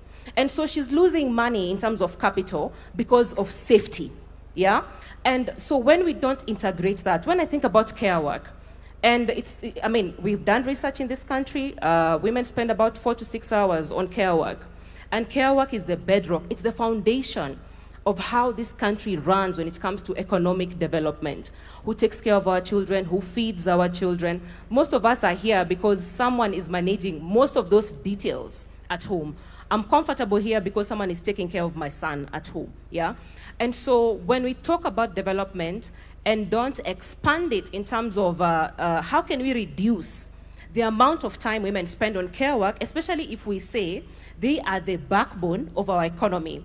And so when I look at, you know, Kenya at 100, and you ask me a question about, yes, running for office and where we are going to, when I look at even the representation of women and young people in this country, when we go down to the numbers and say, are young people represented, are young people included, what does data show us? If you look at the 2022 statistics, I mean, the numbers in 2022, we had 16,100 candidates on the ballot, from the presidency all the way to the member of county assembly, whether you are running in whichever political party or you are running as an independent candidate. 14,000 were men, only 2,000 were women.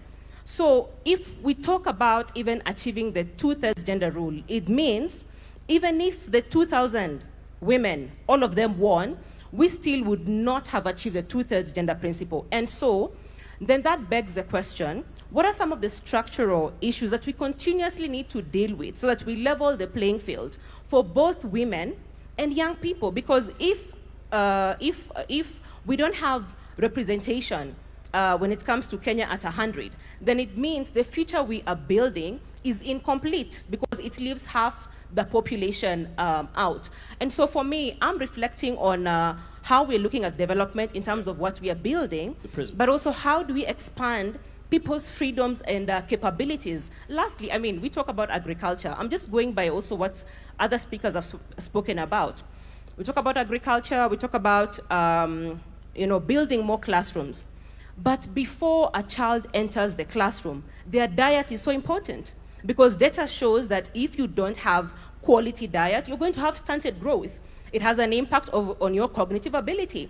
And so even as we think about building other classes, how are we thinking about the nutrition of our citizens so that we can be better in terms of contributing to the solutions of this country, and you're not struggling with stunted growth, because we're already at 18% of stunted growth when it comes to children under 5 years in this country. And so for me, I think it's just us expanding the definitions to just not include, yes, infrastructure, but also look at how these other aspects of our lives intersect with development.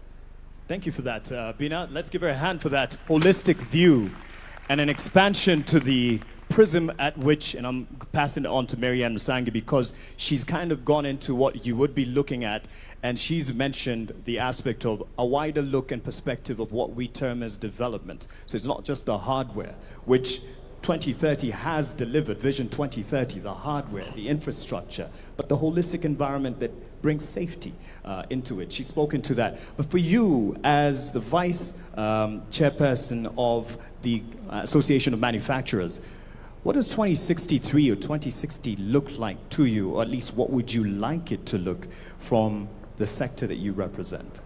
Thank you, Mark. I think we're all here to fight for a space and a seat on the table.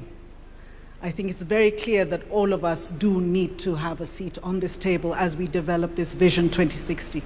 A vision needs to be bold and audacious. And if it's not bold and audacious, the country just won't move forward. Coming from representing Kenya Association of Manufacturers, the manufacturers, watu wangu, watu wetu, I've been sent here to say our vision for the manufacturing sector is to be the leading manufacturing nation in sub-Saharan Africa. Why is this critical? This is critical because currently today, the manufacturing sector has stabilized at the 7% mark contribution to GDP. Some may look at the glass half empty and say, oh, you're not growing. But you know what? We've been resilient. We have sustained at least that 7%. How do we grow to the next level? And why is it important we grow to the next level? It's important because even though we only contribute 7% to GDP, we actually contribute 16% to revenue KRA collections in terms of industry. We are one of the largest contributors when it comes to taxes. Employment, manufacturing sector is the second largest employer after government in this nation. So you can see, if we were to move from the 7% mark to where Singapore or Vietnam is, which is the 20% mark of their GDP, we're talking about employment of, direct employment of over 2 million people, if not higher, on an indirect perspective, because indirectly, we create traders in the field. We create the matatu industry because we're the ones manufacturing the matatus itself. We would be far larger with regards to employment. And what does development mean in terms of a nation building, industrialization? It is driven by the manufacturing sector. And we can look at the history of that from many countries. The manufacturing sector is extremely critical. So truly, I am here to say that manufacturing does require a seat on the table because we impact all these industries, whether it's through backward integration. She talked about looking at nutrition, levels of nutrition. How do we add value to the foods that we grow? And not only that, how do we take that food and export it to China, export it to Spain, export it to the US? We have trade agreements with 70% of the world.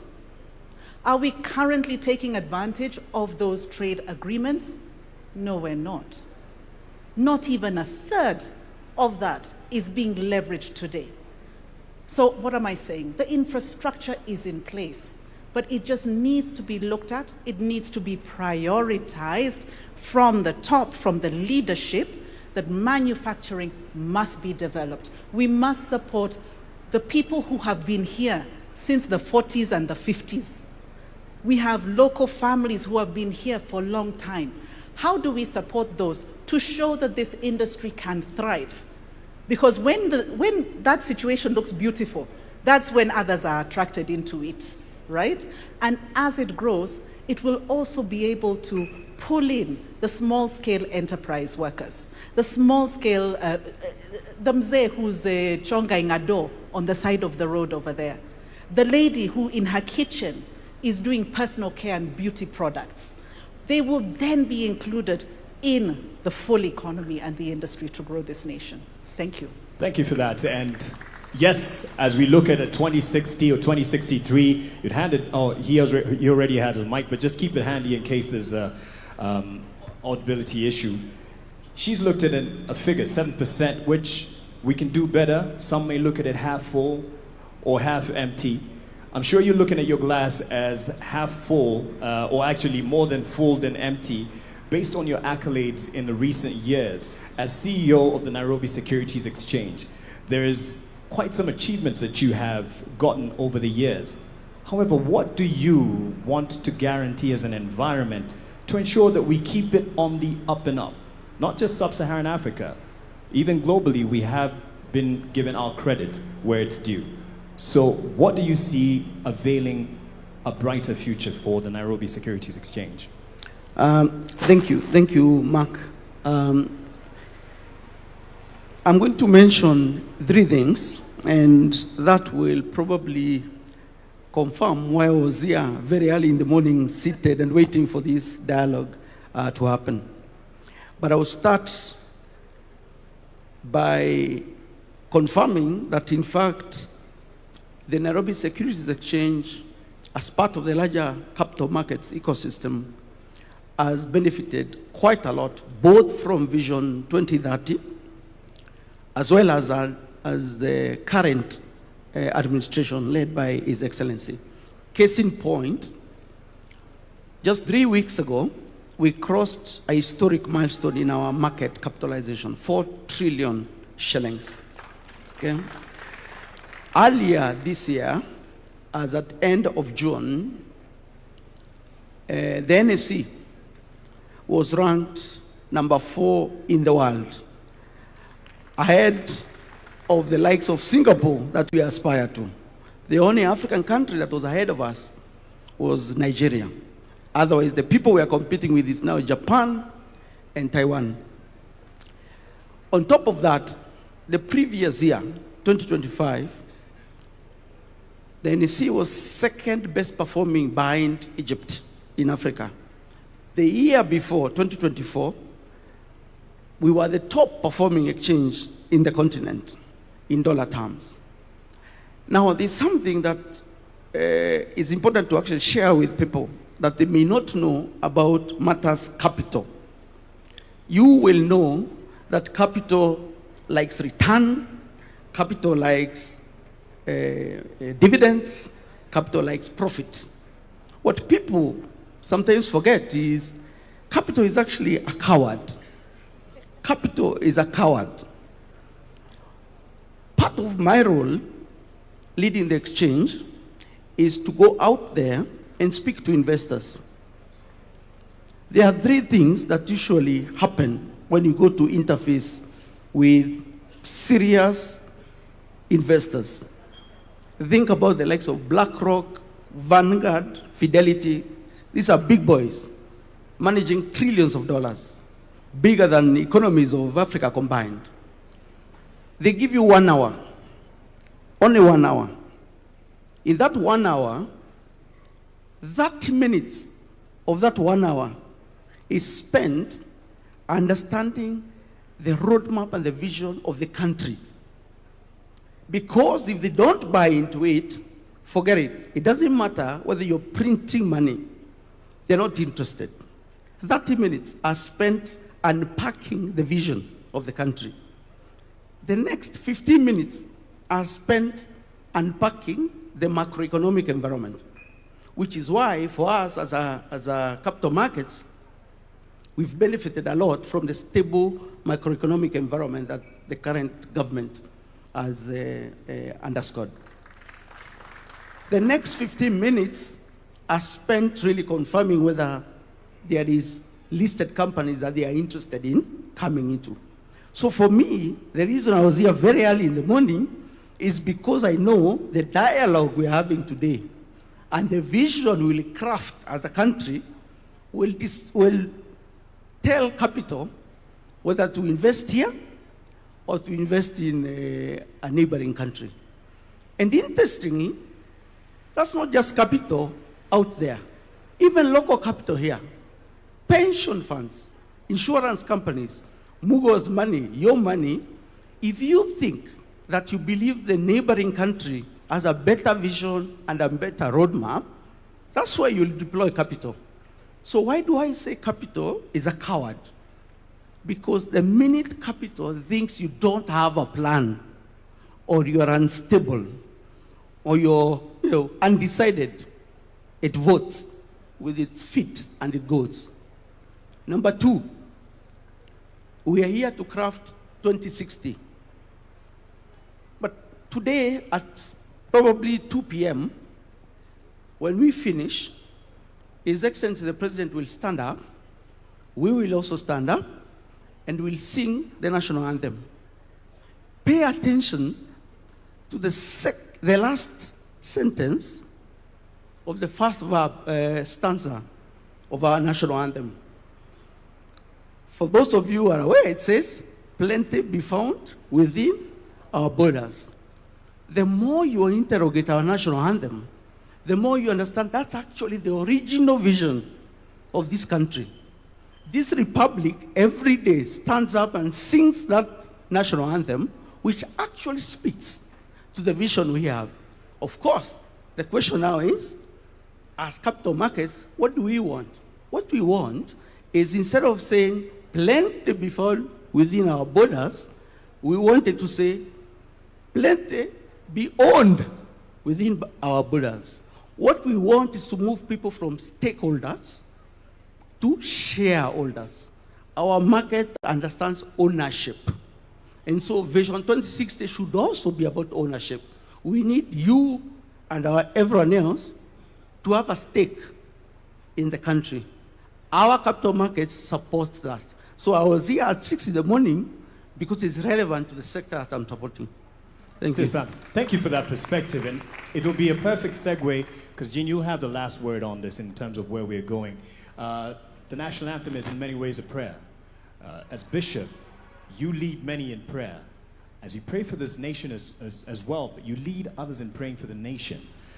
And he's spoken about ownership, which is what he looks more forward to, shareholding. And this national conversation goes nowhere if it doesn't have ownership with the Mwananchi. In your view, since you're used to preaching the gospel, getting to our hearts, and I believe by the true gospel, Bishop, how do we get it to the corners of this country and preach that gospel of this national conversation and get more converts? Thank you very much, Mark, my namesake. This is a very important conversation, because they told me that the strength and the height of any building is dependent on the foundation. So if the foundation is not right, the building will eventually crack. And this conversation is taking us to our vision. Vision is so important that the scriptures have said that where there is no vision, people perish. So if we don't have a vision as a nation, we will perish. Now, so that we get to our foundation, what do we need to do, or what is our foundation? You will agree with me that many people don't know how to think beyond their lifetime. We just think about this moment when we are here.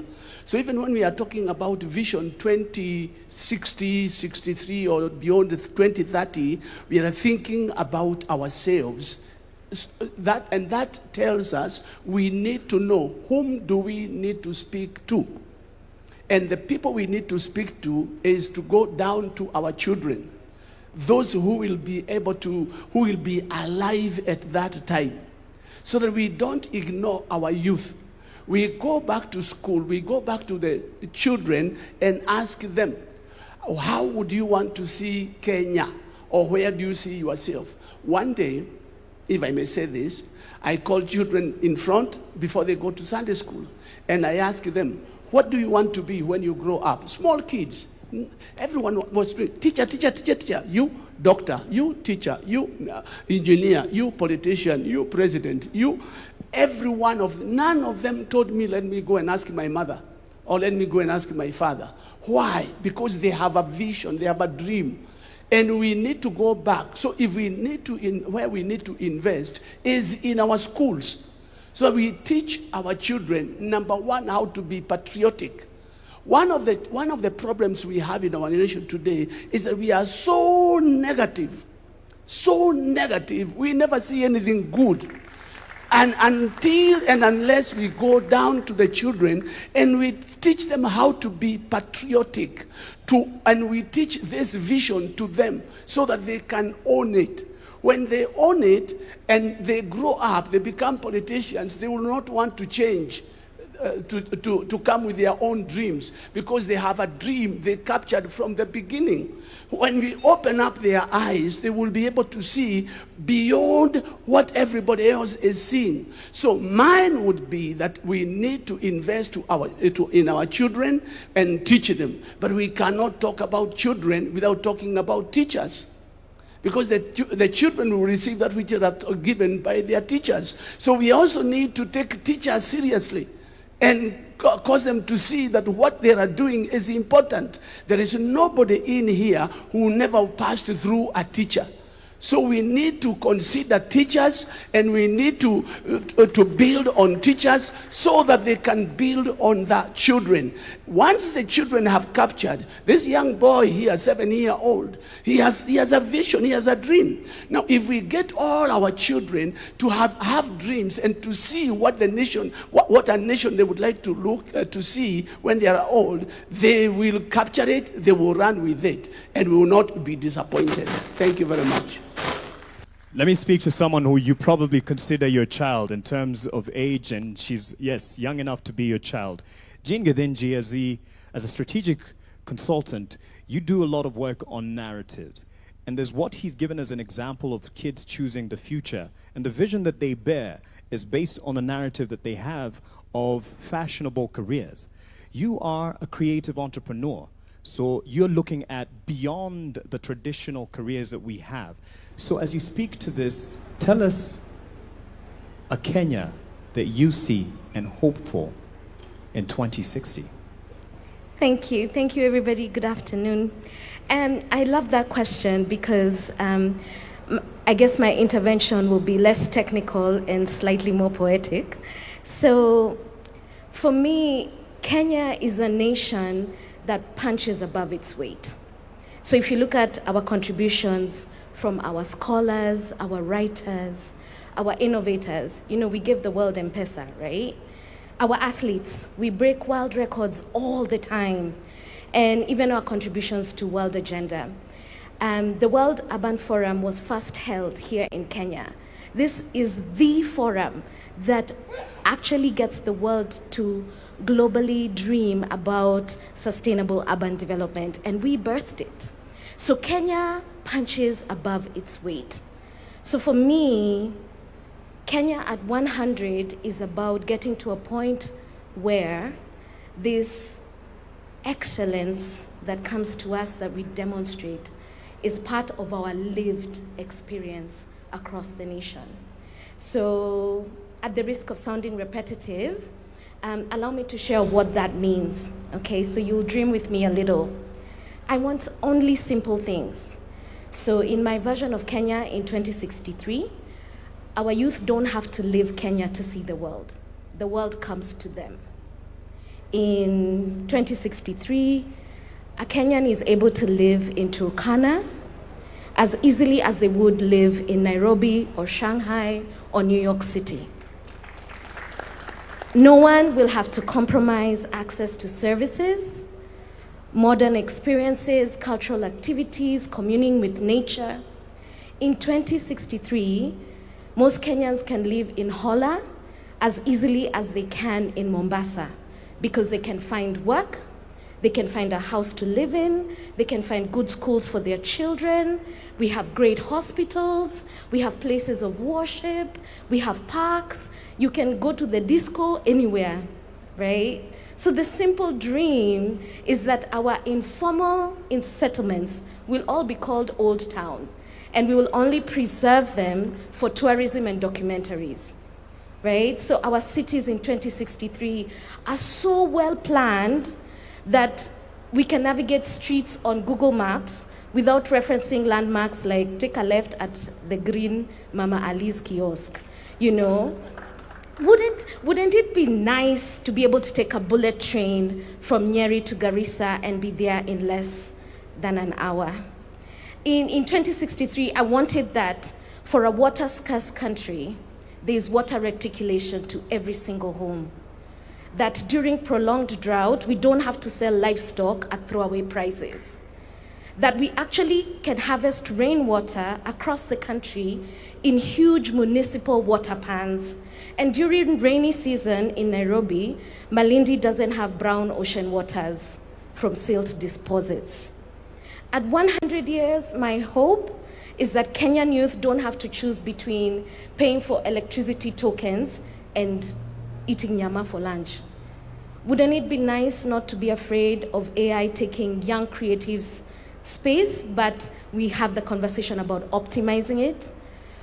Wouldn't it be nice to not have to stay at a job you hate because you're so afraid that you won't find gainful employment if you leave? Wouldn't it be so nice not to have to go to India for specialized medical treatment? Or have to join a WhatsApp group to changia someone to go to South Africa because we can't treat their cancer here? It's tragic to me that most families are only one bad illness away from financial ruin, and that working young Kenyans have to deal with black tax and supporting thousands of relatives, okay, it feels like thousands, because the state is not able to roll out social safety nets. I would love for our country to be able to take care of its aging. I would love to receive an actual refund from KRA like the way IRS in America does. Wouldn't it be nice not to have to choose between a career in corporate or creative space because you earn a livable wage either way? I have to be Msanii on the side to my strategic job because I like nice things. It would be nice to have that option without having to split myself. And I know so many young people feel the same way. But wouldn't it be nice not to complain about education all the time? That we have people who are able to work in their workplaces with discipline. Wouldn't it be nice if we didn't have Kenyans taking advantage of one another? If we had a value system that allows us to grow with integrity? Wouldn't it be nice to walk at night at 2 a.m. and not fear being robbed, or walk in Tao with my cell phone and it will not be thieved? Wouldn't it be nice not to have to march in cities to end femicide because our systems deal effectively with violence against women, or even against our old aging parents, many of whom are being killed by younger relatives so that they can sell the beach plots and the farms? Wouldn't it be nice to live in a Kenya where you can sleep in comfort? That if there was a country that threw us missiles, we have the best anti-missile, defense systems? You see, I really just want simple things.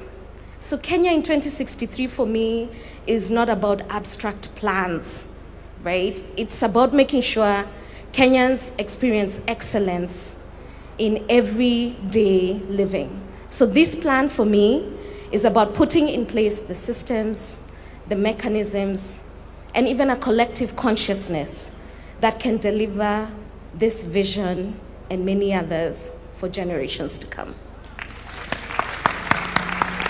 I'll tell you something, Jean, you got the attention of the Commander-in-Chief when you talked about the anti-missile defense system. That's something that definitely has your attention. What next is what we're talking about. This is not conclusive. As much as we will be inclusive in engaging you in the conversation, those who are watching at home, online, what next is a big question. And as a segue, Bina, I'll hand it to you because as a voice within the civic or civil society space with Badilika Africa, you're very passionate about engaging, giving everyone a chance. Is it the way of having a multi-sectoral team? Is that the way to go? And these are suggestions. No one is wrong. No one knows it all. Not anyone seated here, not Ndi, not anyone. We don't know it all. We're here to share and help each other. And as we do that, as you give us that, what do you think? Is it to give everyone a chance in this conversation? And now Melody will also help us with passing on the mic to the people. What do you think is the next step to take? Not conclusive, but just as a way forward.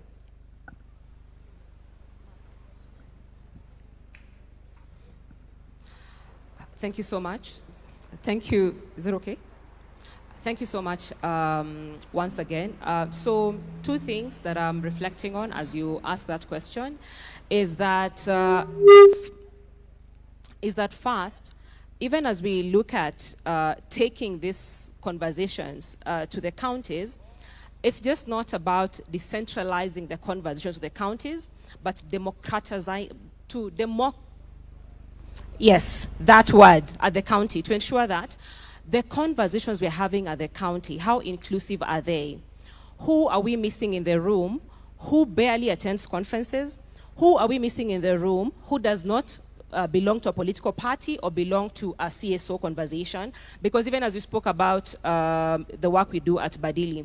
So the fact that we even focus on taking some of these conversations to the salons, you know, and we make sure the person who's braiding your hair, because they're spending 4 hours with you, are they having these conversations? What are their concerns? Because for them, they can't come here because they need to earn a living. In the spaces where we spend our time, at the barber shops, the person who shaves your hair, because they always say men are so faithful to their barbers than even their own partners. But do they understand this particular conversation? Because you guys do a lot of banter, political banter in those spaces. So how are we bringing them in? Or how are we taking those conversations there so that we can actually harvest information on what they really, really want, you know? When it comes to young people, and of course, I'm very happy that, you know, we have students in the room today, like we have young people in the room. We just have people picked from different sectors, which is very, very important. So who convenes at the county? Or who convince this gathering is important,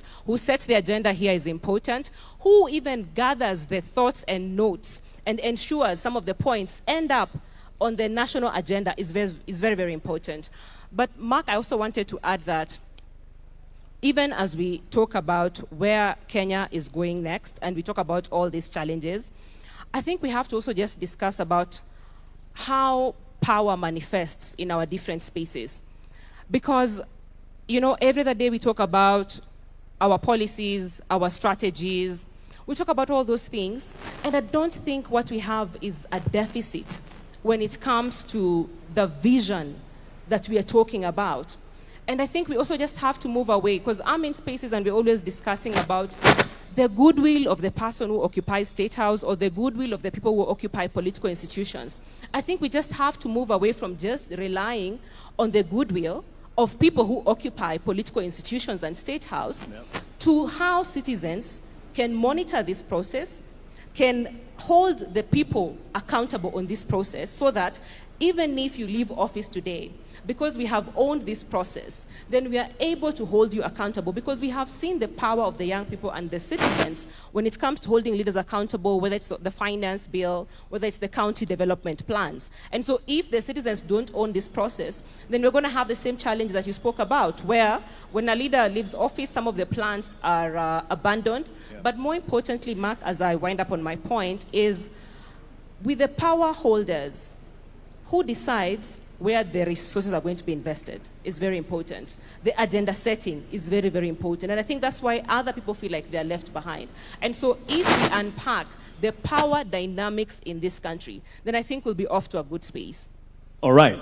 I believe, and Mike, you can just keep this mic handy as well, pun intended, but as you get a feel of the room and help us get as many people. As you've noticed, I've only had one round of a question, and just that second one to get us to what we are asking. What next? Doesn't have to be a question. What do you think? What is next? Asante sana. Mimi naitwa Jasper Moses Mrutu kutoka Taita Taveta from Pare Council of Elders. Pare Council of Elders inasimamia wapare ambao wametengwa kwa miaka mingi sana. Mimi katika kwenda mbele, manake mambo mengi yamezungumzwa, nitaongea kwa bullets. Mapendekezo yangu ni kwamba in 2063 I envision a nation that is developed in whose development is anchored in the Constitution and more specific in the Bill of Rights. Second, I envision 2063 a nation built in foundation of socio-economic inclusion of all communities and groups, including minority and marginalized communities of Kenya. I envision a nation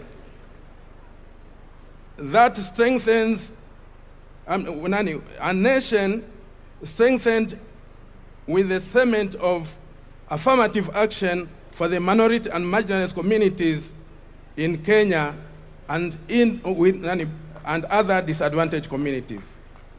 I envision a nation with a citizenry and leadership that respects and adhere to its own plans, rules, and policies. That is discipline and integrity. Thank you. Asante sana, nitaenda nyuma kidogo. Asanteni kwa upande huu. Nitaenda nyuma kidogo kwa vijana pia. Kuna kijana hapa.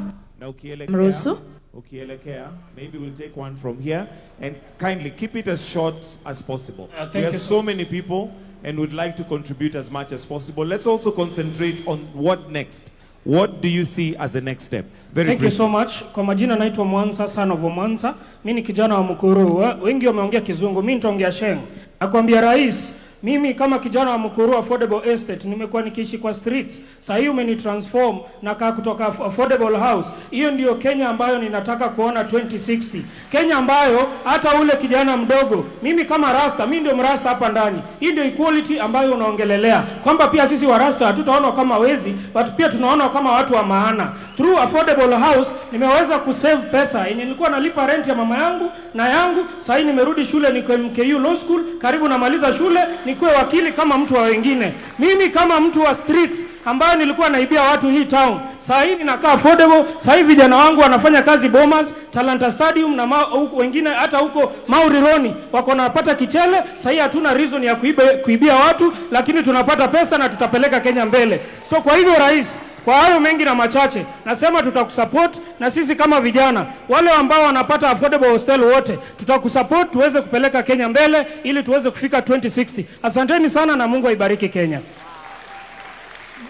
Asante, twende kwako Gitonga. Your Excellency, I want to thank you very much for introducing this bold path for Vision 2060. It has come at the nick of time. Vision 2030 build the physical structures for our country. We recognize the immense infrastructure groundwork laid down in the lifespan of Kenya Vision 2030. As we approach now the new dispensation of Vision 2060, our national conversation must start drifting from building physical assets to maximizing technology and technological production, so that we are able to open up more openings for jobs for the youth and other people. Post-2030 era must therefore be driven purely by data, artificial intelligence, and modern technology. If Kenya is to transition into a global competitive, high-income, first-world nation, in this generation, technology cannot be treated as a separate sector. Technology must be the operating system for the entire economy. It is the core engine for agriculture sector, for trade, for manufacturing, for health. Therefore, we need to invest more in technology, especially artificial intelligence. Thank you, Your Excellency. Asante. Asante sana Mheshimiwa Rais, mtukufu Rais, kwa ajili ya hili kongamano. Niruhusu niongee kidogo kwa ajili ya wana health ama healthcare. Na nataka kupea shukrani ya dhati kama healthcare fraternity representing the cancer society of this country. My name is Phoebe from Kenyan Network of Cancer Organizations. Tulipoongea tukakuelezea kuhusu SHA, ulisikia na ukafanya ile inaitwa expanded package. Kwa hiyo tunasema kwa oncology benefit, tunasema kuendelea kwa future. Tungependa kuona future ambayo hospitali inaenda kwa wagonjwa na sio wagonjwa kukuja kwa hospitali. Hiyo inamaanisha nini? Kuhakikisha kwamba primary healthcare, prevention na primary healthcare imesisitizwa pale mashinani, kwa sababu already tuko na wale wanaitwa community health promoters. How well can we make use of them to ensure that in the vision we are not handling a sick country, because looking at the statistics in the future, the numbers of non-communicable diseases are meant to arise. But how do we ensure that even as we move to the future, there is more healthy population? And that is just strengthening what Singapore has done, primary healthcare and prevention healthcare, and strengthening what we already started with the universal health coverage to ensure that we talk prevention. Where are the diseases? Diseases are in the urban planning, they're in the schools, they're in the food industries. How do we ensure they're in the lifestyles? How do we ensure that we speak promotion more and speak prevention more? And we can assure you that if we do that and handle primary healthcare, community healthcare, and prevention, we will ensure there is not only a prosperous future for this country, but a healthier 2063 and beyond. Thank you. Asante. Jambo jambo Kenya. Melala jambo jambo Kenya. My name is Rosaline Alionya from Kakamega County. I'm a young person from the ODM party, and I'm privileged to be here.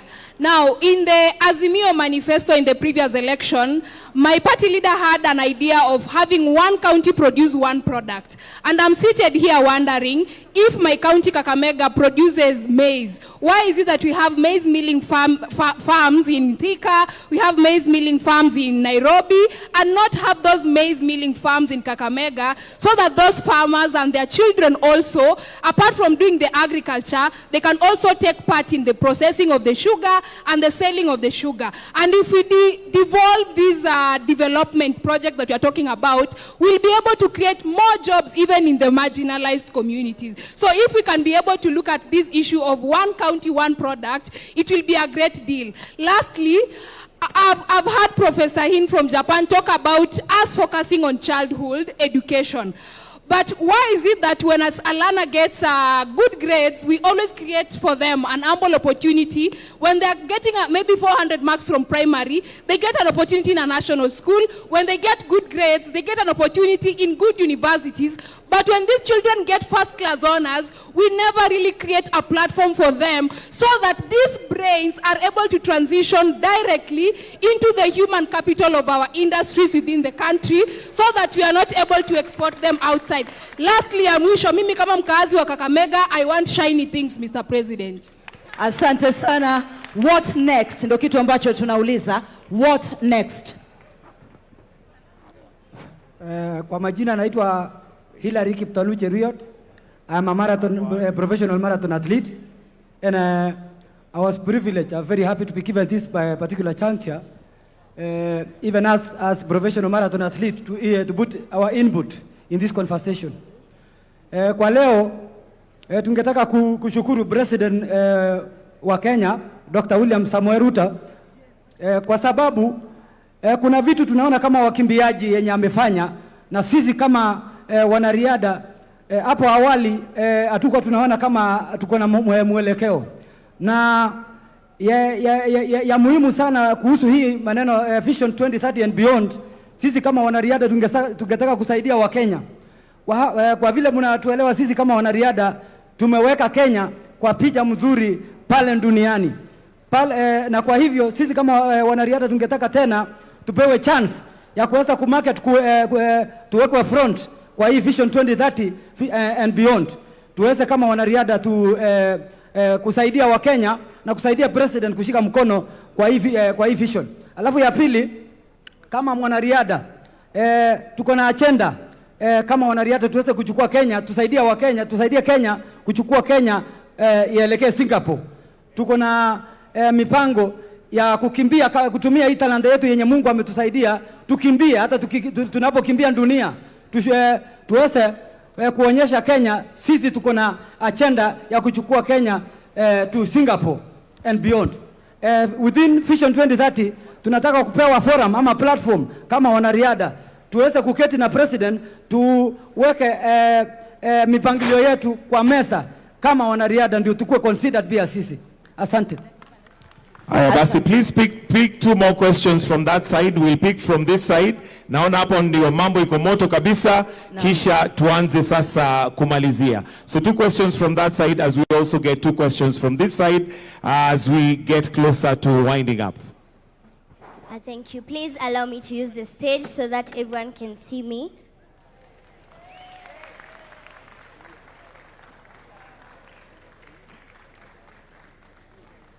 Thank you. To everyone present, good morning. Good afternoon, sorry, good afternoon. I am Young Fortune. I'm a host of a kids program in Citizen TV. And I also sing gospel songs under 7 Heaven Music, which is owned by Guardian Angel.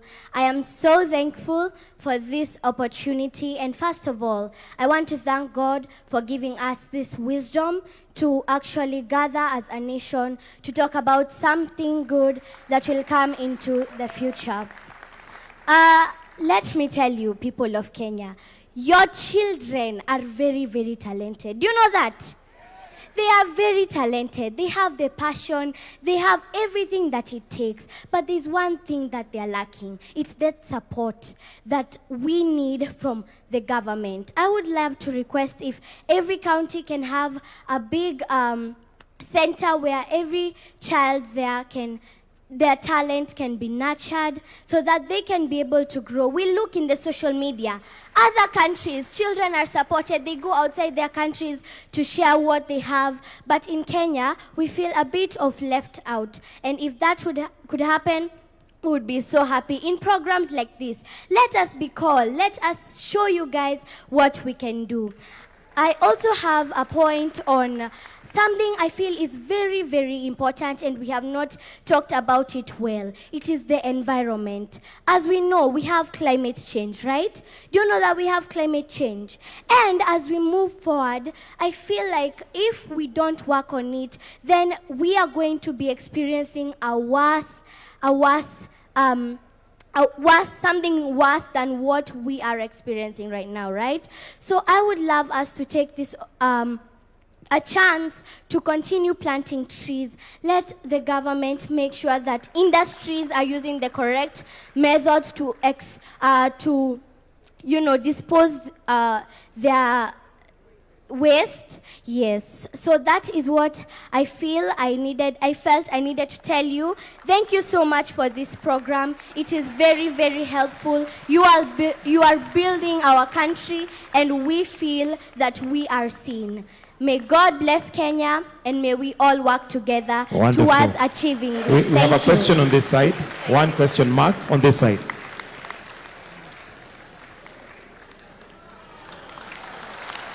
Asante. Wakumalizia upande huu kindly. Hello, Your Excellency. This is Peter Joshua from Kakamega. I'm presenting Nyota, youth from Kakamega region. Now, I have one question. As you know, many youths have got difficulty in accessing financing. In your government, you said something to do with AGPO. AGPO, access to government procurement opportunities for youths. You said that 30% belongs to youth. Now, sometimes we get those chances, yes, but financing, after getting LPO from the national government, to finance that LPO is very hard for us. So, how can this government help us to finance those LPOs as we proceed with supplying new products with national government? Recently, I secured national government LPO worth 600,000 that was to supply 100 bags of maize, but it was turned down due to lack of enough finances. Now, how can this government help us in Vision 2060 to be able to accommodate the youth in accessing the national government funds without requesting for collateral securities, that is logbook and what we call title deeds, which many of youth under 25 doesn't have any of those, Your Excellency. Thank you, sir. Good afternoon, Mr. President. My name is Diana Mwansia, a student leader from JKUAT, a school rep, School of Communication and Development Studies. My question is, we have had the conversation about the national conversation about beyond 2030 vision.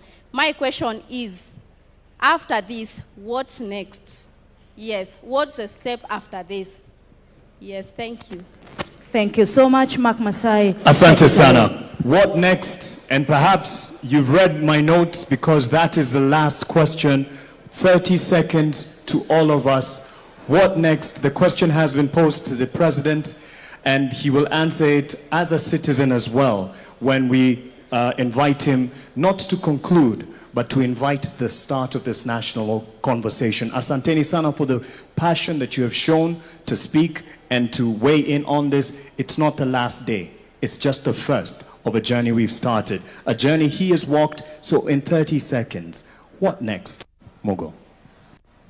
Thank you. Very quickly, 2 quick points on the way forward. Learning from the lessons of Vision 2030, the challenge of continuity. I want to reiterate the notion that we do need a national law that entrenches Vision 2063. And for that to happen, because you can't ring-fence budgets and performance management to specific flagship projects without that. That's a lesson that we've learned. We need to do that. But for that to happen, we need a robust conversation, a robust national conversation across the entire country.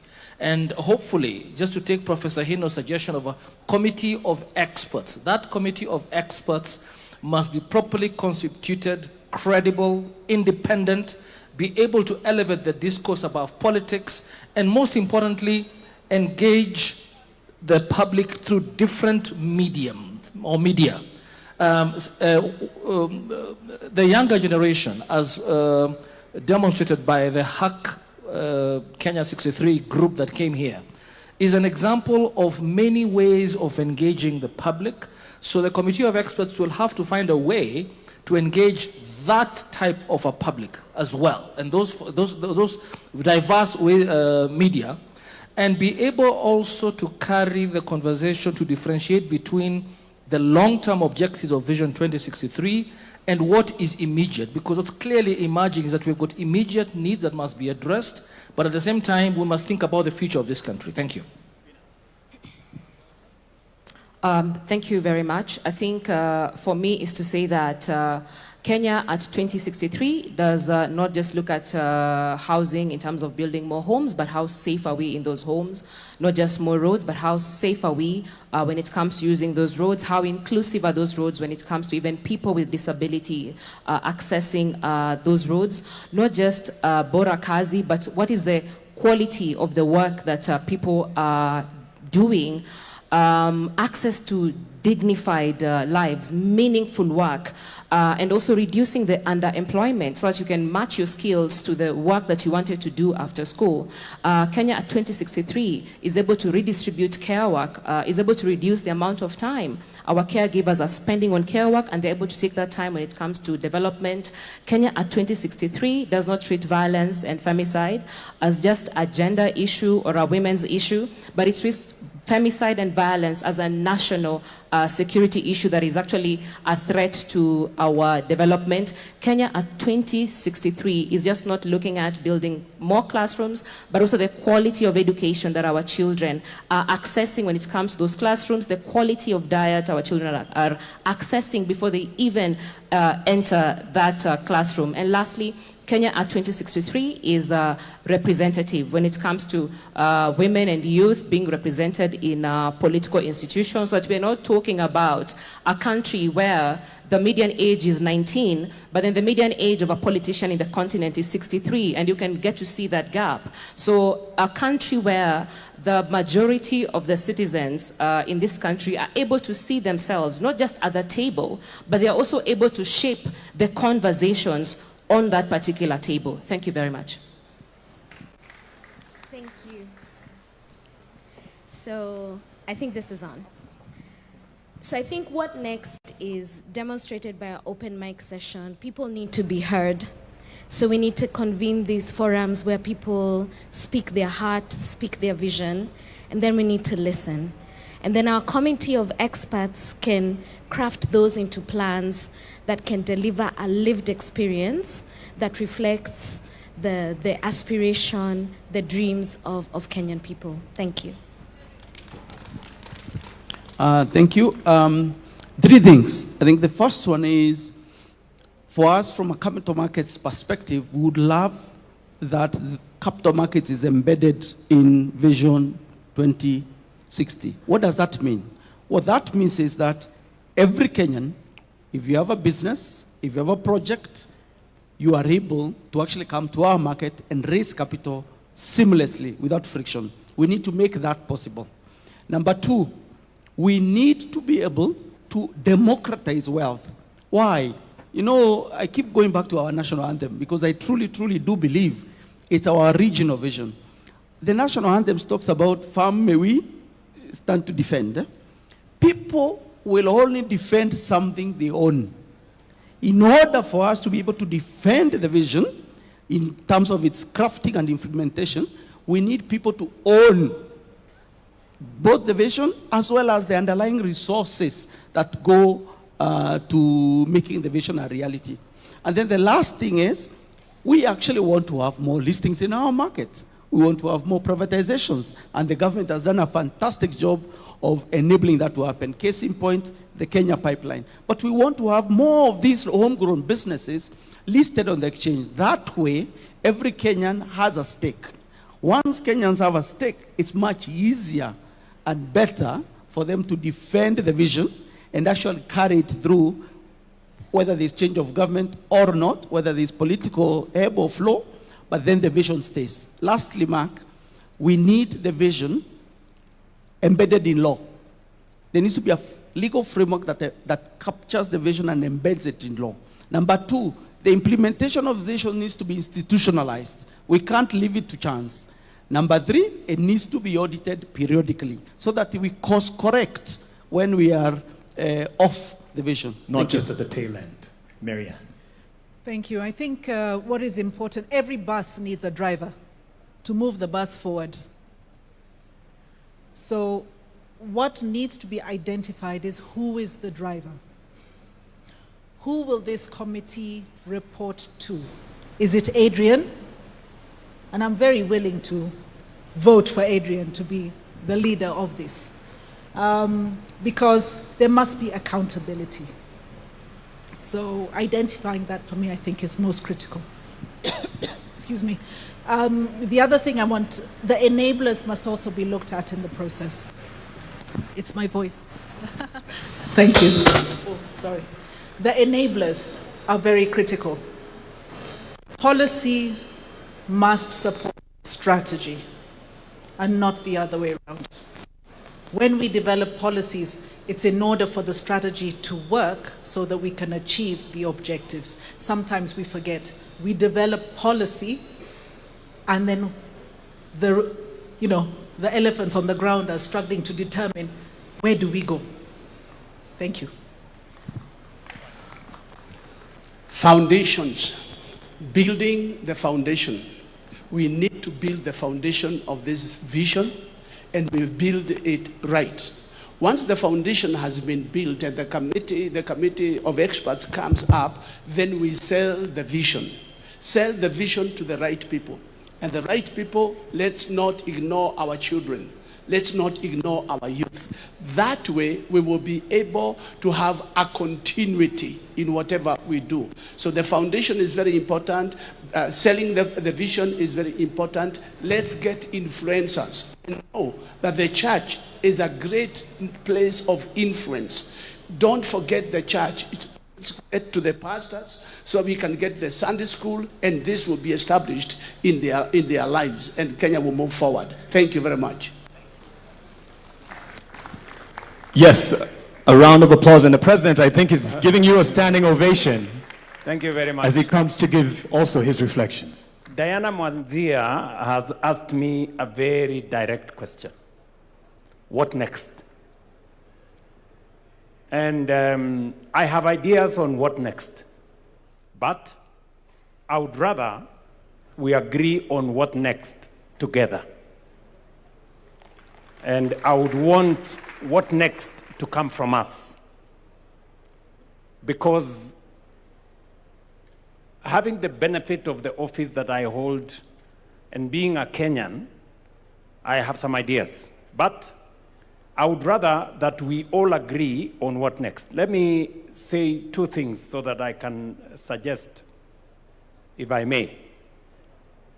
Listening to everybody who has had the privilege of the mic here,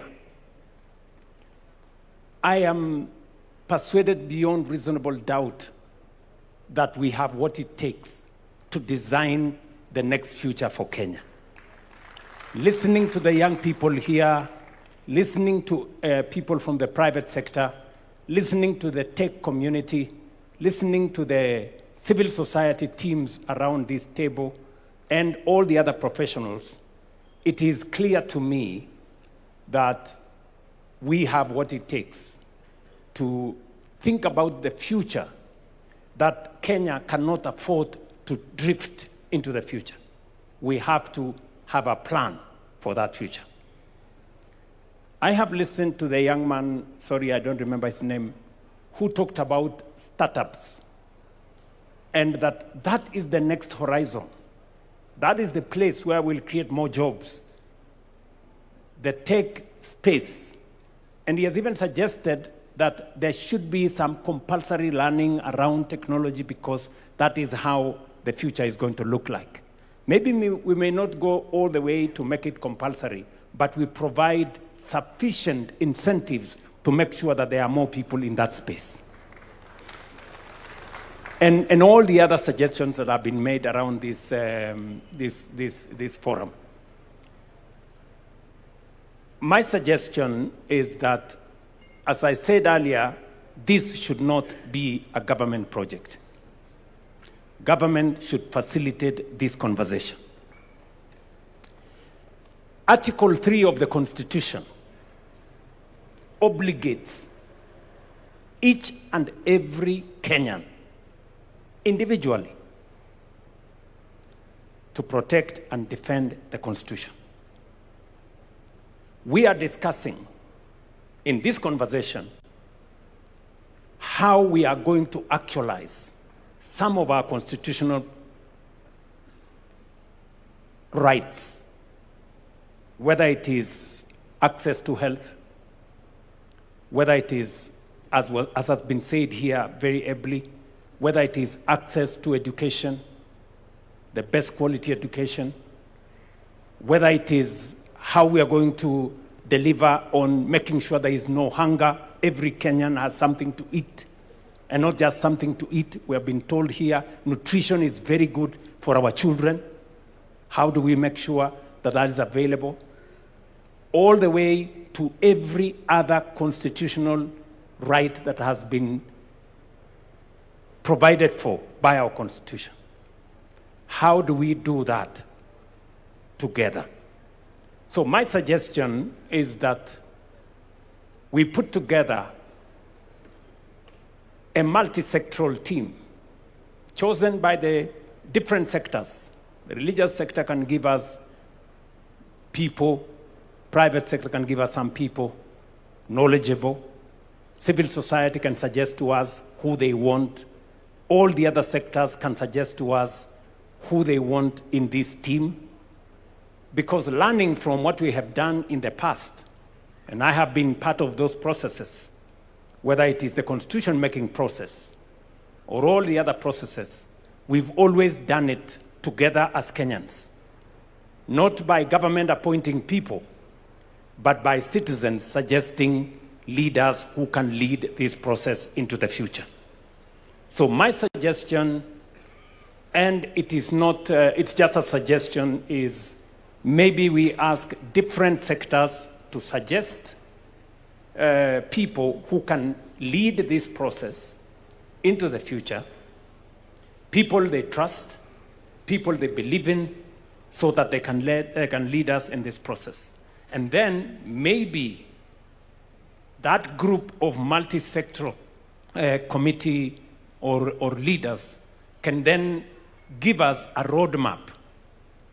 If we need a body of experts to help us think through and to consolidate all our thoughts, my suggestion would be whatever it is that we do, they should not go and dictate to citizens what they think. They should go and listen to citizens, for citizens themselves to tell us how they want this to go into the future. I also agree that part of the challenge we had with Vision 2030 was that it wasn't underpinned by any law. It was a mere suggestion. And therefore, different administrations decided what to do. They were not obligated in any way to implement the national vision. So others came, reversed this, others came, tried to push that, and it wasn't coherent. If we do not have a coherent plan, then we drift. And therefore, it is important that we also agree on legislation that is going to guardrail Kenya into where we all want it to go. So that whoever is in office, whoever the president is, they cannot sabotage our collective progress, or they cannot interfere with where we want to go as a nation. It becomes the responsibility of every leader who has an opportunity to take us faster into the destination we agree as Kenyans. So that would be my suggestion on how we take this forward. I am sure there are many suggestions around this table, and we must agree, or let me request that we agree, that if my suggestion is good, I must be willing to give way to a better suggestion by somebody else. And if that somebody else's suggestion is better, they must also be willing to give up to the best suggestion so that we can all move forward together. So that would be my suggestion. Maybe other people can also have an idea of how we take this forward. Because I think one thing is a given, that we are here, it is now upon us, Article 3 of the Constitution, that we are obligated to think about how we move. And each one of us has as much obligation as I do as a citizen for us to give our input of where we want Kenya to be. I deliberately avoided in my statement 2060 or 2063 or 20... That should be also a suggestion by Kenyans. Beyond 2030, what do we want to call it? How do we want to frame that future? and we want to do it together. Finally, I want to ask those of us who are here. We have student leaders, we have religious leaders, we have business leaders, we have political leaders. We must not abscond duty. We must not run away from responsibility. I know there is a temptation. We have civil society leaders. All of us have a stake in Kenya. So sometimes people want somebody else to do. You know, but you know that somebody else could as well be yourself. So each and every one of us must take ownership, and we must not escape responsibility or run away from our obligation as leaders. And that is why I'm asking all the leaders to work together so that we can facilitate all the citizens to participate in this process. I can just say from a government standpoint that we are available to make all resources available for this process to be truly people-centered, citizen-driven, future-looking. We are ready for that. Thank you very much.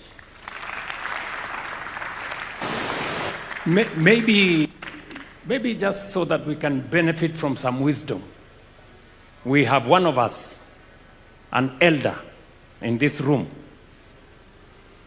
Dr. Oburu Oginga. He should also... And as he comes, we may have our seats. Asante sana.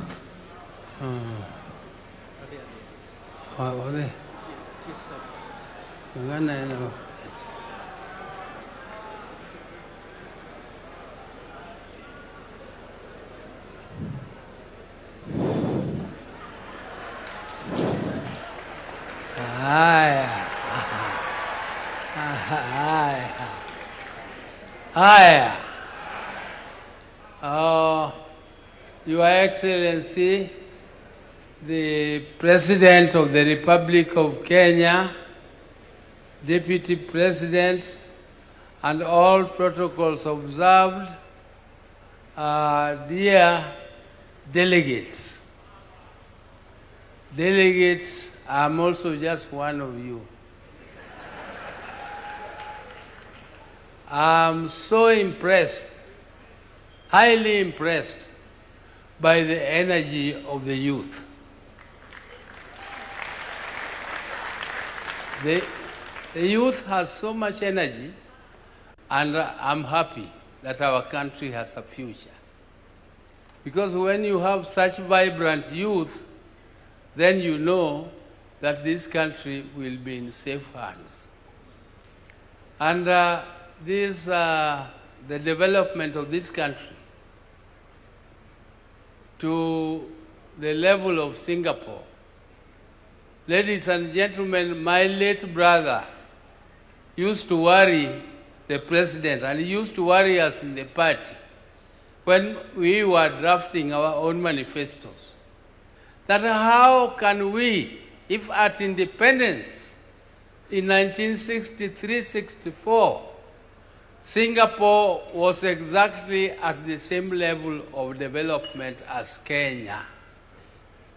Singapore, in terms of income per capita, in terms of the NDP, in terms of GDP, and the development growth, we were exactly at the same level. And my brother used to ask that question. What did Singapore do to rise up to a level where their incomes are now 40 times, incomes per capita are now 40 times that of Kenya? We must think as Kenyans. Where did we go wrong? And where did Singapore go right? That they achieved that level. Professor Hino, who was advisor to Raila when he was Prime Minister, has given you where Singapore is and where Kenya is. He has not told you why Kenya is there and Singapore is there. He only told you where Singapore is.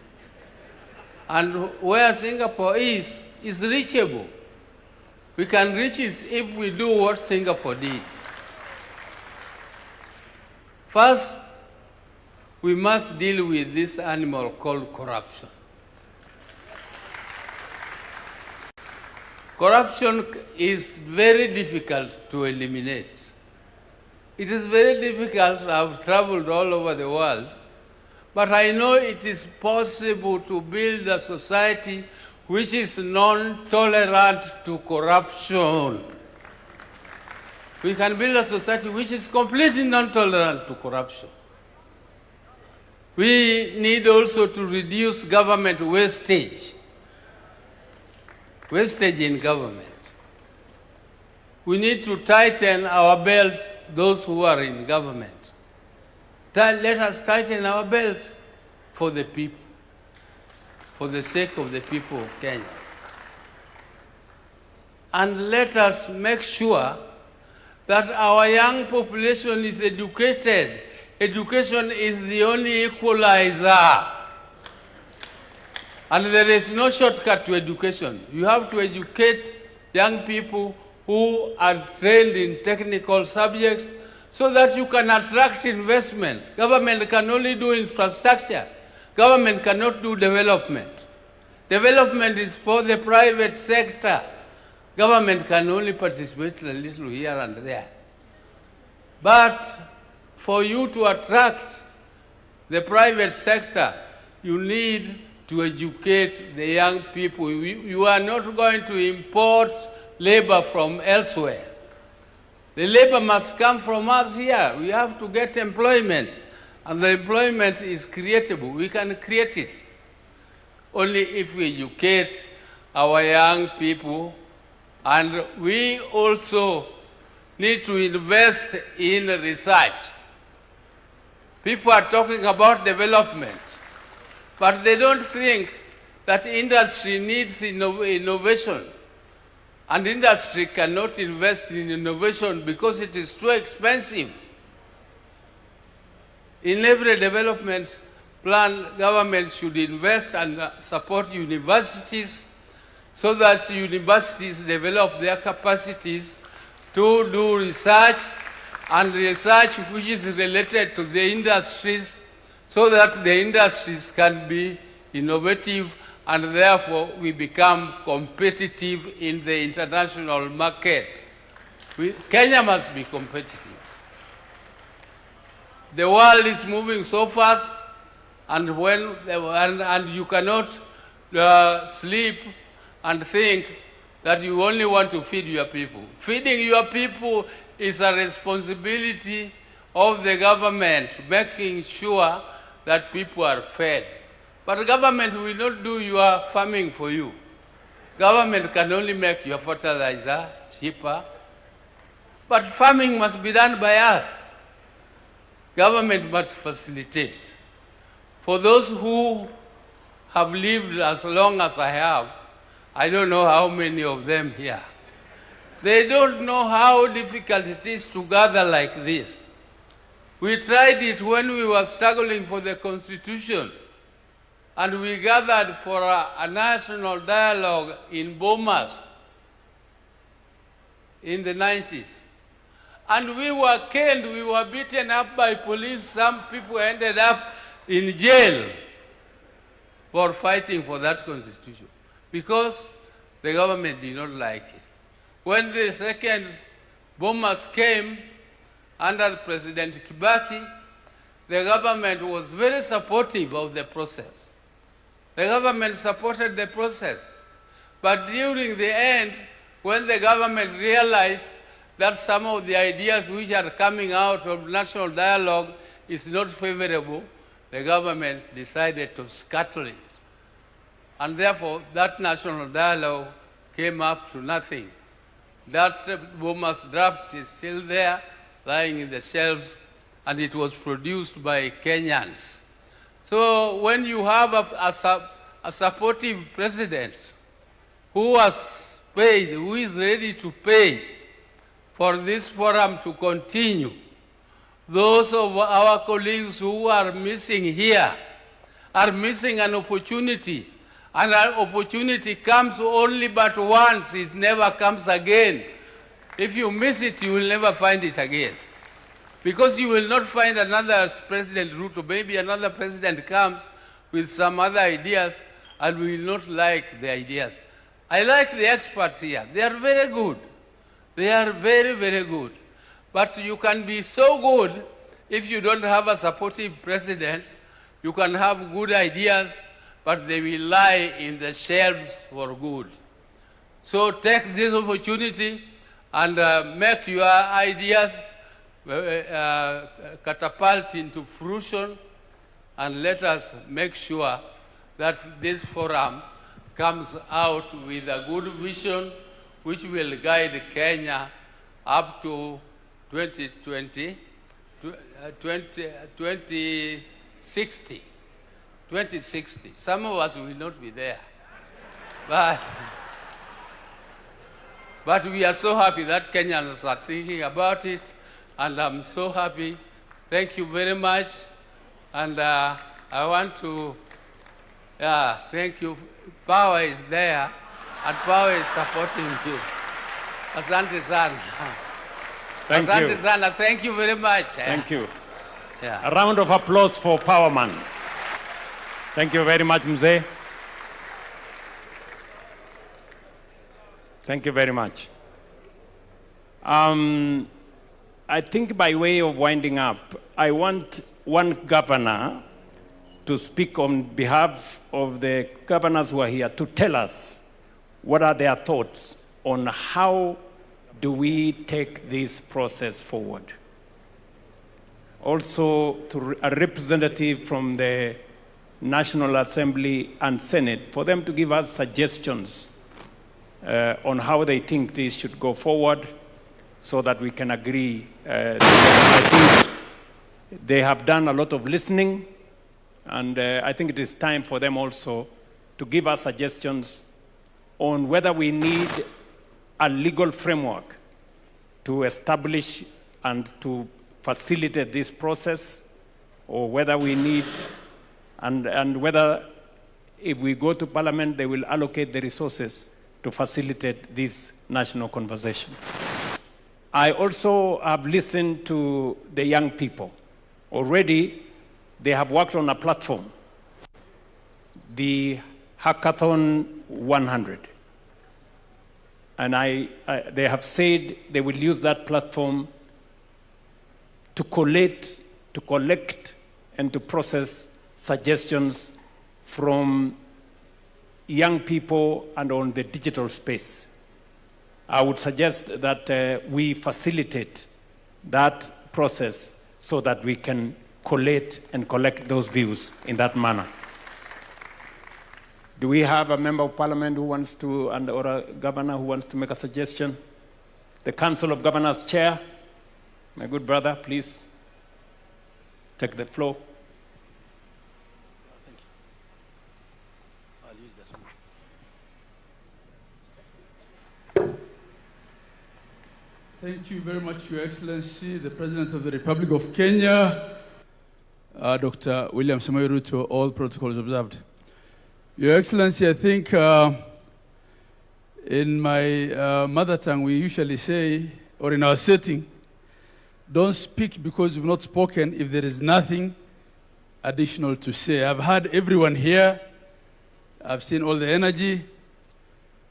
I was conversing with Dr. Ndi there that the first person to have thanked God for giving us the opportunity to be here and to have this conversation was the young girl. And that tells you how smart our kids are. I just want to assure you, Your Excellency, as the Council of Governors, we have bought into this idea. It is timely. I think it is not wise for our politicians to suggest that we postpone this just because we'll have elections next year. Government is there in perpetuity, and as a responsible president who is facing an election, you did the right thing to take note of the fact that the vision that we've had is expiring in less than how many years? 3 years from now, and that you have set the process for replacing it.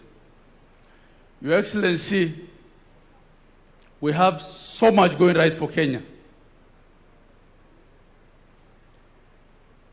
And we have seen what Professor Hino also presented, that we've come a long way in implementing the vision that we had. But I want to tell Kenyans to understand that the tone at the top, having the right people in the right places, will also determine whether whatever vision we craft will see the light of day. There are countries, even in the developed world, that have gotten their governance so wrong, their politics so wrong. They have had 7 prime ministers in 5 years, and they are declining. If we don't get governance right, if we don't get politics right, we will not have the right tone at the top, and whatever we're doing here will not be properly implemented. So much as we've been reminded that we're facing elections in 1 year, the Kenyans who are going to elect a president and are going to elect governors, and I will not be one of those governors because I'm already serving my 2nd term, are seated here and are watching. The decisions that you make will determine whether whatever we are crafting here will actually be implemented in the manner that we've seen visions implemented.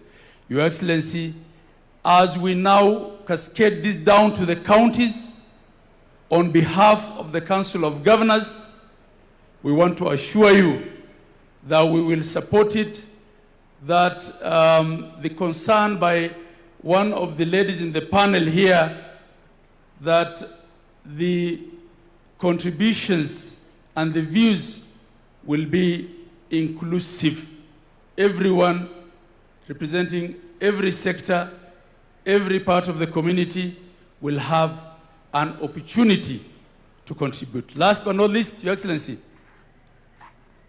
this is the first vision that's been implemented under the new constitution while counties are in existence and are functional and operational. We have seen what standardization of thought and standardization of implementation can do to equalize this country. Today, affordable housing is happening in Mandera, it's happening in Nairobi, it's happening in Bungoma, it's happening everywhere. This vision that we're crafting now not ought to be one of two Kenyas, the Kenya with potential and the Kenya without. It ought to be one for all of Kenya. Professor Hino was sitting next to me, told me how when he went to Turkana, they were asking him, as you came here, have you come through Kenya? Right? They knew he was from Japan, but to find out whether he's been through Nairobi, walikuwa wanamuuliza ulipitia Kenya. That story is now gone. We are all in Kenya. Whether you are the Mandera border or at Raskamboni border with, in Lamu, or you are in the border to Tanzania, at the border at the Tanzania border. We have one country, Your Excellency, under your leadership. We are seeing development across the whole of Kenya, and Vision 2063 will help us move faster to attain equality and inclusivity. God bless you all. Thank you, Mr. President. Okay. Can we have somebody from Parliament, representing Parliament, to come and say something? Please give him the mic.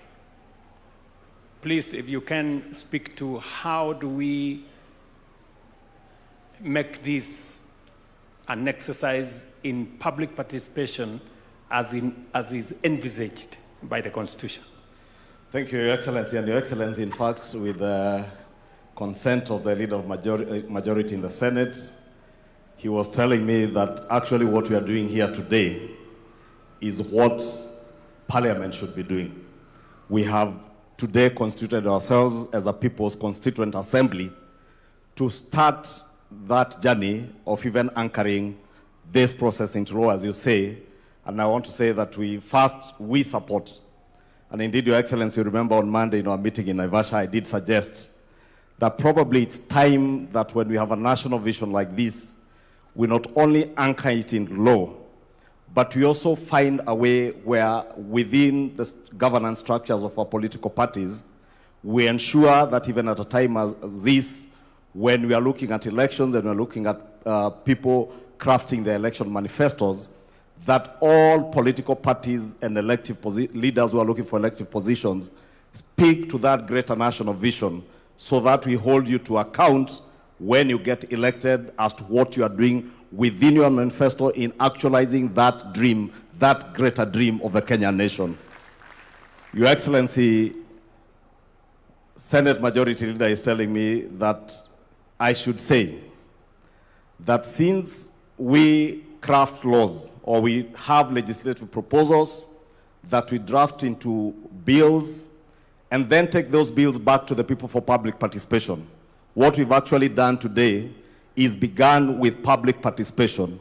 And we must look at a way where from this process, we then culminate in a legislative proposal in terms of a bill that will now anchor this process of a national vision into law so that we obligate all future leaders to the time we are 100 years as a nation and beyond in law and make sure that nobody ever gets us, takes us backward in terms of what we want to aspire to get to as a nation. Lastly, Your Excellency, in the interest of time, Mheshimiwa Esther Pasaris, the county women rep for Nairobi, reminds me and told me I must say this if I get that opportunity, and she doesn't get, that when Singapore aspired to be what it is today, they had a consideration on their population growth and family planning. And she tells me and reminds me that President Mwai Kibaki, in around 2008 when we were doing Vision 2030, did speak to us on the need to look at our population growth and how we plan for that population growth. Your Excellency, is food for thought, because you've also told us that by the year, you say 2050, a quarter of the population, world population, will be in Africa. Population is both a resource, but can also be a burden to a nation's economy. And therefore, there must be a very good balance between the rate at which our population grows and the rate at which we grow our economy. And those are the challenges that we must think about as we continue in this conversation. Your Excellency, let me give you the assurance of both houses of Parliament that we shall do all that it takes. And indeed, Your Excellency, wanted to suggest that probably, because Parliament work through committees, I do not know whether through this forum, we could also constitute committees that will go out, probably one to sit in Nairobi, and another that goes around the country, collecting and collating the views of Kenyans, so that every part of our country feels that they are part and parcel of this process. As Mugo Kibati told us, being the first CEO of the Vision 2030, there's probably something we didn't get right when we started this process of Vision 2030. We never really involved the people, and we left it to be a process that was largely seen to be a process of bureaucrats in government, and probably that is why many Kenyans never hold successive administrations after the Kibaki administration on what we are doing towards the realization of Vision 2030. The other thing Mogo told us is that we never anchored this process into law, and that's why Your Excellency agreed with what you said. It is time that we anchored this process into law. With those many remarks, Your Excellency, wacha nikomee hapo na sote tuendelee na mazungumzo. Okay. Can I, let me get representations from three final ones. A member of the civil society, what suggestion do you have for us in terms of taking this process forward? Do we set up a multi-sectoral committee? Do we set up a task force? Do we do it in law, or how do we do it? Can I have somebody from civil society to give us a suggestion? Daisy? Then maybe somebody from the religious community will give us their suggestion, and then finally get somebody from the private sector to give us their suggestion. Thank you, Your Excellency. I want to agree with those who have said that it needs to be anchored in law. For sure, the vision has to exist beyond any political formation, any political leader. And so we are happy to hear the majority leader say that Parliament will make the necessary legislation. But in terms of participation, I think having an initial multi-sectoral forum would do well, so that you are able to involve as many different sectors, because the gentleman here has asked me to insist and say that even minority communities must be included. We may talk about communities, but within those communities, we have other communities whose voices need to be heard. And so I think that to structure it, we do need to have a multi-sectoral engagement with the different players. Even when you talk about civil society, it is very wide. We have women's rights organizations, human rights defenders, and a host of them all. And so moving forward, I hope that we can have a framework that guarantees that every voice, at least representatives from the different voices, will be heard. Thank you. Thank you very much. Somebody from faith-based to give us suggestion on how they think this should go forward. Okay, we have a bishop there. Maybe you can let us know your name. My name is Kanga from the National Council of Churches of Kenya. And we have nothing to add or nothing to subtract. But as Nate has said, we have an all-round task force to put everything together, and then we put in action. Simple. The vision is there. The vision is documented. The vision is be sold to people. The people have to buy it. We give it time, and then be accomplished before 2030 as we move on. It will be illogical to know that we have today and you don't think about tomorrow. You have tomorrow, you don't think about a day after tomorrow. If you do that, that's illogical. We have the vision, have an all-round task force to do the needful, collect information, sell it to the people, come back again, and then get running. Thank you. Thank you very much. Somebody from the private sector? Yes. Thank you very much, Your Excellency. I'm Dr. Ruto Eric, the President of the Kenya National Chambers of Commerce and Industry. We're very happy with this vision because, Your Excellency, if you look at Vision 2030, on the political wing, I think we scored 100%, if not beyond. In terms of the social aspects, we most likely scored 80%. But when it comes to the economic side, Your Excellency, I think that is where we are not doing very well. That for us in the private sector, when you tell us that we want to go to Singapore, I was seated there and I was thinking, I should be very proud as a Singaporean that Kenya today is at standstill and we want to go to Singapore.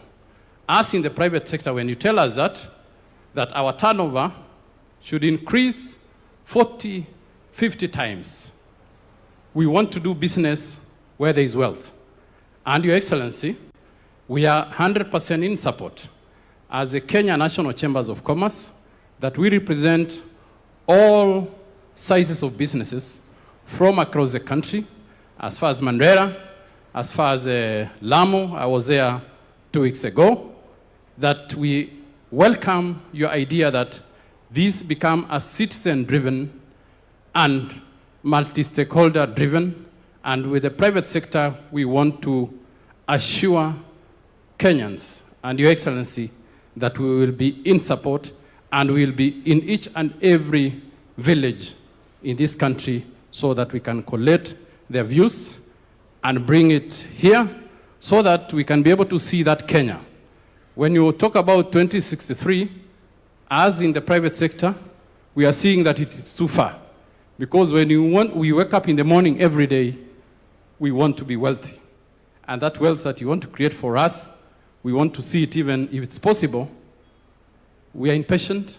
We should see it in 2030. So that 2030 we can start another agenda of 2100. Thank you very much. Thank you.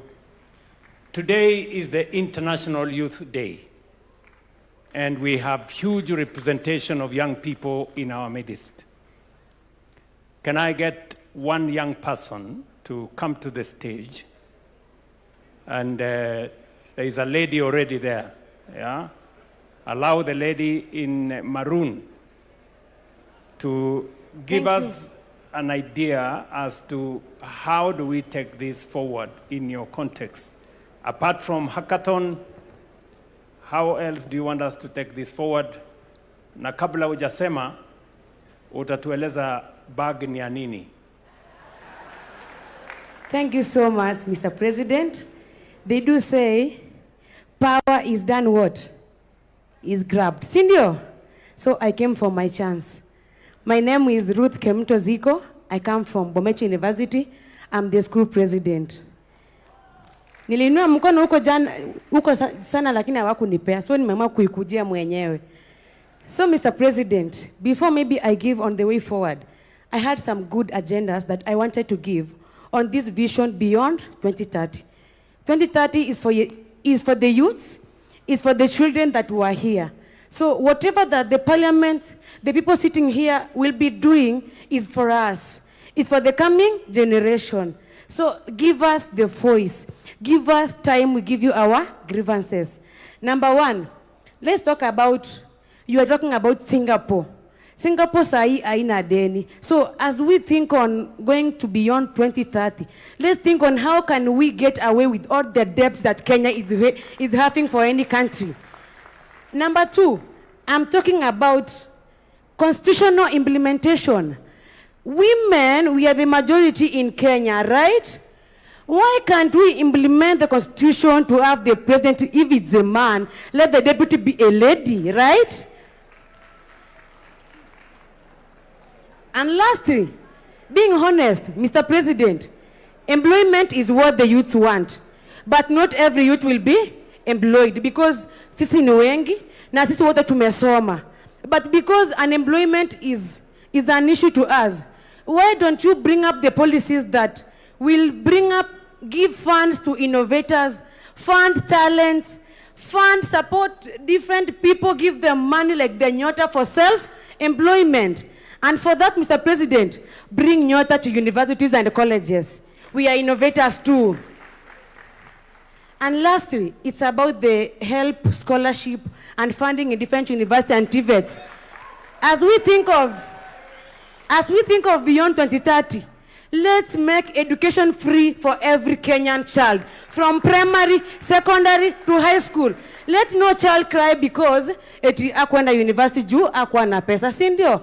Make it free. And lastly, me being a teacher of special needs education, as that young man said, factor in these special needs people. They are being left behind in our society. For the first time, with the government, bring them in. Otherwise, Mr. President, you are doing a good job. For all the president went tumejua hapa nyuma before tuzaliwe na wengine wamekuwa uko number 1 for now. And kwa yote, you called me to give on what the way forward. Yes. One of the way forward, include these university students in that. Bring research everywhere. If it's each county has a university. And Mr. President, if there is a county that has no university, in this vision beyond 2030, include every county to have a university so that it can factor in every learner. So for that, include the university students, the college students, and the high school and primary students. I've seen one here. She's very clever than me, in fact. So let's have their views because they are very educated. Thank you, Mr. President. Thank you very much. I think that wraps up. She has said very fundamentally that education must be free. And I agree with her 100%.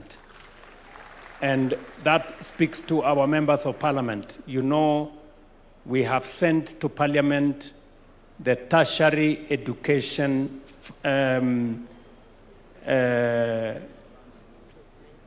placement and funding bill. Tertiary education funding, placement and funding bill.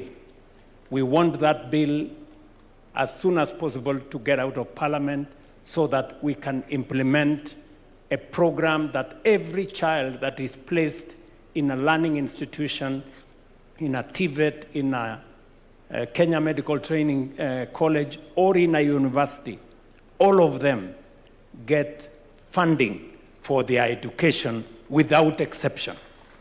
And that learning and education is not pegged on the ability of the parent. It is pegged on the intellectual capacity of every student. You do the course for which you are suited and you have applied for. And government of Kenya must make sure that funding is available. That is already in the works. And you have told us we should include young people, we should include universities in this process, and therefore I think we are set. Thank you very much. Hand it over to the people running the program. All right, and at this point I'd like to say let us all just give a warm clap to ourselves, appreciating the fact that when history is written, your name will be written as one of those who sat through the process that changed the trajectory of this country. Another loud clap for yourselves, please. Your Excellency, with your permission, that brings us to the end of this session. I'll request that we all be upstanding. We shall finish with the national anthem as our prayer, which we all know, so let us have the national anthem as our closing prayer. The anthem.